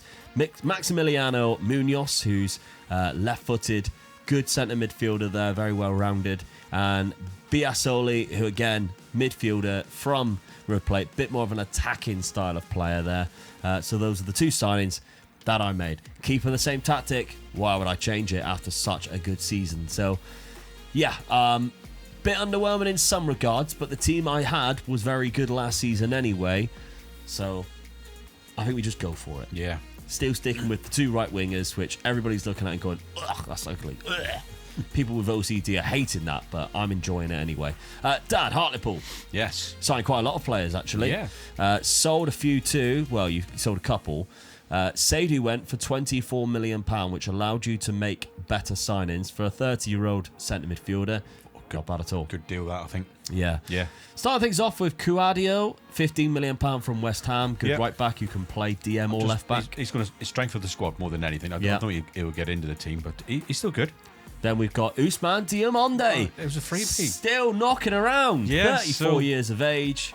It just puts a lot of strength in my reserves sort of like subs, and it comes on for 2 positions because we know he'll play that defensive midfield. I've used him so many times in a defensive midfield position because he's so strong and all that. He's both footed and all that. So, and he's a ball winner. So Yeah. I thought it was just I couldn't let this signing go by. So it cost a lot in wages. He's 100k a week, but Yeah. I think it's going to be worth it. And he's 34. Yes. On a 2-year deal. It's not right after I signed an old guy, but when I seen this one available, I thought, On no, a I've got to take 2-year it. deal. I've got to take it. So Then let's have a look. We've got Oscar Sene, another player from Barcelona, Yes. £22 million coming in. Centre midfielder. Obviously, you just lost one, so Yeah. there's your replacement. Better player as well. Oh, much better, I think. Yeah, 23. Good price, same price pretty much. Yeah. And he's a better player and he's younger. Ariane Poor from Tottenham Hotspur, free transfer. There's one striker. That's one striker in yet. Mentioned getting a striker. It's not bad neither, so yeah. He ain't the best one though. No. We'll leave the best till last. Now, £29 million was spent on a new goalkeeper, but an improvement. Yes. You struggled for goalkeepers, I think, last. I found it Last really season. hard to find a really good keeper, and the ones that I was going for just didn't want to come to me. And in the Yeah. end, I had it was a lot of money for the spending on a keeper when you think of the keepers that you've bought over the last few seasons. But I had to get one in. It's got to be a good position, so I had to get one in. So in the end, I went for it. But the best signing was Yes. a free transfer. Dean Vermeulen, or Dan Vermeulen, sorry. He's What a gonna be player. good. Yeah, he's going to be a good striker for me. So he's very quick as well. So yeah, he knows where the net is. Hopefully, he do the business for me. He's a better version of your other striker, Rickard, I think. Yeah, Because yeah. he has the the physical attributes, but he has better technicals. And I think that's quite important there. He's 6'5", great jump and reach. He can finish, he can dribble. But does he get into the team? Well, tactically, Dad, doing sticking. the 4-2-2. Yeah, I'm going to stick with it. He goes in there next to Leonard. Yes. Elvius and Renier behind. They've already struck up quite a nice little Yeah. relationship. So yeah, fingers crossed. I've got a better squad. Keepers in as well. So yeah, I feel I've got a better team as well. Well, Starting 11. they started very well. Yes. You battered me 3-1 at the start of the season. Drew 2-2 to Aston Villa, which ain't too bad because Nope. you beat Manchester United and you beat Chelsea so far with a late winner from Rickard, who's still knocking around. Yeah. Out of the EFL Cup, that ain't too bad. Not pleased with that. Get out of the way. Yeah, but you're currently sat in second place on Yes. the same points as Liverpool. Now, I have won 2 games. I beat Leicester and Sheffield United. Of course, I lost to you, but I also lost to Manchester City, so I'm not too worried about that at all. Season preview for this season. Your third, my second season, puts us in 14th and 15th place. Now, Europa League fixtures is what I've got, obviously. Maccabi Tel Aviv, Lille, Maribor, Mostar there. Then we've got Lazio and Valencia to end things up, and Club Brugge and Lubin to start things up. So I don't really know how I'm going to do in the Europa League. Not worried about that too much. Just worried about staying in the Prem. Again, at this point, we are in fact well and truly past scrapping for relegation, and instead we're challenging. You might think, though, that losing 4-0 to Dad in the second fixture against each other would suggest that there's a big gulf between us in the positions in the table. However, you could not be more wrong, and in fact, that win puts Dad level on points with me at the top of the Premier League. We are first and second in mid-January. Unfortunately for us, though, things are going against us because Liverpool are still incredibly good. And we are both dropping really silly points. The Europa League was also a factor in my performance, and we're still performing well in that with 7 wins out of 8 games. But we lost in the round of 16 to Bilbao, which is being played at Tottenham Hotspur's ground. Dad still has an outside chance of a title race, with Spurs now in the driving seat and they have a game in hand over Liverpool. Liverpool have been dominant, however, and put 4 goals past me in the second to last game of the Premier League season. And Dad's league record was horrific though, and he only won 1 league game in 8 at the end of the season and dropped down to 5th place below myself. Oh, the whole challenge could have ended this season Yes. from both of us. I mean, as it turns out, we were nowhere near in the end. I had an awful finish to the season, but But we were had a good season though. God. Really. Looking at the past positions, I was top for a little bit. You were top for a long time and chucked it away. I honestly thought this was it. I thought it was going, but then all of a sudden I just got a couple bad results and I just couldn't recover from it. It was those 4 teams, and Newcastle slipped out of nowhere luck. Yeah. Newcastle were 5th the whole season and managed to nab 3rd place from us. Shows how bad the end of the season was for both of us. Yeah, definitely, yeah. But shows also how far ahead we were. Yeah. With us, Liverpool and Spurs. Those 4 teams. Crazy. Rickard again, top scorer. Wasn't even your new player. When we did best ever at the start of the season, he wasn't even there. No. He's still somehow the top scorer. So he is really thriving. 27 years of age, still doing really well. Bless him. But yeah, the Liverpool side, I mean, they've got this guy up front who looks absolutely mental, scoring a lot of goals. He is 30 and he's unhappy. Maybe we can buy him. Yeah. But 190 million. yeah, 4th and 5th place in the end, despite being top and playing each other around the time we were in a title Yeah. race. I mean, you look at it and you think, oh, you got it because you're so close and all that. But I am pleased with the season I've had. It goes to show that our teams, our squads are so much better. Yeah. They're holding their own now, and we're pushing. We're Yeah. pushing these teams now. They Yeah. got to think about us now. Absolutely. A few more good sort of like transfers and we could be right in amongst the mix then. Yeah, I mean, most goals were both up there for that. Lutz 72, 75. Fewers conceded, but not there. But we're both playing very attacking. Liverpool's dominating this at the Yeah, minute. that's a problem, isn't it? They've been very good. And you look at the past winners of the league, it's been dominated by Liverpool the last 4 or 5 years. Yeah. So, And the that's our task. The time they lost it, they come second. They come anyways. second, yeah, and it was Man City. Yeah. Anyway, Sutton United, other competitions. round of 16 in the Europa League, knocked out by Bilbao. 5-3 there. Man City went on to win that, funnily enough. But if we're looking at the league phase, I finished in second place, only behind Man City.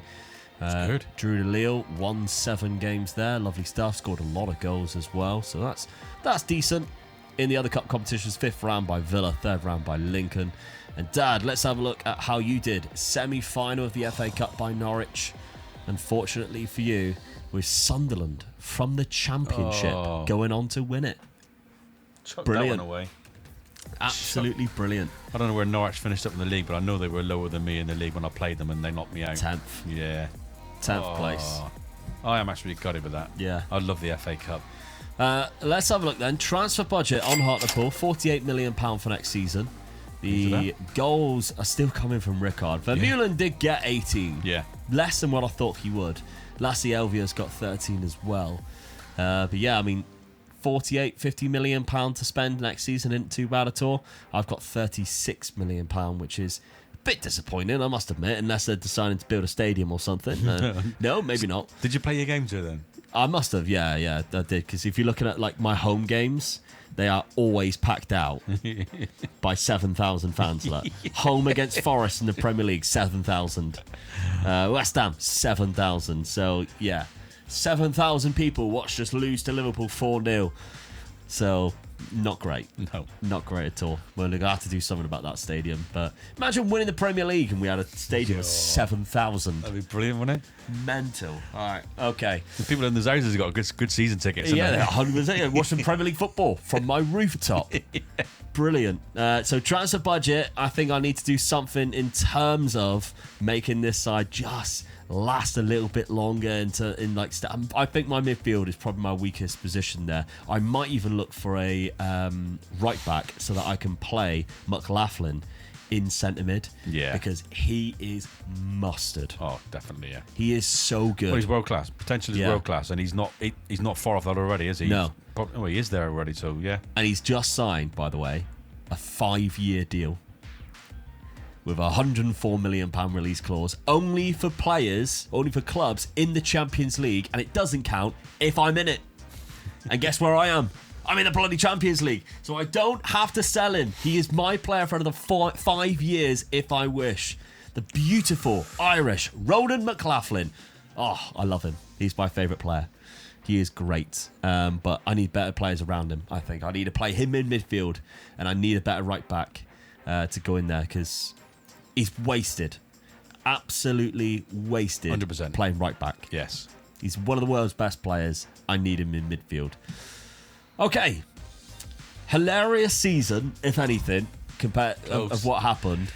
But we are really within touching distance now of actually completing the challenge of winning the race to the Prem. Yes, things are hotting up, so you need to make sure you are subscribed because you do not want to miss how this challenge continues. And recently, we have been so good in the Premier League that we are actually challenging against each other in the title race. Only to drop off towards the end of the season and allow Liverpool to lift the league title. But the signs are there and we are knocking on the door. And so we began working hard in the summer to rebuild better teams, and Dad was getting big offers for his players. But he was still finding fantastic free transfers which instantly improve his side. I was looking out for a right back so that my Irish wonder kid can stay in the middle of the pitch in midfield instead, and that's when I signed Sorensen. My scouts though were constantly discovering gems like Hiroki Murashima, who was playing in the Japanese league still at 26 and looked incredible. Dad was also finding players too, such as this Colombian goalkeeper who would become his new number one, as well as a wonder kid right back that he splashed out £70 million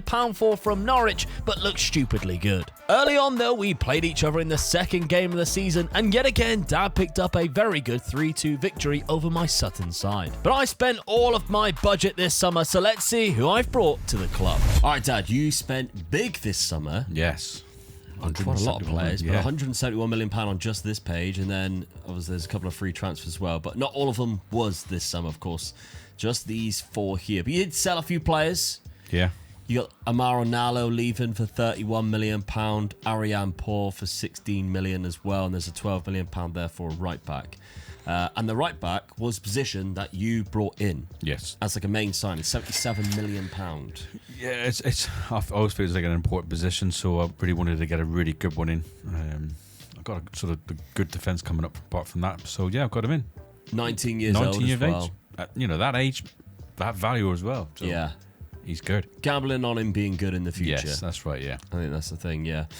Okay, now Alex Jorgensen, £17 million, a good Danish centre-back that's come in there. Left-footed as well, good pace. Well, he's both-footed, really. Yeah. So I think he'll cover both positions, but he can go up through the spine as well, so... Yeah. And then we've got Otero, your goalkeeper. Yeah, I needed another goalkeeper. I think one of my sort of reserve keepers wanted to leave, so I thought I'd just spend out a bit of money and get a better keeper than what my first team keeper was. A new number one, yeah. Otero is that guy. The couple of free transfers, you got Diego Alvarez, centre midfield. You can pick up a free transfer like this as well. I'll just jump all over him. Yeah, got him. Yeah, I mean, he doesn't... Very good on both feet. You're not playing that position, but no. He does play both of those. Yeah, which I am playing, yeah. And then Felix Becker as a free transfer striker that you've got from Wolfsburg. So good signings. Good transfer window, I feel, for myself, yeah. Yeah, locking in Sene in the defensive midfield spot.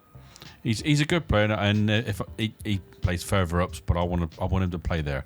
He's not bad on the ball, his passing and all that, so yeah, I'm going to lock him in that position. Okay, well, playing the 4-2-2 formation, as you can see, if we best pick 11, he does go outside, but you've got a lot of options now. Yeah. Squad's quite big. I feel my midfield is probably my really strongest midfield I've had since I've been doing this, so they're really good. Yeah. Okay, well, we'll have a look at your schedule in a sec, but first, let's see what I've been up to, because I've also sold quite a few players. £60 million has gone out here alone, which is Kieran O'Neill, Fernando Olmo, Maximiliano Munoz, of course, after just 1 year. Sold him for £26 million. Tony Matic has finally left as well. So some names that helped me get promoted has left the club. Yeah. It's kind of thing you have to do that. Ben Grist as well. Mikael Sorensen was the first signing. £21 million. Cracking right back. Danish, 30 years of age. However, he is now out for 2 to 3 months. Always happens to me. Great physicals, great mentals, though. Happy to bring him in. Then we've got Hiroki Morishima. Sounds like a Japanese wrestler. That's somebody that I would have supported when I watched Japanese wrestling. But no, he's a very good centre midfielder, and I'm actually going to train him to play in the DM role. I was thinking about training him to play right midfield, and I think he actually might have played a game there until I found a better player to go in that position instead of Tyson Downham. But he is really good. Physically, mentally as well. We've got a striker that I spent money on quite a lot, £56 million. Yeah. He's decent, and he's only 22. So, again, very much like the right back you signed, because of the age, you have to pay a premium for it. Because, obviously, at the minute, we've been signing quite a lot of players who are at the end of their career. And they cost a lot, but you haven't got them for very long. Pay a little bit of extra to get them for longer periods. I mean, he's obviously only 22.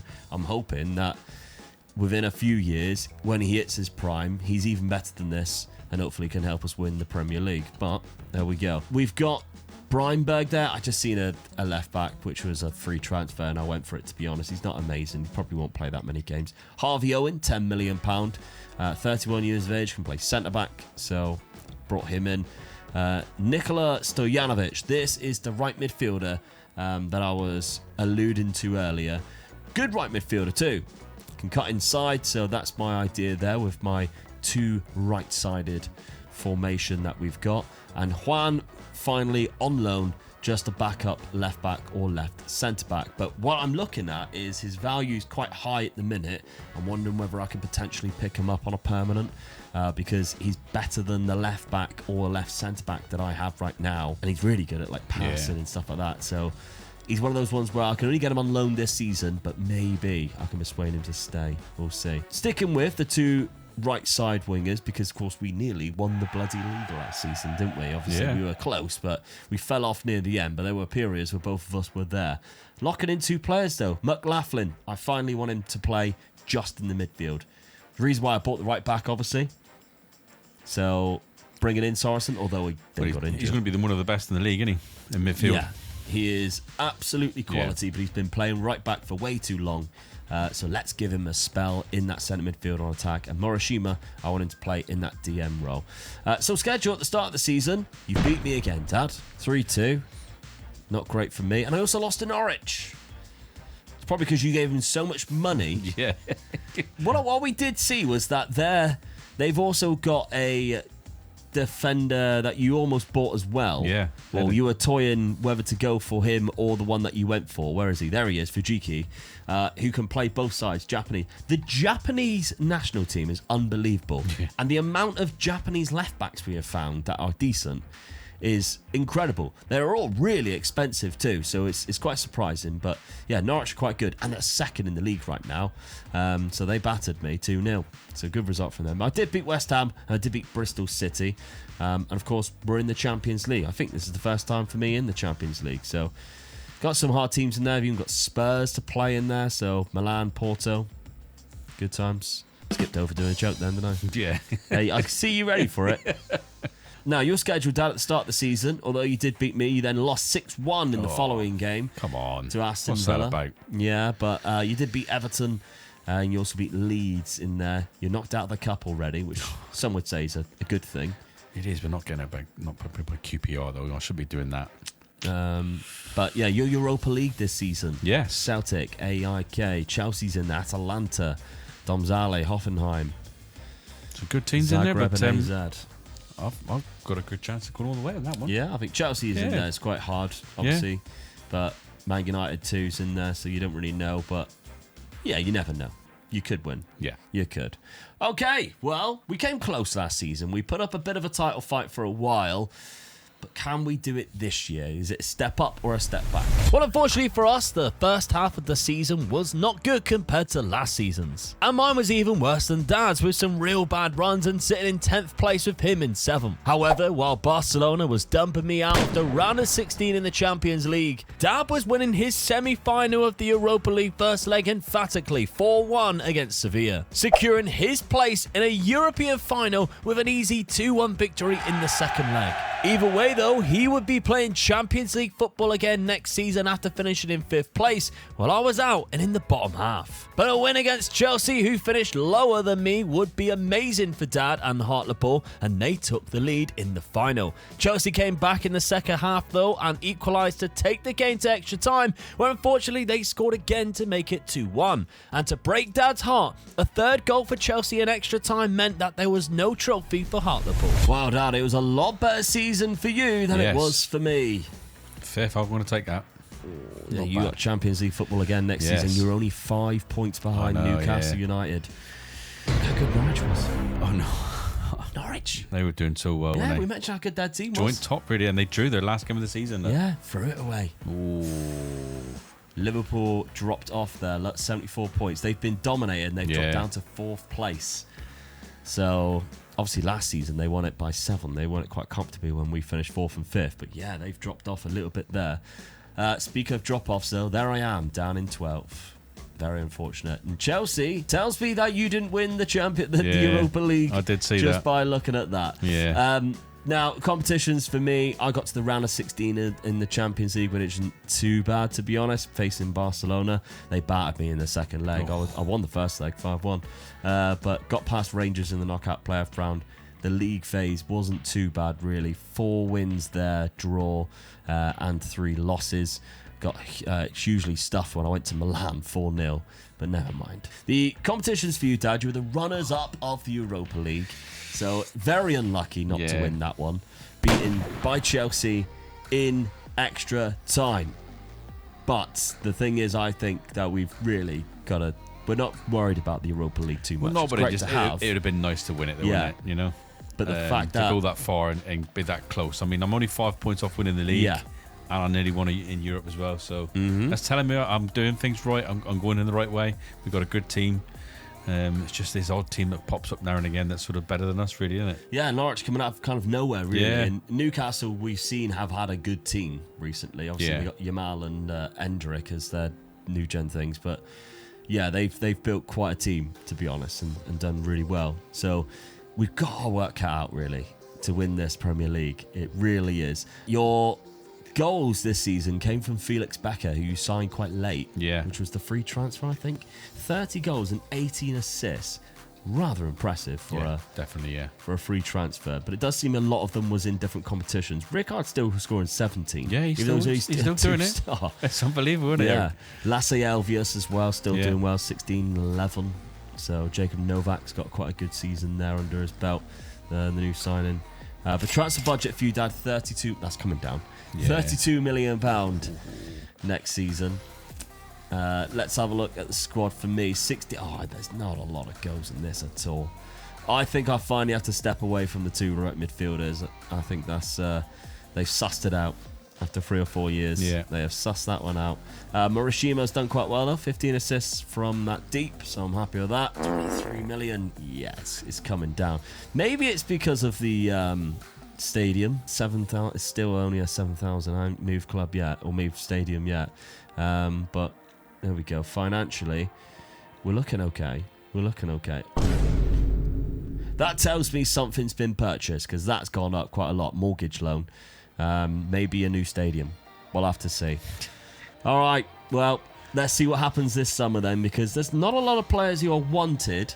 Do I cash in big on Ronan? I don't want to, but he is the most highest valuable player at the club after my striker, to be fair, actually. But nobody's wanting him, especially after only getting 13 goals in 40 appearances. This summer was dominated by striker news as Dad signed one from Rangers who looked really good for just 19 million. I was selling Tal Galuk to Real Madrid, which gave me a huge budget to spend on players to improve this Sutton side, including a South Korean striker currently at Aston Villa called Ju Yong for £60 million, but I definitely feel it was worth it. I know I needed to change tactic as well, and I went back to an old faithful that gave me promotions in the past, which was also matched by my dad and his very own version of the narrow 4-3-3 system. Quite a window for you, Dad. Yes.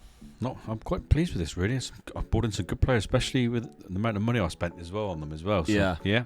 £44 million on a centre midfield, centre back. I don't know what you're classing him as. I think I lost a couple of midfielders, so I was just getting him in to sort of like fill the gap as well. So, yeah, pleased with this squad.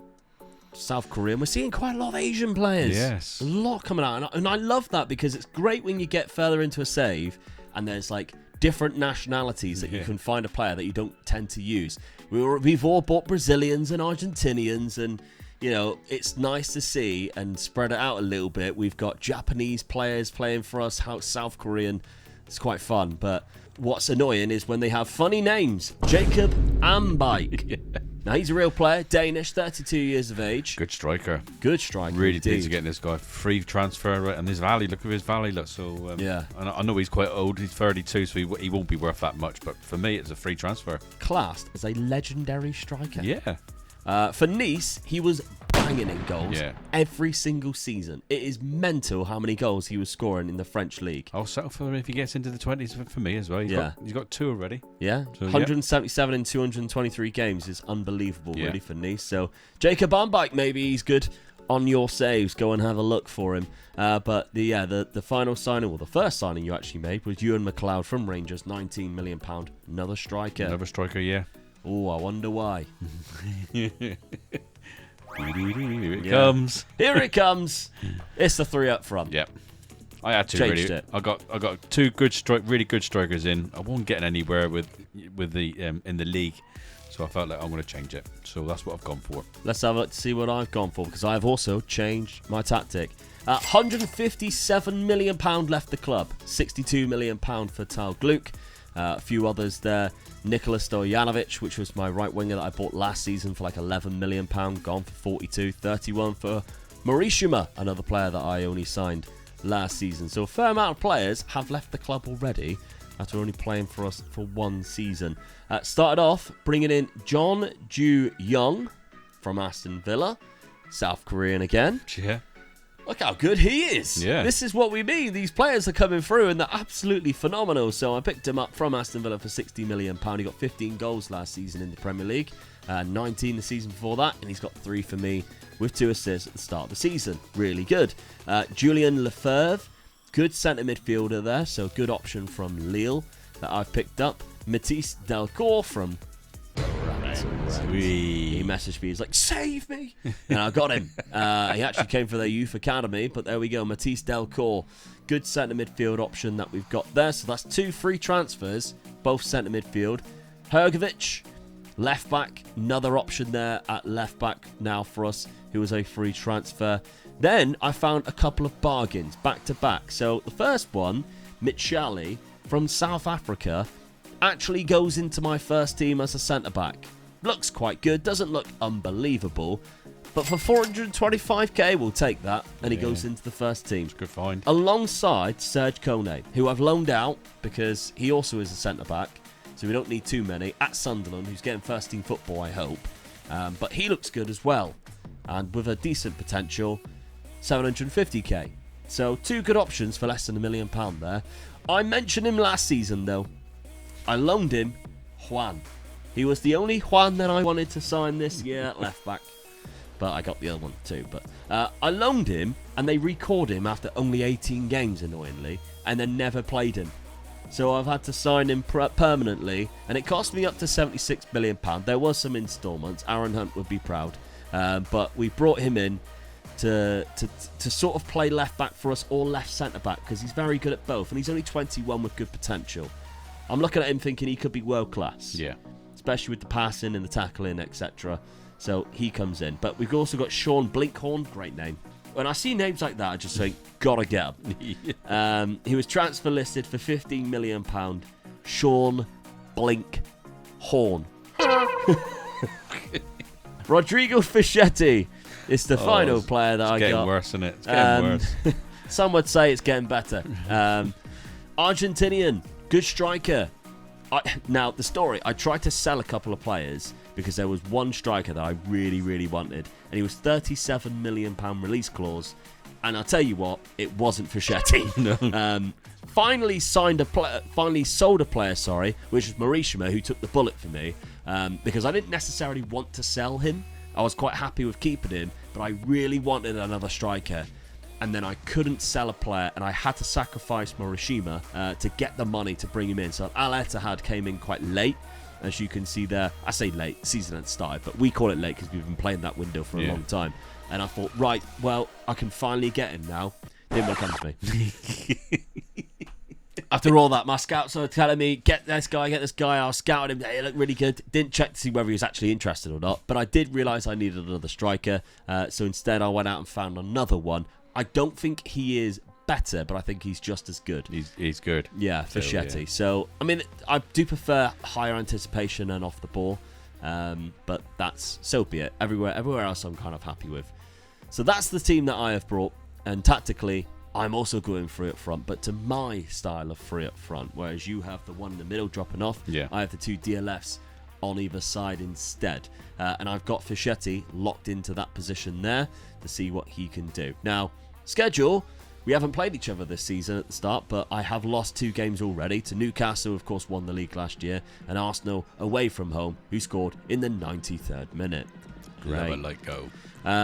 Did beat Sheffield Wednesday, did beat Palace, and I got a nice little win there against Brighton in the League 2. Dad, you're doing a little bit better than me. You are yet to be beaten. Yeah. A couple of draws, Bournemouth and West Ham, but Chelsea and Bristol City with the wins. I mean, apart from Chelsea, really, I haven't really played anybody that you would sort of think, oh, they're good in that league, aren't they? Yeah. So I'm looking at that thinking, it's all right, but is it? I mean, Oxford is in the Premier League. It's my next home league game, so you know, I could go a few more games, a couple more wins, and get a good run going. So I haven't played anybody good yet, though. No. Just in case anybody is interested, we still haven't moved stadium. So I don't know where that mortgage debt is. We're still playing with 7,000 seater capacity, which you can see here against Sheffield Wednesday, and of course Brighton selling out every time. It's got to be soon, surely. Away fans take 5. Yeah, I mean I can't request anything, which tells me that the stadium is in plans, because I think normally you can ask to expand or buy new stadiums. So I'm guessing it's there. We haven't seen it. Must have skipped over it. But all right, let's see what happens this season as we race to the Prem. We have got to wait a while before we clashed in mid-December, but honours were even as I visited Dad in Hartlepool for a match that ended 1-1. Liverpool were completely running away with the league title, but Dad and I were struggling to make an impact. Dad did great in the Champions League though and managed to get to the quarter-finals, but a first leg loss from PSG then made it very difficult to progress and he was eliminated. The second fixture against each other in the league though came really late into the season, and it was more about finishing higher than each other than anything else. You can also witness Ju Yong's brilliance as he put in the second goal to give us the lead, but it was not the winning goal as Dad's side scored a second corner in the 94th minute. However, Hartlepool's loss to Norwich on the final day of the season did cost my dad though, as a final day of the season win against Everton for me meant that I jumped ahead of him in the league table. Right, well, neither of us are challenging. No, that's a poor season for me. Just crept into Europa Conference League spots with 61 points. That's probably because you lost on that final day. Yeah. To Norwich, who were still there, 4th, by the way. Norwich doing very well. Liverpool reclaimed the championship, though, the title. 84 points, 3 above Newcastle. Then it was kind of like the rest, really, because Man City were somewhat off it, 11 points behind Liverpool. And we're all the way down in 7th and 8th, Dad. I mean, I'm 23 points, behind Liverpool. You're 24. Yeah, I mean, you look at that as a poor season, Rick. I thought we were both building a better squad, but obviously the tactic didn't help us then, really, did it? No, who would use 3 up front? What blithering idiot has got that in my head to use that? I went and sold loads of my wingers. What am I going to do now? I have to go back to a winger formation because some idiot said go 3 up front. It was me, actually. I made the first move to go 3 up front. Dad went, I'm going to do the same. Jong Jung-Yu, 17 goals. Not too bad. 4 card. I'm glad you owned up to that. Me just yeah. keeping shut here. I'm thinking I'm not going to say it. I'm not going to say it. Foucault also had 15 assists this season. So as a striker, he's done quite well, especially in the league. Just want some more goals, please. 11 goals, 15 assists there. It's not too bad. 7.72 average rating.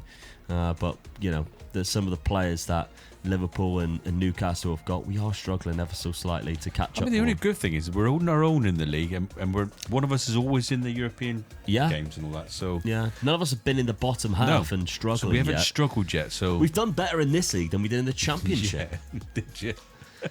So there we go. I think it's just the teams above us that finish above us, the likes of Liverpool, and Norwich recently, and Newcastle have just got such good squads. Yeah, you know they do it consistently the whole season, where we've been top a few times through the seasons anyway, but just couldn't hold on to it. Yeah, I mean we are 18 seasons into this now.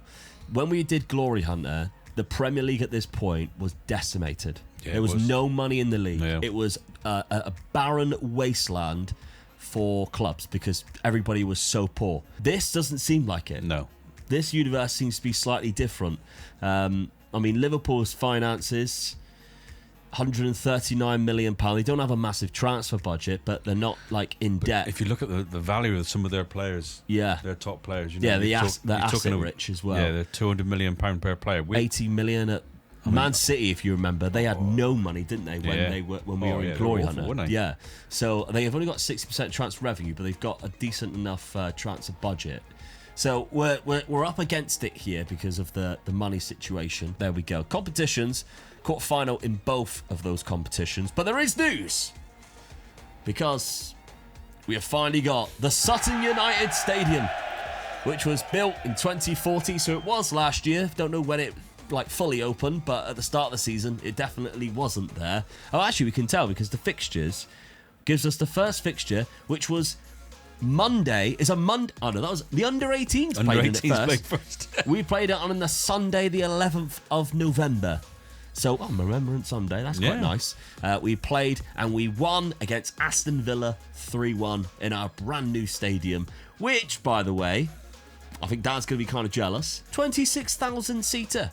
Not bad. With the expansion capacity of 40,000. So what I'm curious with now is if we can actually fill it. Because if we've just got, obviously we were going 7,000 at the start of the season, and now if we've gone to an empty stadium, it's going to be quite embarrassing. But it does seem like we're filling it. Look, that is the maximum capacity. Yeah, Newcastle and Tottenham both. Every single. Wow, we should have built a bigger stadium. because we're still selling it out. This is crazy. We're still selling it out. Good for us. All right. Now, unfortunately, on the pitch, it hasn't been too exciting. 21 goals with 11 assists from Jong-Ju Young. Fischetti didn't score as many as what I hoped. I bet Jung would have. That was the guy that I tried to side that didn't want to come to me. He would have scored loads. I call him the one that got away. The Great White Buffalo, you know. There's always one in there. There's always one that just got away when you were younger. Mine was Jung. Great ass. No. Anyway, Forsad. Moving on. Pierre Forsad. 13 goals, 19 assists. Still got Ronan, by the way. Yeah. And 2045. I can't remember the last time when we looked. Yeah, it's still that same contract. So he's still here. He's still unhappy. Yeah. He wants a new deal, actually. We just can get rid of that release clause. That would be quite good, actually. He's happy to stay here, which I'm buzzing with because he is a star player. He's absolutely incredible, and I need to keep him. I just need to find a better right back that will actually keep him out the side, but the trouble is he's too good there. I don't know where he played this season. To be honest, I'm okay with that because a lot of the time he's doing both. Yeah. And he's getting a lot of assists as well from both. So I'm okay with that. That's not too bad. And I guess my my actual right back, Sorensen, yeah, he's playing 21 games there. Finding a right back that's going to be good enough to keep him out of the team is probably really difficult. There's not a lot in the world. Now, my transfer budget is only 11 million. Yeah, the Aaron Hunt installment methods is catching up on me by the looks of it. Dad, yourself, though, I mean, competitions... 4th round in the FA Cup, 4th round in the Carabao Cup. The actual Champions League final is yet to be played, but where did you finish? We can find it here. You got through to the round of 16 and was knocked out in the quarterfinals against PSG. You were in the final. Yeah, you were in the final. It was a good showing, and you finished in the top 8. Only lost 2 games to Real Madrid and Monaco. 1-6, so you did quite well there. You even beat Liverpool. Liverpool 4-2 in that one, yeah. So, good stuff. Your... goals, 20 from Ambike, who's 33 now. Yeah, that's the problem now, isn't it? But next striker's 32. 32, striker 29 Rickard, striker 31 Harry Leonard, striker 30. Well, I'm definitely not going to have 3 up front next season, am I? And the problem is I'm looking at the value of the players. I've got one player that's really a lot of value. Anthony James, of course, which is your youngster. And then Robert Alenia, who you've got loads of bids for. You just keep rejecting it because he's your good defensive midfielder. Yeah. So do I cash in on one of them and then sort of start trying to build another team? That's if anybody wants them. That's right, yeah. It's the trouble. Lassie Elvius, Norwich wants him. You can't send him to Norwich. No, I can't do that.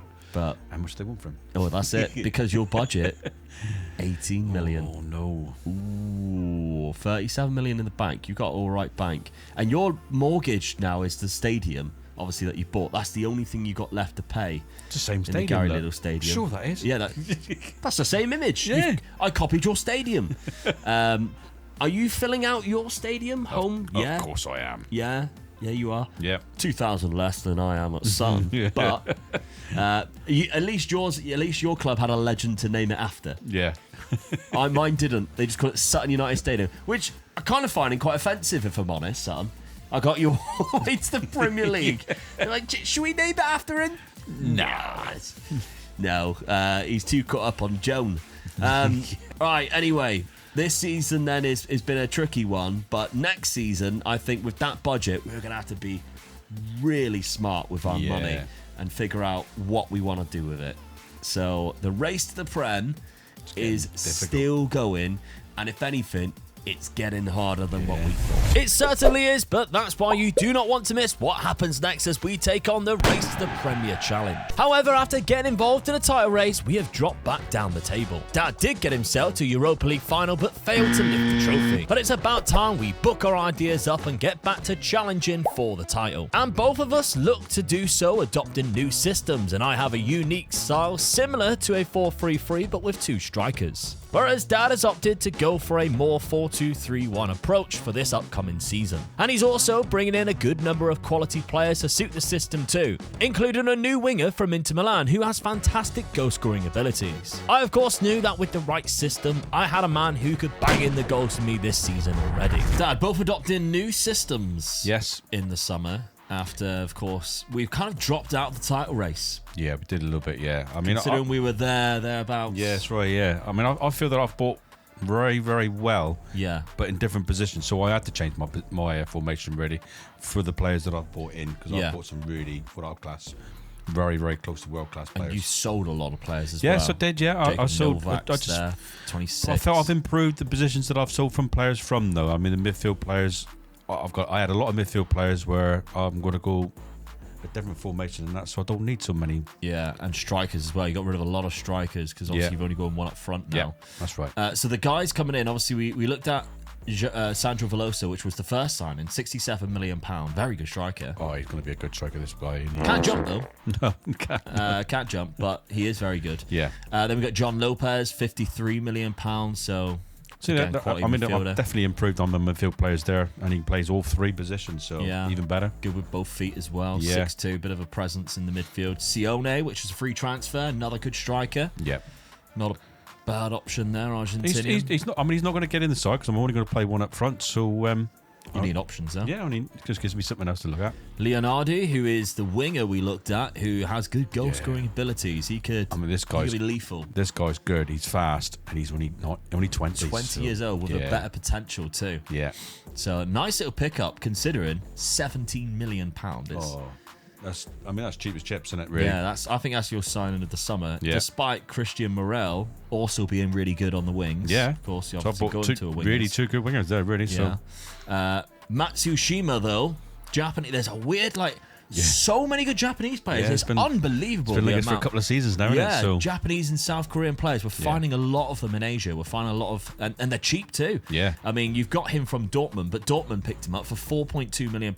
I've got a feeling as well, he was on my shortlist when Dortmund went for him. Yeah. It was a few seasons ago, but I recognise the position more than anything. £25 billion for Aleku, centre attacking midfielder. Now you need one, and he's a very good one. Yeah. Only thing he's really lacking is a bit of pace. But technically and mentally, he's very good. And then finally, Simon Green from Brighton, £22 million. Good backup. Good backup, left back. yeah. I mean, he's only a 20-year-old as well, so he's not expecting to get right into my team. But yeah, I'm pleased with that. It's a good sign, I feel. Yeah. So obviously, you're going for a 4-2-3-1 formation. This is the best 11 pick that you can see here. Let's have a look at the signings that I made too, because there were quite a lot of them. And again, I've got a new system as well. Didn't sell anybody on that page, but I did sell £24 million worth of players. Most of it was Marko Milanovic. Of course, bit of a hero for me after picking him up on a free transfer from Oxford. That first season where, when we were in the Premier League and he got 32 and 34. Yeah. Unbelievable, but he never really lived up to that, unfortunately. He's kind of dropped out of the squad. I didn't sign as many players as what you did, but I think I've done quite well in the transfer market. John Ji Hyung, just a backup centre-back, but the potential was there. And again, South Korean, 19 years of age. And I'm not being funny, I ain't turning down a signing for £1.4 million. No, definitely not. He's already played a couple of games as well. One start, one off the bench. From Pohang Steelers, we got Nico Bianchi from Bologna. Great free transfer. He is class. Good striker, 29 years of age. And then finally, Lucas Gaitan, £18 million from Boca Juniors. I needed a better centre-back. He comes in. Again, he's only 20. We're at a weird stage where we're having to do almost like a rebuild. Yeah.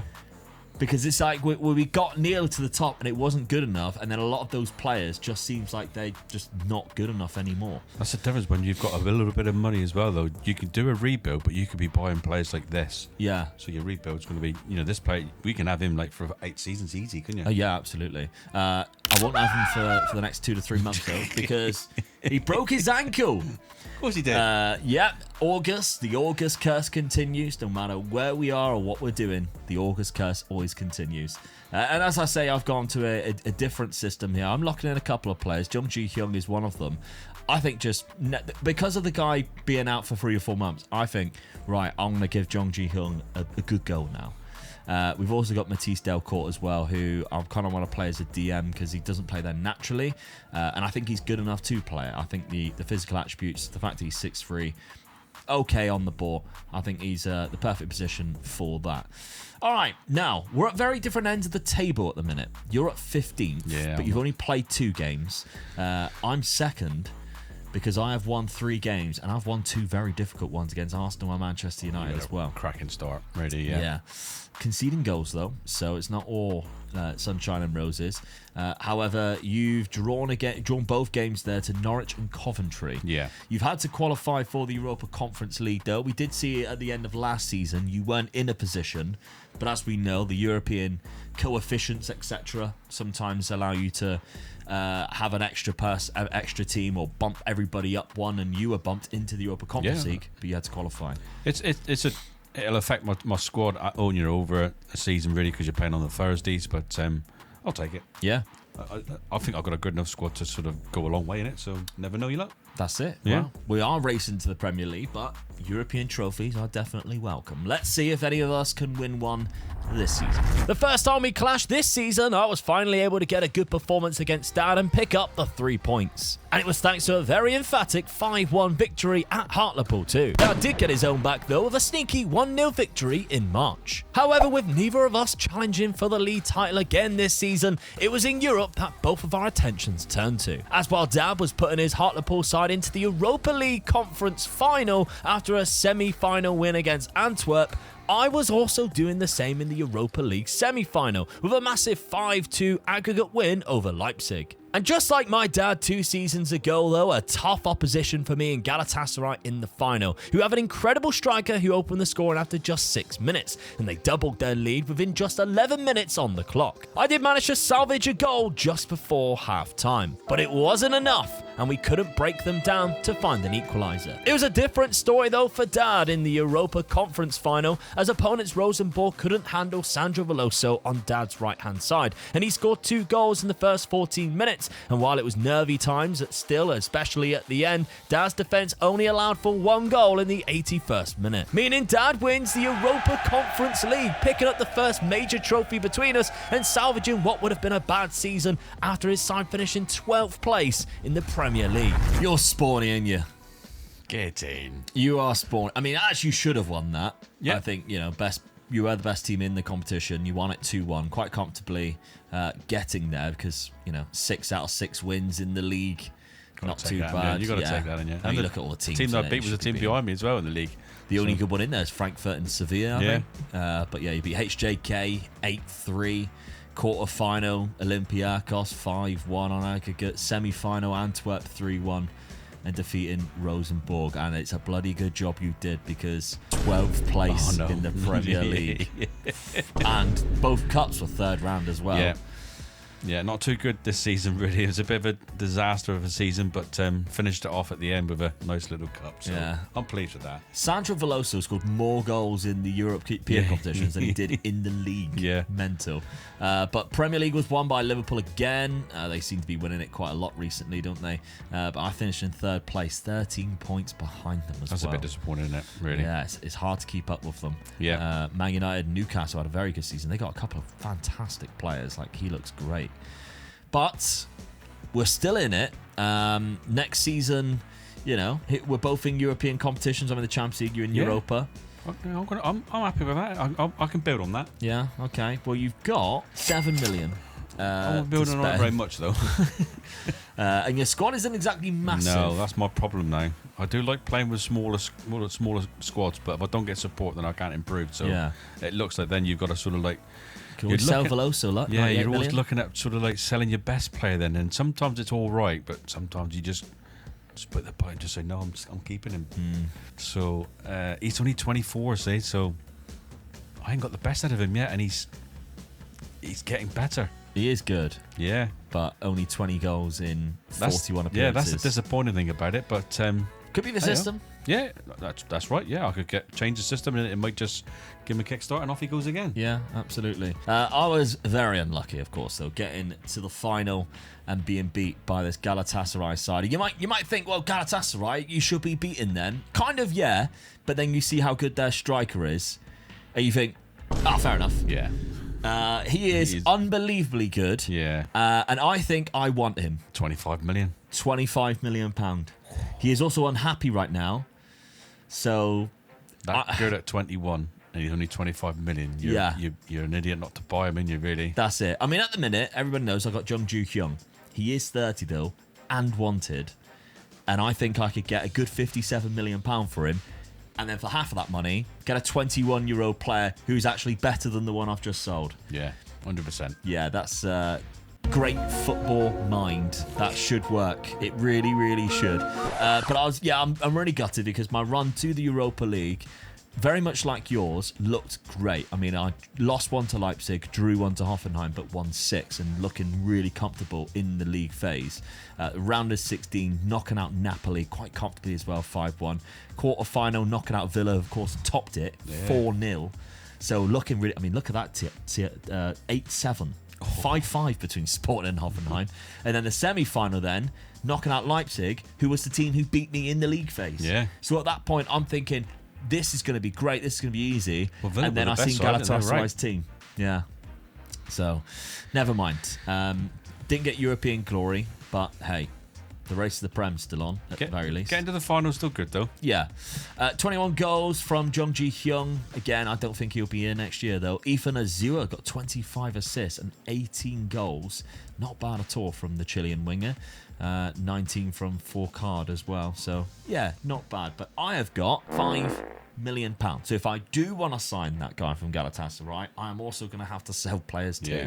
And I think I've already discovered who it might be. I made the drastic decision this summer to sell Ju Yong, but for a good reason, as the 30-year-old went for more money than his 21-year-old replacement, the Galatasaray striker that scored against me in the Europa League final. Dad finally sold Rashawn Reed, his goalkeeper who's been with him for over 10 years, and he's found his replacement already, as well as more targets that he's looking to bring in. Another season of tinkering for me, though, as I need to find a winning formula and look for a 4-2-2-2 narrow. Whereas Dad has decided to try his 3-striker formation yet again for the upcoming season in hopes of a better league performance. Other than a very bad loss on the opening day of the season to Arsenal, though, it has been great overall for the start of both of our teams as we go into season number 20. Well, Dad, I got the deal done. I got a lot less money than what I thought I would for Yeah. Jung Ji-hyung.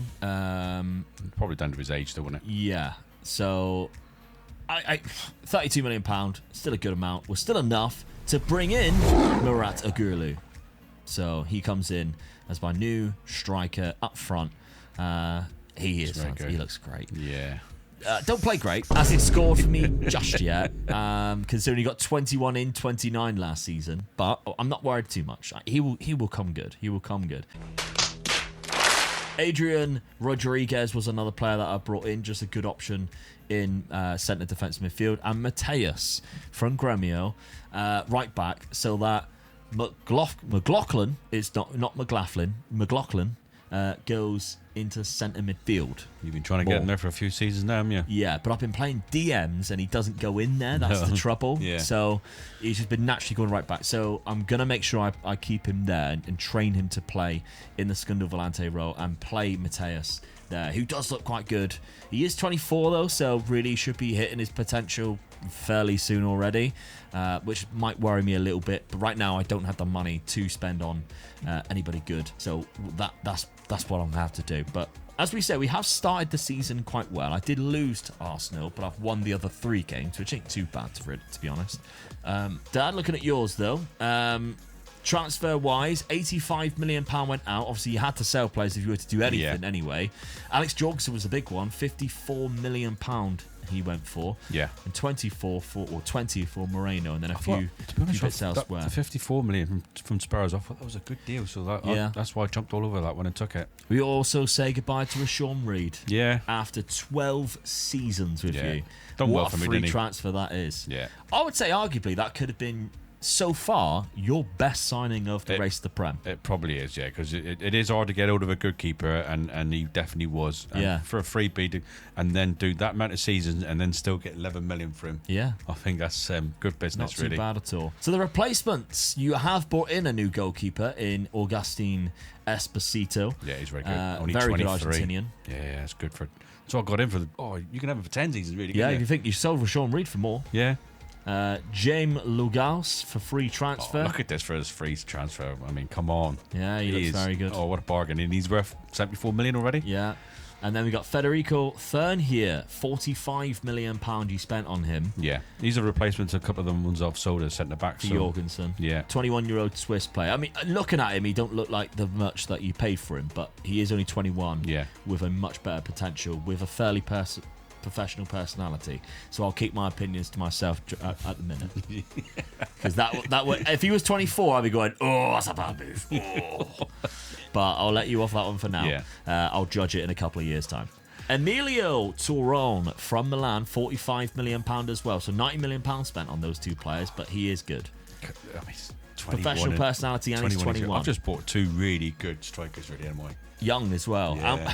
This is a thing. We are basically doing like a rebuild where people were like, oh, this series is going to end soon. Well, at the minute, we've gone backwards. Yeah, we've gone backwards more than forwards. Liverpool way too good for us. So, and of course, you had to change your formation after the 12th place finish last season. Yep. Gone back to your 4-3-3. Yeah, three up front again. But the strikers that I've got up there now, Yeah.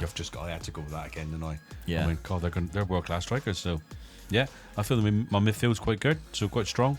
And you started the season well too. Yes. 4 from All greens. Happy with that. 4. Not too bad at all. Done United.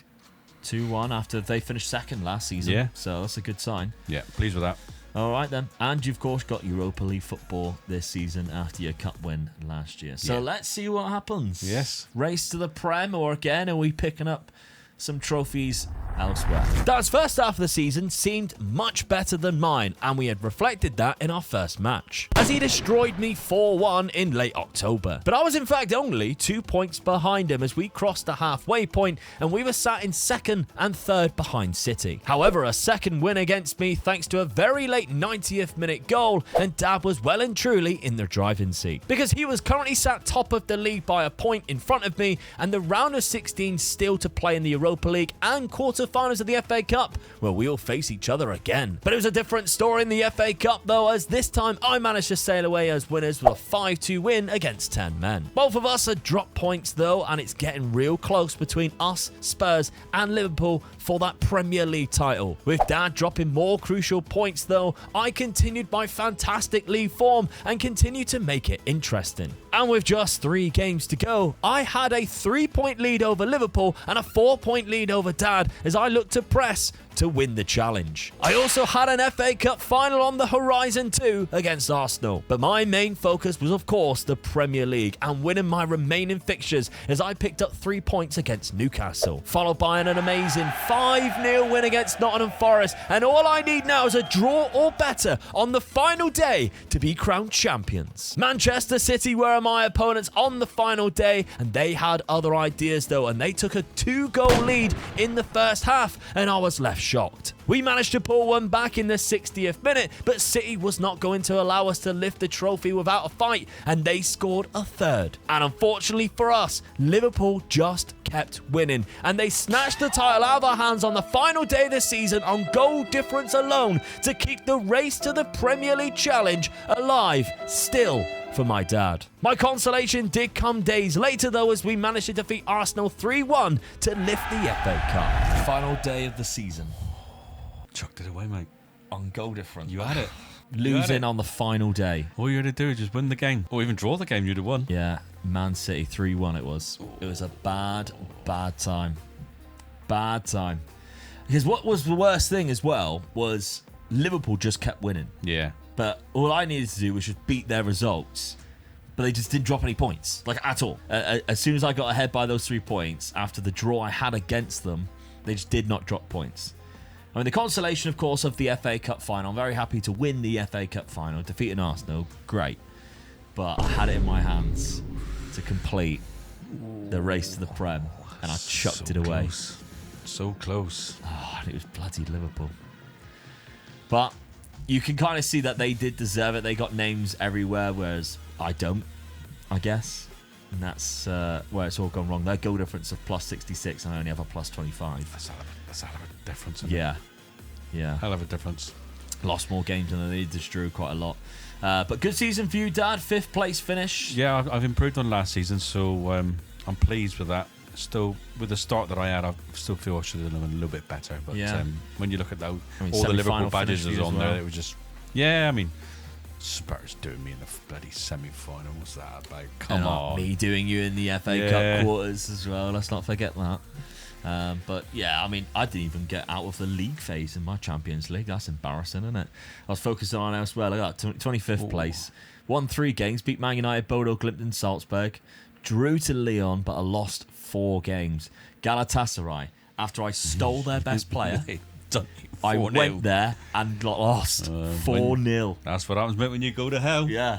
I wonder if my player played and was like, God, this is He would have got some reception there, wouldn't yeah, he? God absolutely. almighty. But how did he do across the season? Well, he only got 19 goals. I was expecting a lot more than that. 17 from Azua Fischetti chipped in with 16 as well. 15 for Foucault. Delcourt arguably had the best season for me with 15 and 15. So, I mean, it's not looking too great with that. Also, I had broken ankle at the start of the season, got one at the end of the season with McLaughlin as well. 12 goals and 11 assists, but a broken ankle towards the end of the season after playing him, of course, as many times as I possibly could in that DM role. He's 26 now. I picked him up when he was 18. Yeah. So he's been at the club for a long time. Transfer budget, though, 15 million, but the wage budget is quite good, so I'm not looking too bad financially compared to where I was, I mean, recently. Like, I've been down at minus 68 there, so that isn't too bad. And yourself, Dad, you've got £3 million, but your finances are a lot worse than mine. Yeah. That ain't good as well. No. I ain't got many players to sell, so... I think you have. You picked up quite a lot of free transfers. Lately I'm sort of like picking and choosing players that I can sell now, really. I mean, the problem you got is that your players that are not of very good value are obviously your worst players. And, I mean, selling a player for like 100,000, that ain't going to get me anything, really. No. Is it? Someone to just keep him in the squad, really, Yeah. as a squad player. But, it's picking the odd player. I mean, age-wise, they're not too bad at the moment, so it's not like... I'm like, you got there. 2 players Well, one of over them's like- one of them- 33. Yeah. So, I mean, that striker there, Becker, at 34, I don't know how much he's worth. He's only worth 100. It's because he's run out of contract. Yeah. He's joining somewhere else Yeah, anyway. so that's the thing, innit? Yeah, I can pick and choose. If I can, what I'll do, I'll look down the transfer market, see what's around. If I can find anything that's better than what I've got in a certain position, and I can sell a player for like 50 million, and same as what you've done back along, isn't it? You sell one player and you buy another player which is better but less, then you're laughing, really, aren't you? Yeah, that's the aim. And of course, I'm pretty much looking the same type of thing, really. I've got a lot more players who are older. Yeah. If you look at that's half of my squad, really. That's in their 30s, almost. So if you look at that, I'm in a better position than you, really. At the minute, yeah. But on the upside of that, or the opposite side of that, I've only got one of those players who played the majority of the games, and Robertson, who is 36. I've got Juan, who plays left back majority of the time. Yeah. I think he's been playing quite a lot at DM. I don't necessarily need him at DM. No. I've got lots of players who can play DM. I don't know why that it always favours to play him there. So really, as a left back option, I've got Juan, who's the only Juan for me at left back. And he's 23, Spanish, world class. I'm not looking to get rid of him. I'm looking to keep him. So I'm all right with that time. So. Yeah. Fair enough. Yeah. Bit of All right, wheeling then. dealing, I think, to do, isn't it? That's it. The next summer is going to be a big one. We have now crossed 20 seasons. So 21st season, we are still trying to race to win the Premier League. Heartbreak for me, but the challenge continues for both of us as we race to win the Prem again. But as we go into season number 21, I am just about getting over the most devastating last game of the season loss where Liverpool snatched the title away from my Sutton side. Which of course keeps Dad's hope of completing the challenge before me still alive. And he starts this season signing Pedro Sano, a Portuguese striker from Sporting, to join João Veloso up top for 35 million. As well as making the big decision to accept a £40 million bid for a legend of Hartlepool, Lasse Alves, who has been with Dad for a very long time. I got a lot of my transfer business done early and have a couple of free transfers to go with a marquee signing of a world-class right-back from Brighton for 85 million. However, I have a bigger concern, and that is the amount of injuries, with at least 5 injuries in mid-July, and some of them are for significant lengths of time. I have also decided to sign Memphis Depay. That's my new assistant manager, and look how good he is. Dad had a tricky start to the season though, facing the current champions Liverpool at Anfield in his first game, but he was ready to shock the league with the early fixture. Right, Dad, we said goodbye to one of your best all-time players, I think. Yeah, Lasse Alves. I just had to get some money in. he was the only player that was anybody wanted out of my team. So yeah, I got some money in, so I could sort of get a few more players in, and needed a bit more of a squad players in the team as well. So yeah, Coming off the back of his best season with 19 no. assists, Yeah. binned him off to Saudi Arabia with Al Ittihad. But that's where the money is, so Yeah. that's where he's gone. So yeah. £40 million, and that allowed you to bring in a few players. You started off with Pedro Sano, so pretty much using most of your budget on Pedro Sano from Sporting. Yeah. To go up front with Veloso, so we've got a double Portuguese strike force there. I mean, he is good as well. And Yeah. 22, nice youngster as well. So yeah, just Good pleased with player. his signing. Can also fill in midfield if you needed to. that was the main thing. That's the spine of the attack, really, isn't it? And he's 2-footed as well. So, Yeah. and quite good with both feet as well. So Only 22. Yeah. Bit of a potential there. Then we've got a new goalkeeper coming in, £14 million. It's a Yeah, I mean- challenge for your goalkeeper position. it's a bit of a challenge, but I mean, Esposito was a really good keeper, so Yeah. I needed a good second keeper just in case of any injuries. So I got this guy in. Yeah. Another Portuguese player too. Then Victor Lurven Skoid. Nailed it. Norwegian. I mean, we see the right back. I've probably got one Yeah. of the best right backs in the league with James. So Yeah. it's just a replacement for him in case he gets injured. Really, he's not brilliant, but he's a good, I would say, average. You were lacking players. Yeah, really. I mean, he can play on both sides as well because he's 2-footed as well. So Yeah. I've got to look at that as well.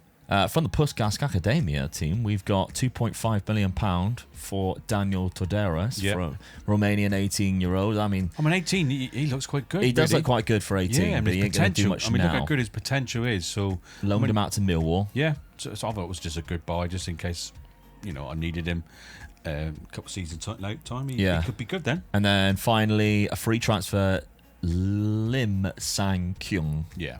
striker. Not a bad one. No, he's quick. It's good. He's quite good. But he's all right. He's 26. He's average, for this league, I think. But he's good to have in the squad. Okay, well, tactically, 4-2-2, narrow, but with a right winger, because of course you still got Morel, who's a very good right midfielder, one of your best players, the Argentinian there. You've got like weird groups of nationalities. Portuguese striker, we got a Spanish midfield there. We got Japan and Korea, the Asian centre backs that you've got there. So then there's like dotted around a couple of Argentinians, English and Scottish ones, yeah. fullback, the British fullbacks there. Yeah. So. All right. So the defense is more or less sort of half and half of British, and then the An rest, Asian, yeah. And then we just go then, don't we? Yeah. Really then. Right, so let's have a look then, because you mentioned bringing in you already had one of the best right backs. I've just brought in what I think is maybe the world's best right back in Darren Mute, don't know. He's English, from Brighton. I picked him up, world class, only 23 years of age. He is phenomenal. Yeah. He is phenomenal. And of course, he's got himself injured in August with a hernia. Of course he did. Because that's what happens to all of my new signings. Now, he's come through the Brighton Youth Academy. He is on par, as you can see down here, with Ronan, which means, finally, it might not put Ronan at right back. That's right. Without me having to select him there. £85 million.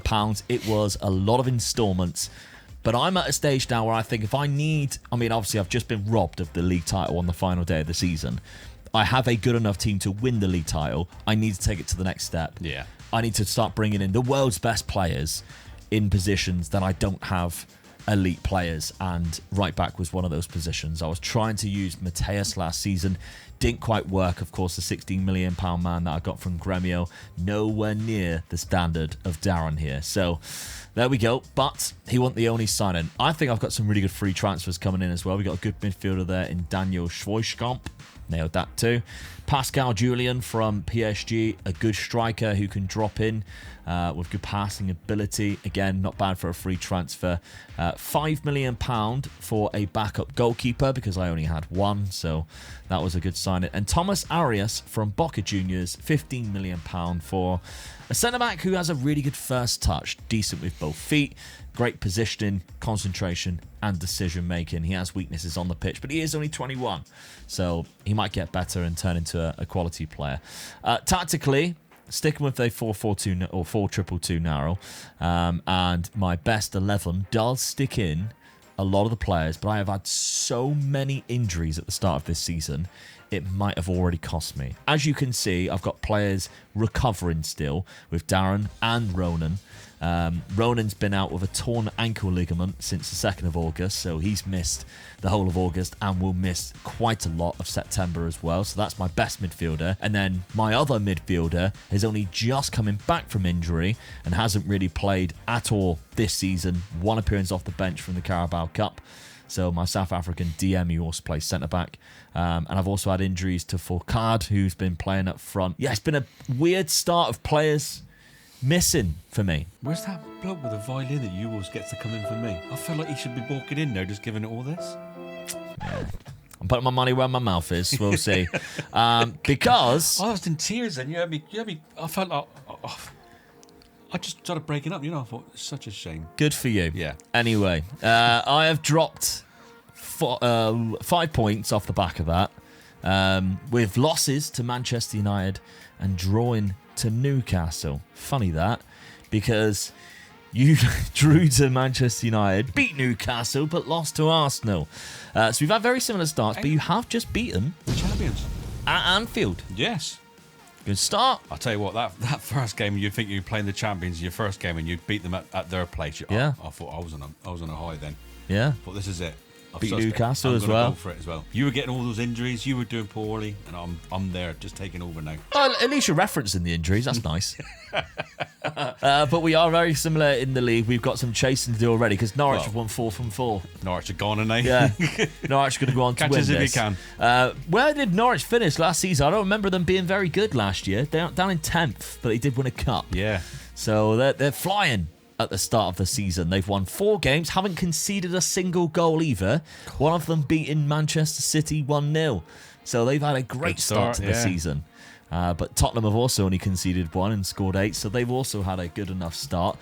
But it is all about how we do this season. Can we recover? Because Liverpool's even lower than us, so the opportunity to get there could be in our hands this season. Let's find out. The first time we faced each other this season, it was in Europe as we clashed in the Champions League in Hartlepool, where an Ergulu goal sealed a late 2-1 win for Sutton. However, that was nothing in comparison to the second time we faced each other in mid-December, where I stuffed Dad 5-1. Those 3 points are actually what separates us at the halfway point in the league as well, as Dad sits in 4th place and I'm 4 points behind leaders Manchester City. Dad's side ended up slipping out of the title race in the second half of the season, while I just about clung on. In fact, I could still win the treble, as I'm only in 4th place but 3 points behind Manchester City, who I also have in the quarterfinals of the Champions League, and I still have Liverpool to play in the semi-finals of the FA Cup. City gave me an embarrassing defeat, knocking me out of the Champions League though, but we put up much better performance in the FA Cup, defeating Liverpool 4-2 in the semi. In the league, I was still just 3 points behind Liverpool and Spurs this time at the top of the table, but I did have a game in hand,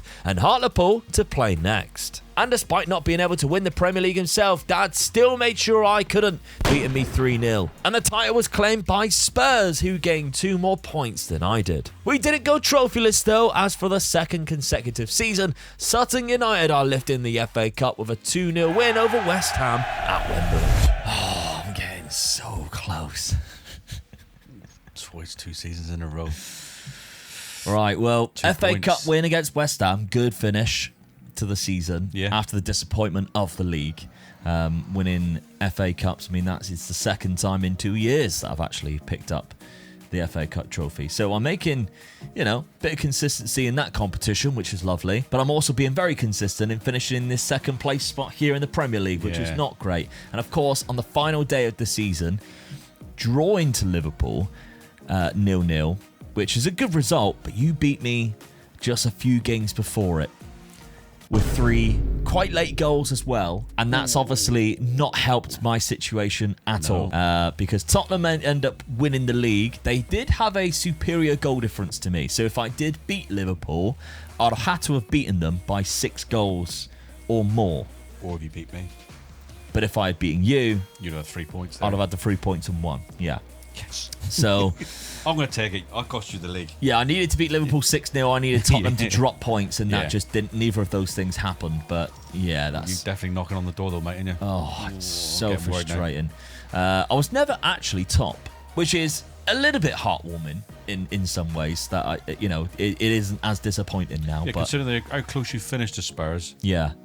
But Spurs they jumped up they come up because it from was nowhere then. yeah, it was Liverpool was there, City was top for the majority of the City season. lost it really, didn't they? Because they were there most of the season. Yeah, they chucked, and they were there near the end as well. And if you think where they ended up finishing in 4th place, something like they're 5 points off, They must have had a bad because they had finish. the best goal difference in the league. So they had a very bad end of the season. They also have the top goal scorer in Sebastian Belay, who looks great. Romanian, 6'7". finishing 19. Yeah, he looks great, doesn't he? So he was also the highest average rate in the most player of the matches with 13, with the one behind him having 8. Right. So Sandro Veloso was up there down with 20 goals though. Pleased with that. Yeah, he snuck in there. Jose Delgado had 11 clean sheets. Other than that, Christian Morel had 14 assists. It's such a disappointing season. I'm very annoyed not to see my striker getting a lot of goals there. I don't know where he ended up finishing in terms of the goals, but there he is, 8th place with just 18 league goals. It's not amazing. It's a bit disappointing, to be honest, since he's come in. Yeah. But all right, well, isn't to be in season number 21. But the top goal scorer for me was Agulu with 30 and 13. That doesn't look too bad. No. It's just a shame that it wasn't enough in the league. I think more league goals and we would have been laughing. To score 30 goals, but also assist for 13. Yeah. That's hell of a good, I feel. It is, yeah. Goal contribution for 43 is not too bad in sort of 56 games. You're definitely right with your next striker really sort of let you down, really. Yeah. But the right-back signing What a season that guy of Darren Mute. 19 goals. Yeah. 13 and 13. assists. And I just want to show, right, he played right-back. Here's the form. Right back or left back. So he didn't play anywhere else. He is scoring sometimes twice a game. And guess what? No penalties. It's good. No penalties. So he scored 10 Premier League goals just from right back or left back. 19 across the whole season. And none of them were penalties. Which is quite outstanding, to be honest. That's close to being a top midfield player. Yeah. Probably higher than a midfield player. But with 13 assists as well, I think he had the highest average rate for me. He did. It was a lot of money and a lot of installments, but it was probably worth it. Yeah, 100%. So I'm really happy with that. Transfer budget for next season, £26 million, but a very good wage budget. So, sell a player maybe. That's on the cusp of it, and I could get, again, one big player, which is, I think, is my aim now. I think I've got a good enough team. Just keep adding just one world-class player. Dad, let's have a look at your side, though. 25 goals from Sandro Veloso. Yeah, I'm pleased with that. You got 3, though, around the 20 mark, which is kind of what you always aim to have. Yeah, I do, yeah. They're assisting each other by the looks of it. I mean, it's obvious. I'm happy with the strike force. Obviously, something went wrong somewhere else, so I don't think I need to touch the strike force, really. I'm just going to look at something else. But probably a little bit better midfield, possibly 2 centre defenders. Probably could do. We are struggling to find good defenders, aren't we? Yeah, definitely, yeah. That is something that I've struggled with a lot, is finding very good centre backs. Yeah. There's enough strikers in the world to go around. You can find them easy at the moment, Yeah, but it's the centre backs that we are really struggling with finding. So your transfer budget for next season, 2 million. 2 million. I don't know what I've done to the board. I must have really upset them, but Your finances are worse. Yeah. You got no debts though. I mean, I haven't been overspending or anything like that and being silly. You got £16 million transfer debt. Yeah. £84 million net debt. So obviously doing well in the Prem is just not good enough for them. I need to get into the Champions League in there. That's where the big money is, isn't it? But yeah, I mean, you got to the round of 16 of the Champions League. I'm trying. So, which is where I defeated Inter Milan. You obviously got past, couldn't get past Bayern Munich. For a game 8-6. Yeah, on aggregate. Yeah. The quarterfinal was where I unfortunately fell 9-3 on aggregate to Manchester City. Bayern Munich, actually, who knocked you out, Dad, went on to win the whole thing. They beat Real Madrid in the final 4-1.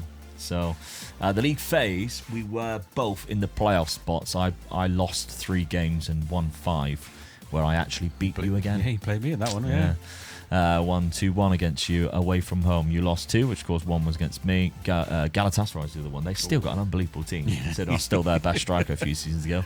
3 draws and 3 wins there. Nice little 5-0 against Malmo. But yeah, not good enough. But we'll see then this summer what it brings, because you've got no money whatsoever. I've got just enough, I think, to possibly bring in a world-class player or two. It was selling time again for Dad as he let his striker go for £60 million that was just sat on his bench all year. And he already has 3 options poised and ready to try and bring in with the money. I was in a similar situation. I sold my right-back Mateus and brought in a Brazilian option for £15 million.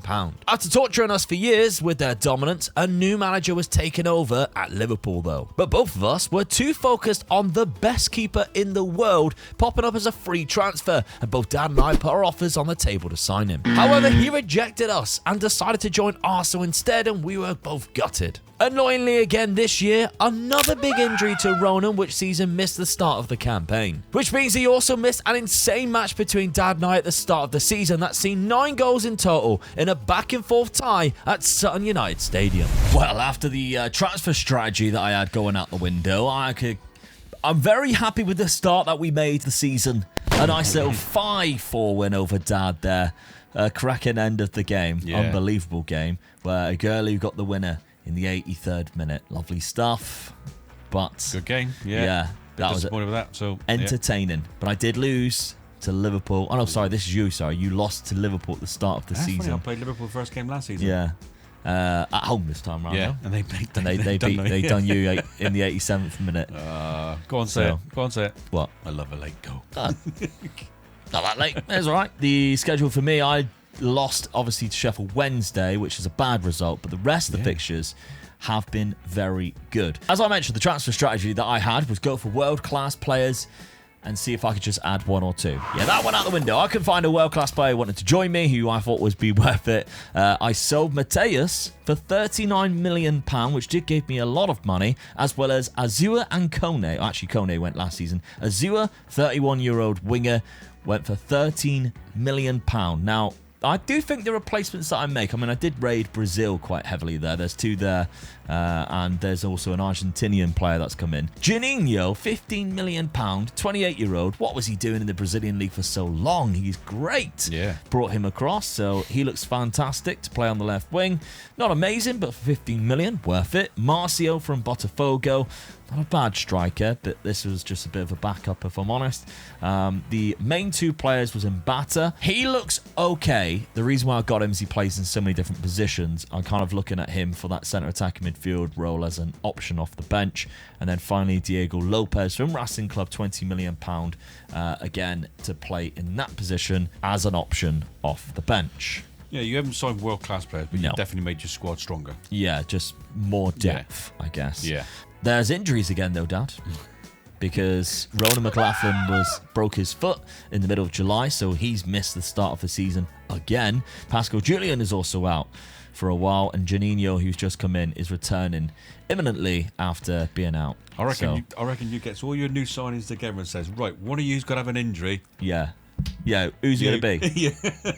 Which one of you is going to go out and do something silly? Yeah. Anyway, I have changed formation, though, moving away from that 4-2-2 now. We'll go into a 4-2-3-1, but with 2 centre attacking midfielders. We've got options there now. And, of course, I sold my right midfielder and didn't replace him. So I kind of needed to bring in somebody like that. However, it does put Fourcade up front right now instead of Ergerlu, which I'm a bit, I don't know about that. Because Fourcade is good on the left. I think Ergerlu's a better striker.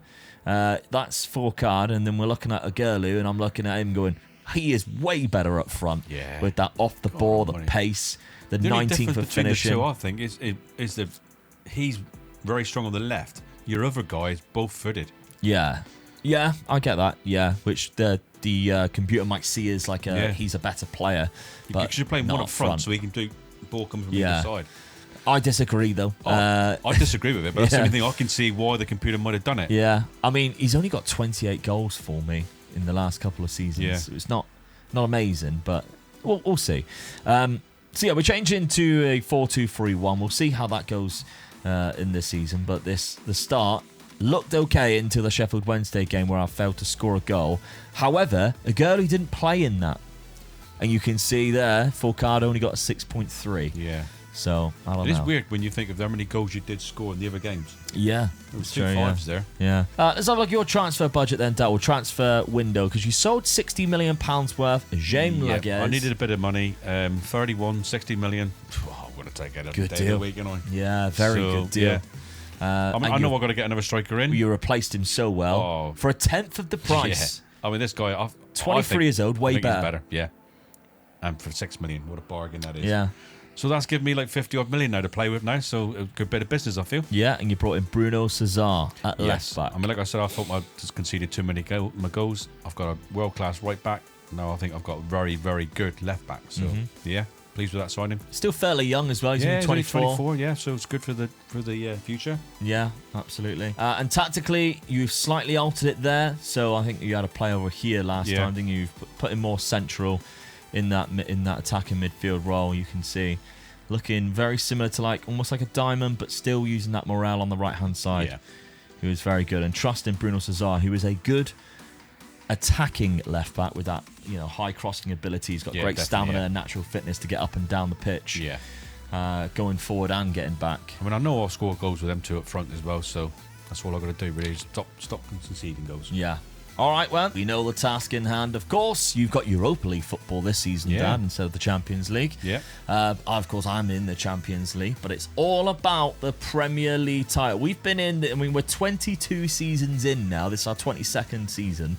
The season preview puts us in 5th and 6th. Well, I don't think we've ever been favourites, but it's nice that we haven't looked at the season preview for a while. It's nice to just not be down the bottom Yeah, sure, yeah. for a time. So let's see what happens in the season number 22 of Race to the Prem. So with the fixture against Dad out the way, I was focused on the other title chasers with a loss to Spurs but a nice win over Liverpool. Dad was having silly points dropped but was still putting up good performances and scoring a lot of goals. In terms of the title race though, it was the two North London sides at the top of the league as I was sat in 3rd place and 5 points behind Arsenal. Mid-January, and it was another clash between Hartlepool and Sutton in the league, and in the 91st minute, a winner from my Sutton side clinched a 3-2 win in Hartlepool. But it's surprising how things can change a couple of months later, as I'm out of everything in the end of March other than the Premier League, and I'm holding on to the coattails of Liverpool with 8 games left. April, however, was our time to shine, and we came through some difficult fixtures, winning 5 and drawing 1, whereas Liverpool dropped many more points and only won 2 of their games in April, meaning we jump ahead of them by 3 points with just 2 games to go, and surely we can't lose this again like we did last time. Well, in the penultimate fixture against Brentford, we kept up our winning ways, beating them 2-0, while Liverpool battered Everton with 22 shots to 1 and failed to score a single goal, meaning we were crowned champions, and the final fixture, which we lost, didn't matter anyway, and Sutton United have finally done it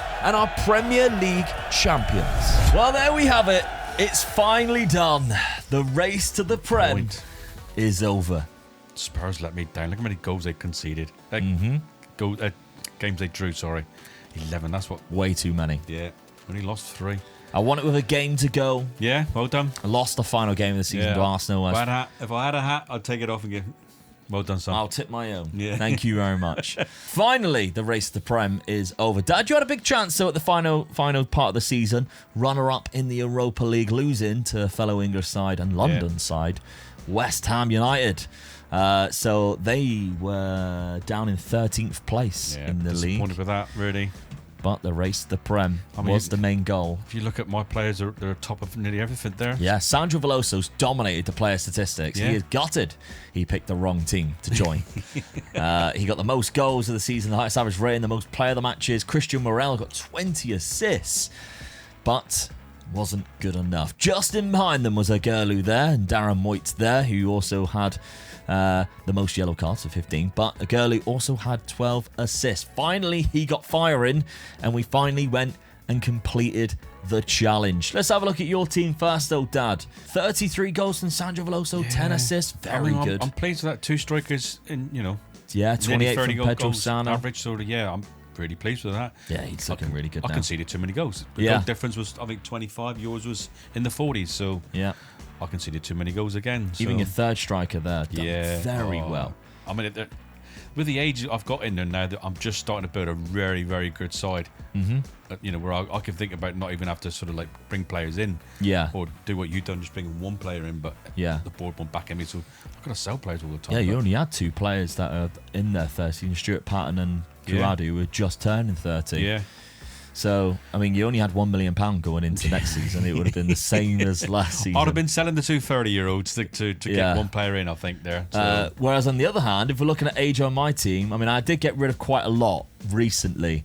But yeah, I had goalkeeper just turned 30. He was unbelievable signing, by the way. If you think I picked him up for £13 million from Barcelona, and he was my #1 goalkeeper for a long time in the Premier League. Yeah, he's still good as well, yeah. But I mean, 30's young for a keeper as well, isn't it? It is, yeah. Yeah. Gerlu, though, finally got the amount of goals that I was hoping he would, with 15 assists. Yeah. Turned into a quality player. I mean, how are they really giving him 3.5 stars? That is absolutely mental. I don't know whether it's because probably McLaughlin, is just too good. Yeah. But I think he's the MVP of the race to the Prem for me. 100%. You think I signed him for 500k? Oh, that's unbelievable price, isn't it? Yeah. Yeah.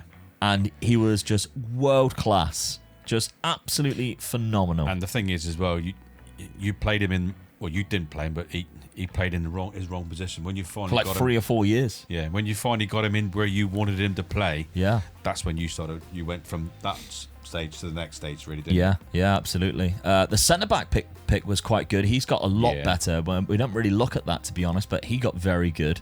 And I think, again, I didn't actually sign him for too much either. He was 1.4 million. Oh, yeah. So I mean, again, when you look at your team, there's a lot of teams there with 5 stars. Yeah, Juan. Yeah. £76 million from Real Madrid. If you remember, I loaned him one season and then signed him for the rest. Obviously, Darren came in recently for a lot of money, £85 million. But and this guy was quite cheap, I think, the South African, for another 500k pickup there, and he was again fantastic. So it was a mixture really of finding little gems like that, but also paying the world class fees when I could. I mean, they gave me £43 million to spend, but there we have it.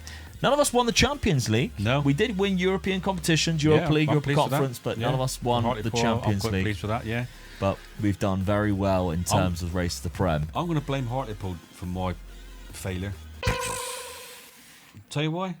I was always cold, mate. I was freezing all the time. I never had a scarf or an hat or nothing. That's true, yeah. So I'm going to blame Hartlepool for this. If you'd sent me something, I could have concentrated a bit better, and I might have got it better. Yeah, so. Sutton looked Well after done, me. Well done, Sutton, for looking after this guy. And you got what you sweating, deserved. sweating. Got a scarf on, a hat with a big light pointing at me. I'm sweating. But yeah, I'm glad I could do it for Sutton United. Winning the race to the Prem. We really hope you enjoyed this series because we really did enjoy doing it. It was good fun. 22 seasons it took us. Probably you could do it a lot faster, but I had a lot of fun along the way. But it does mean now that you need to subscribe and turn the notification bell on because you don't know what type of challenge we are going to do next. But if you are looking for a video up until that point, then why not check out this video on screen right now, because Dad and I made ourselves as players, and boy was that fun. Yeah. Go check it out.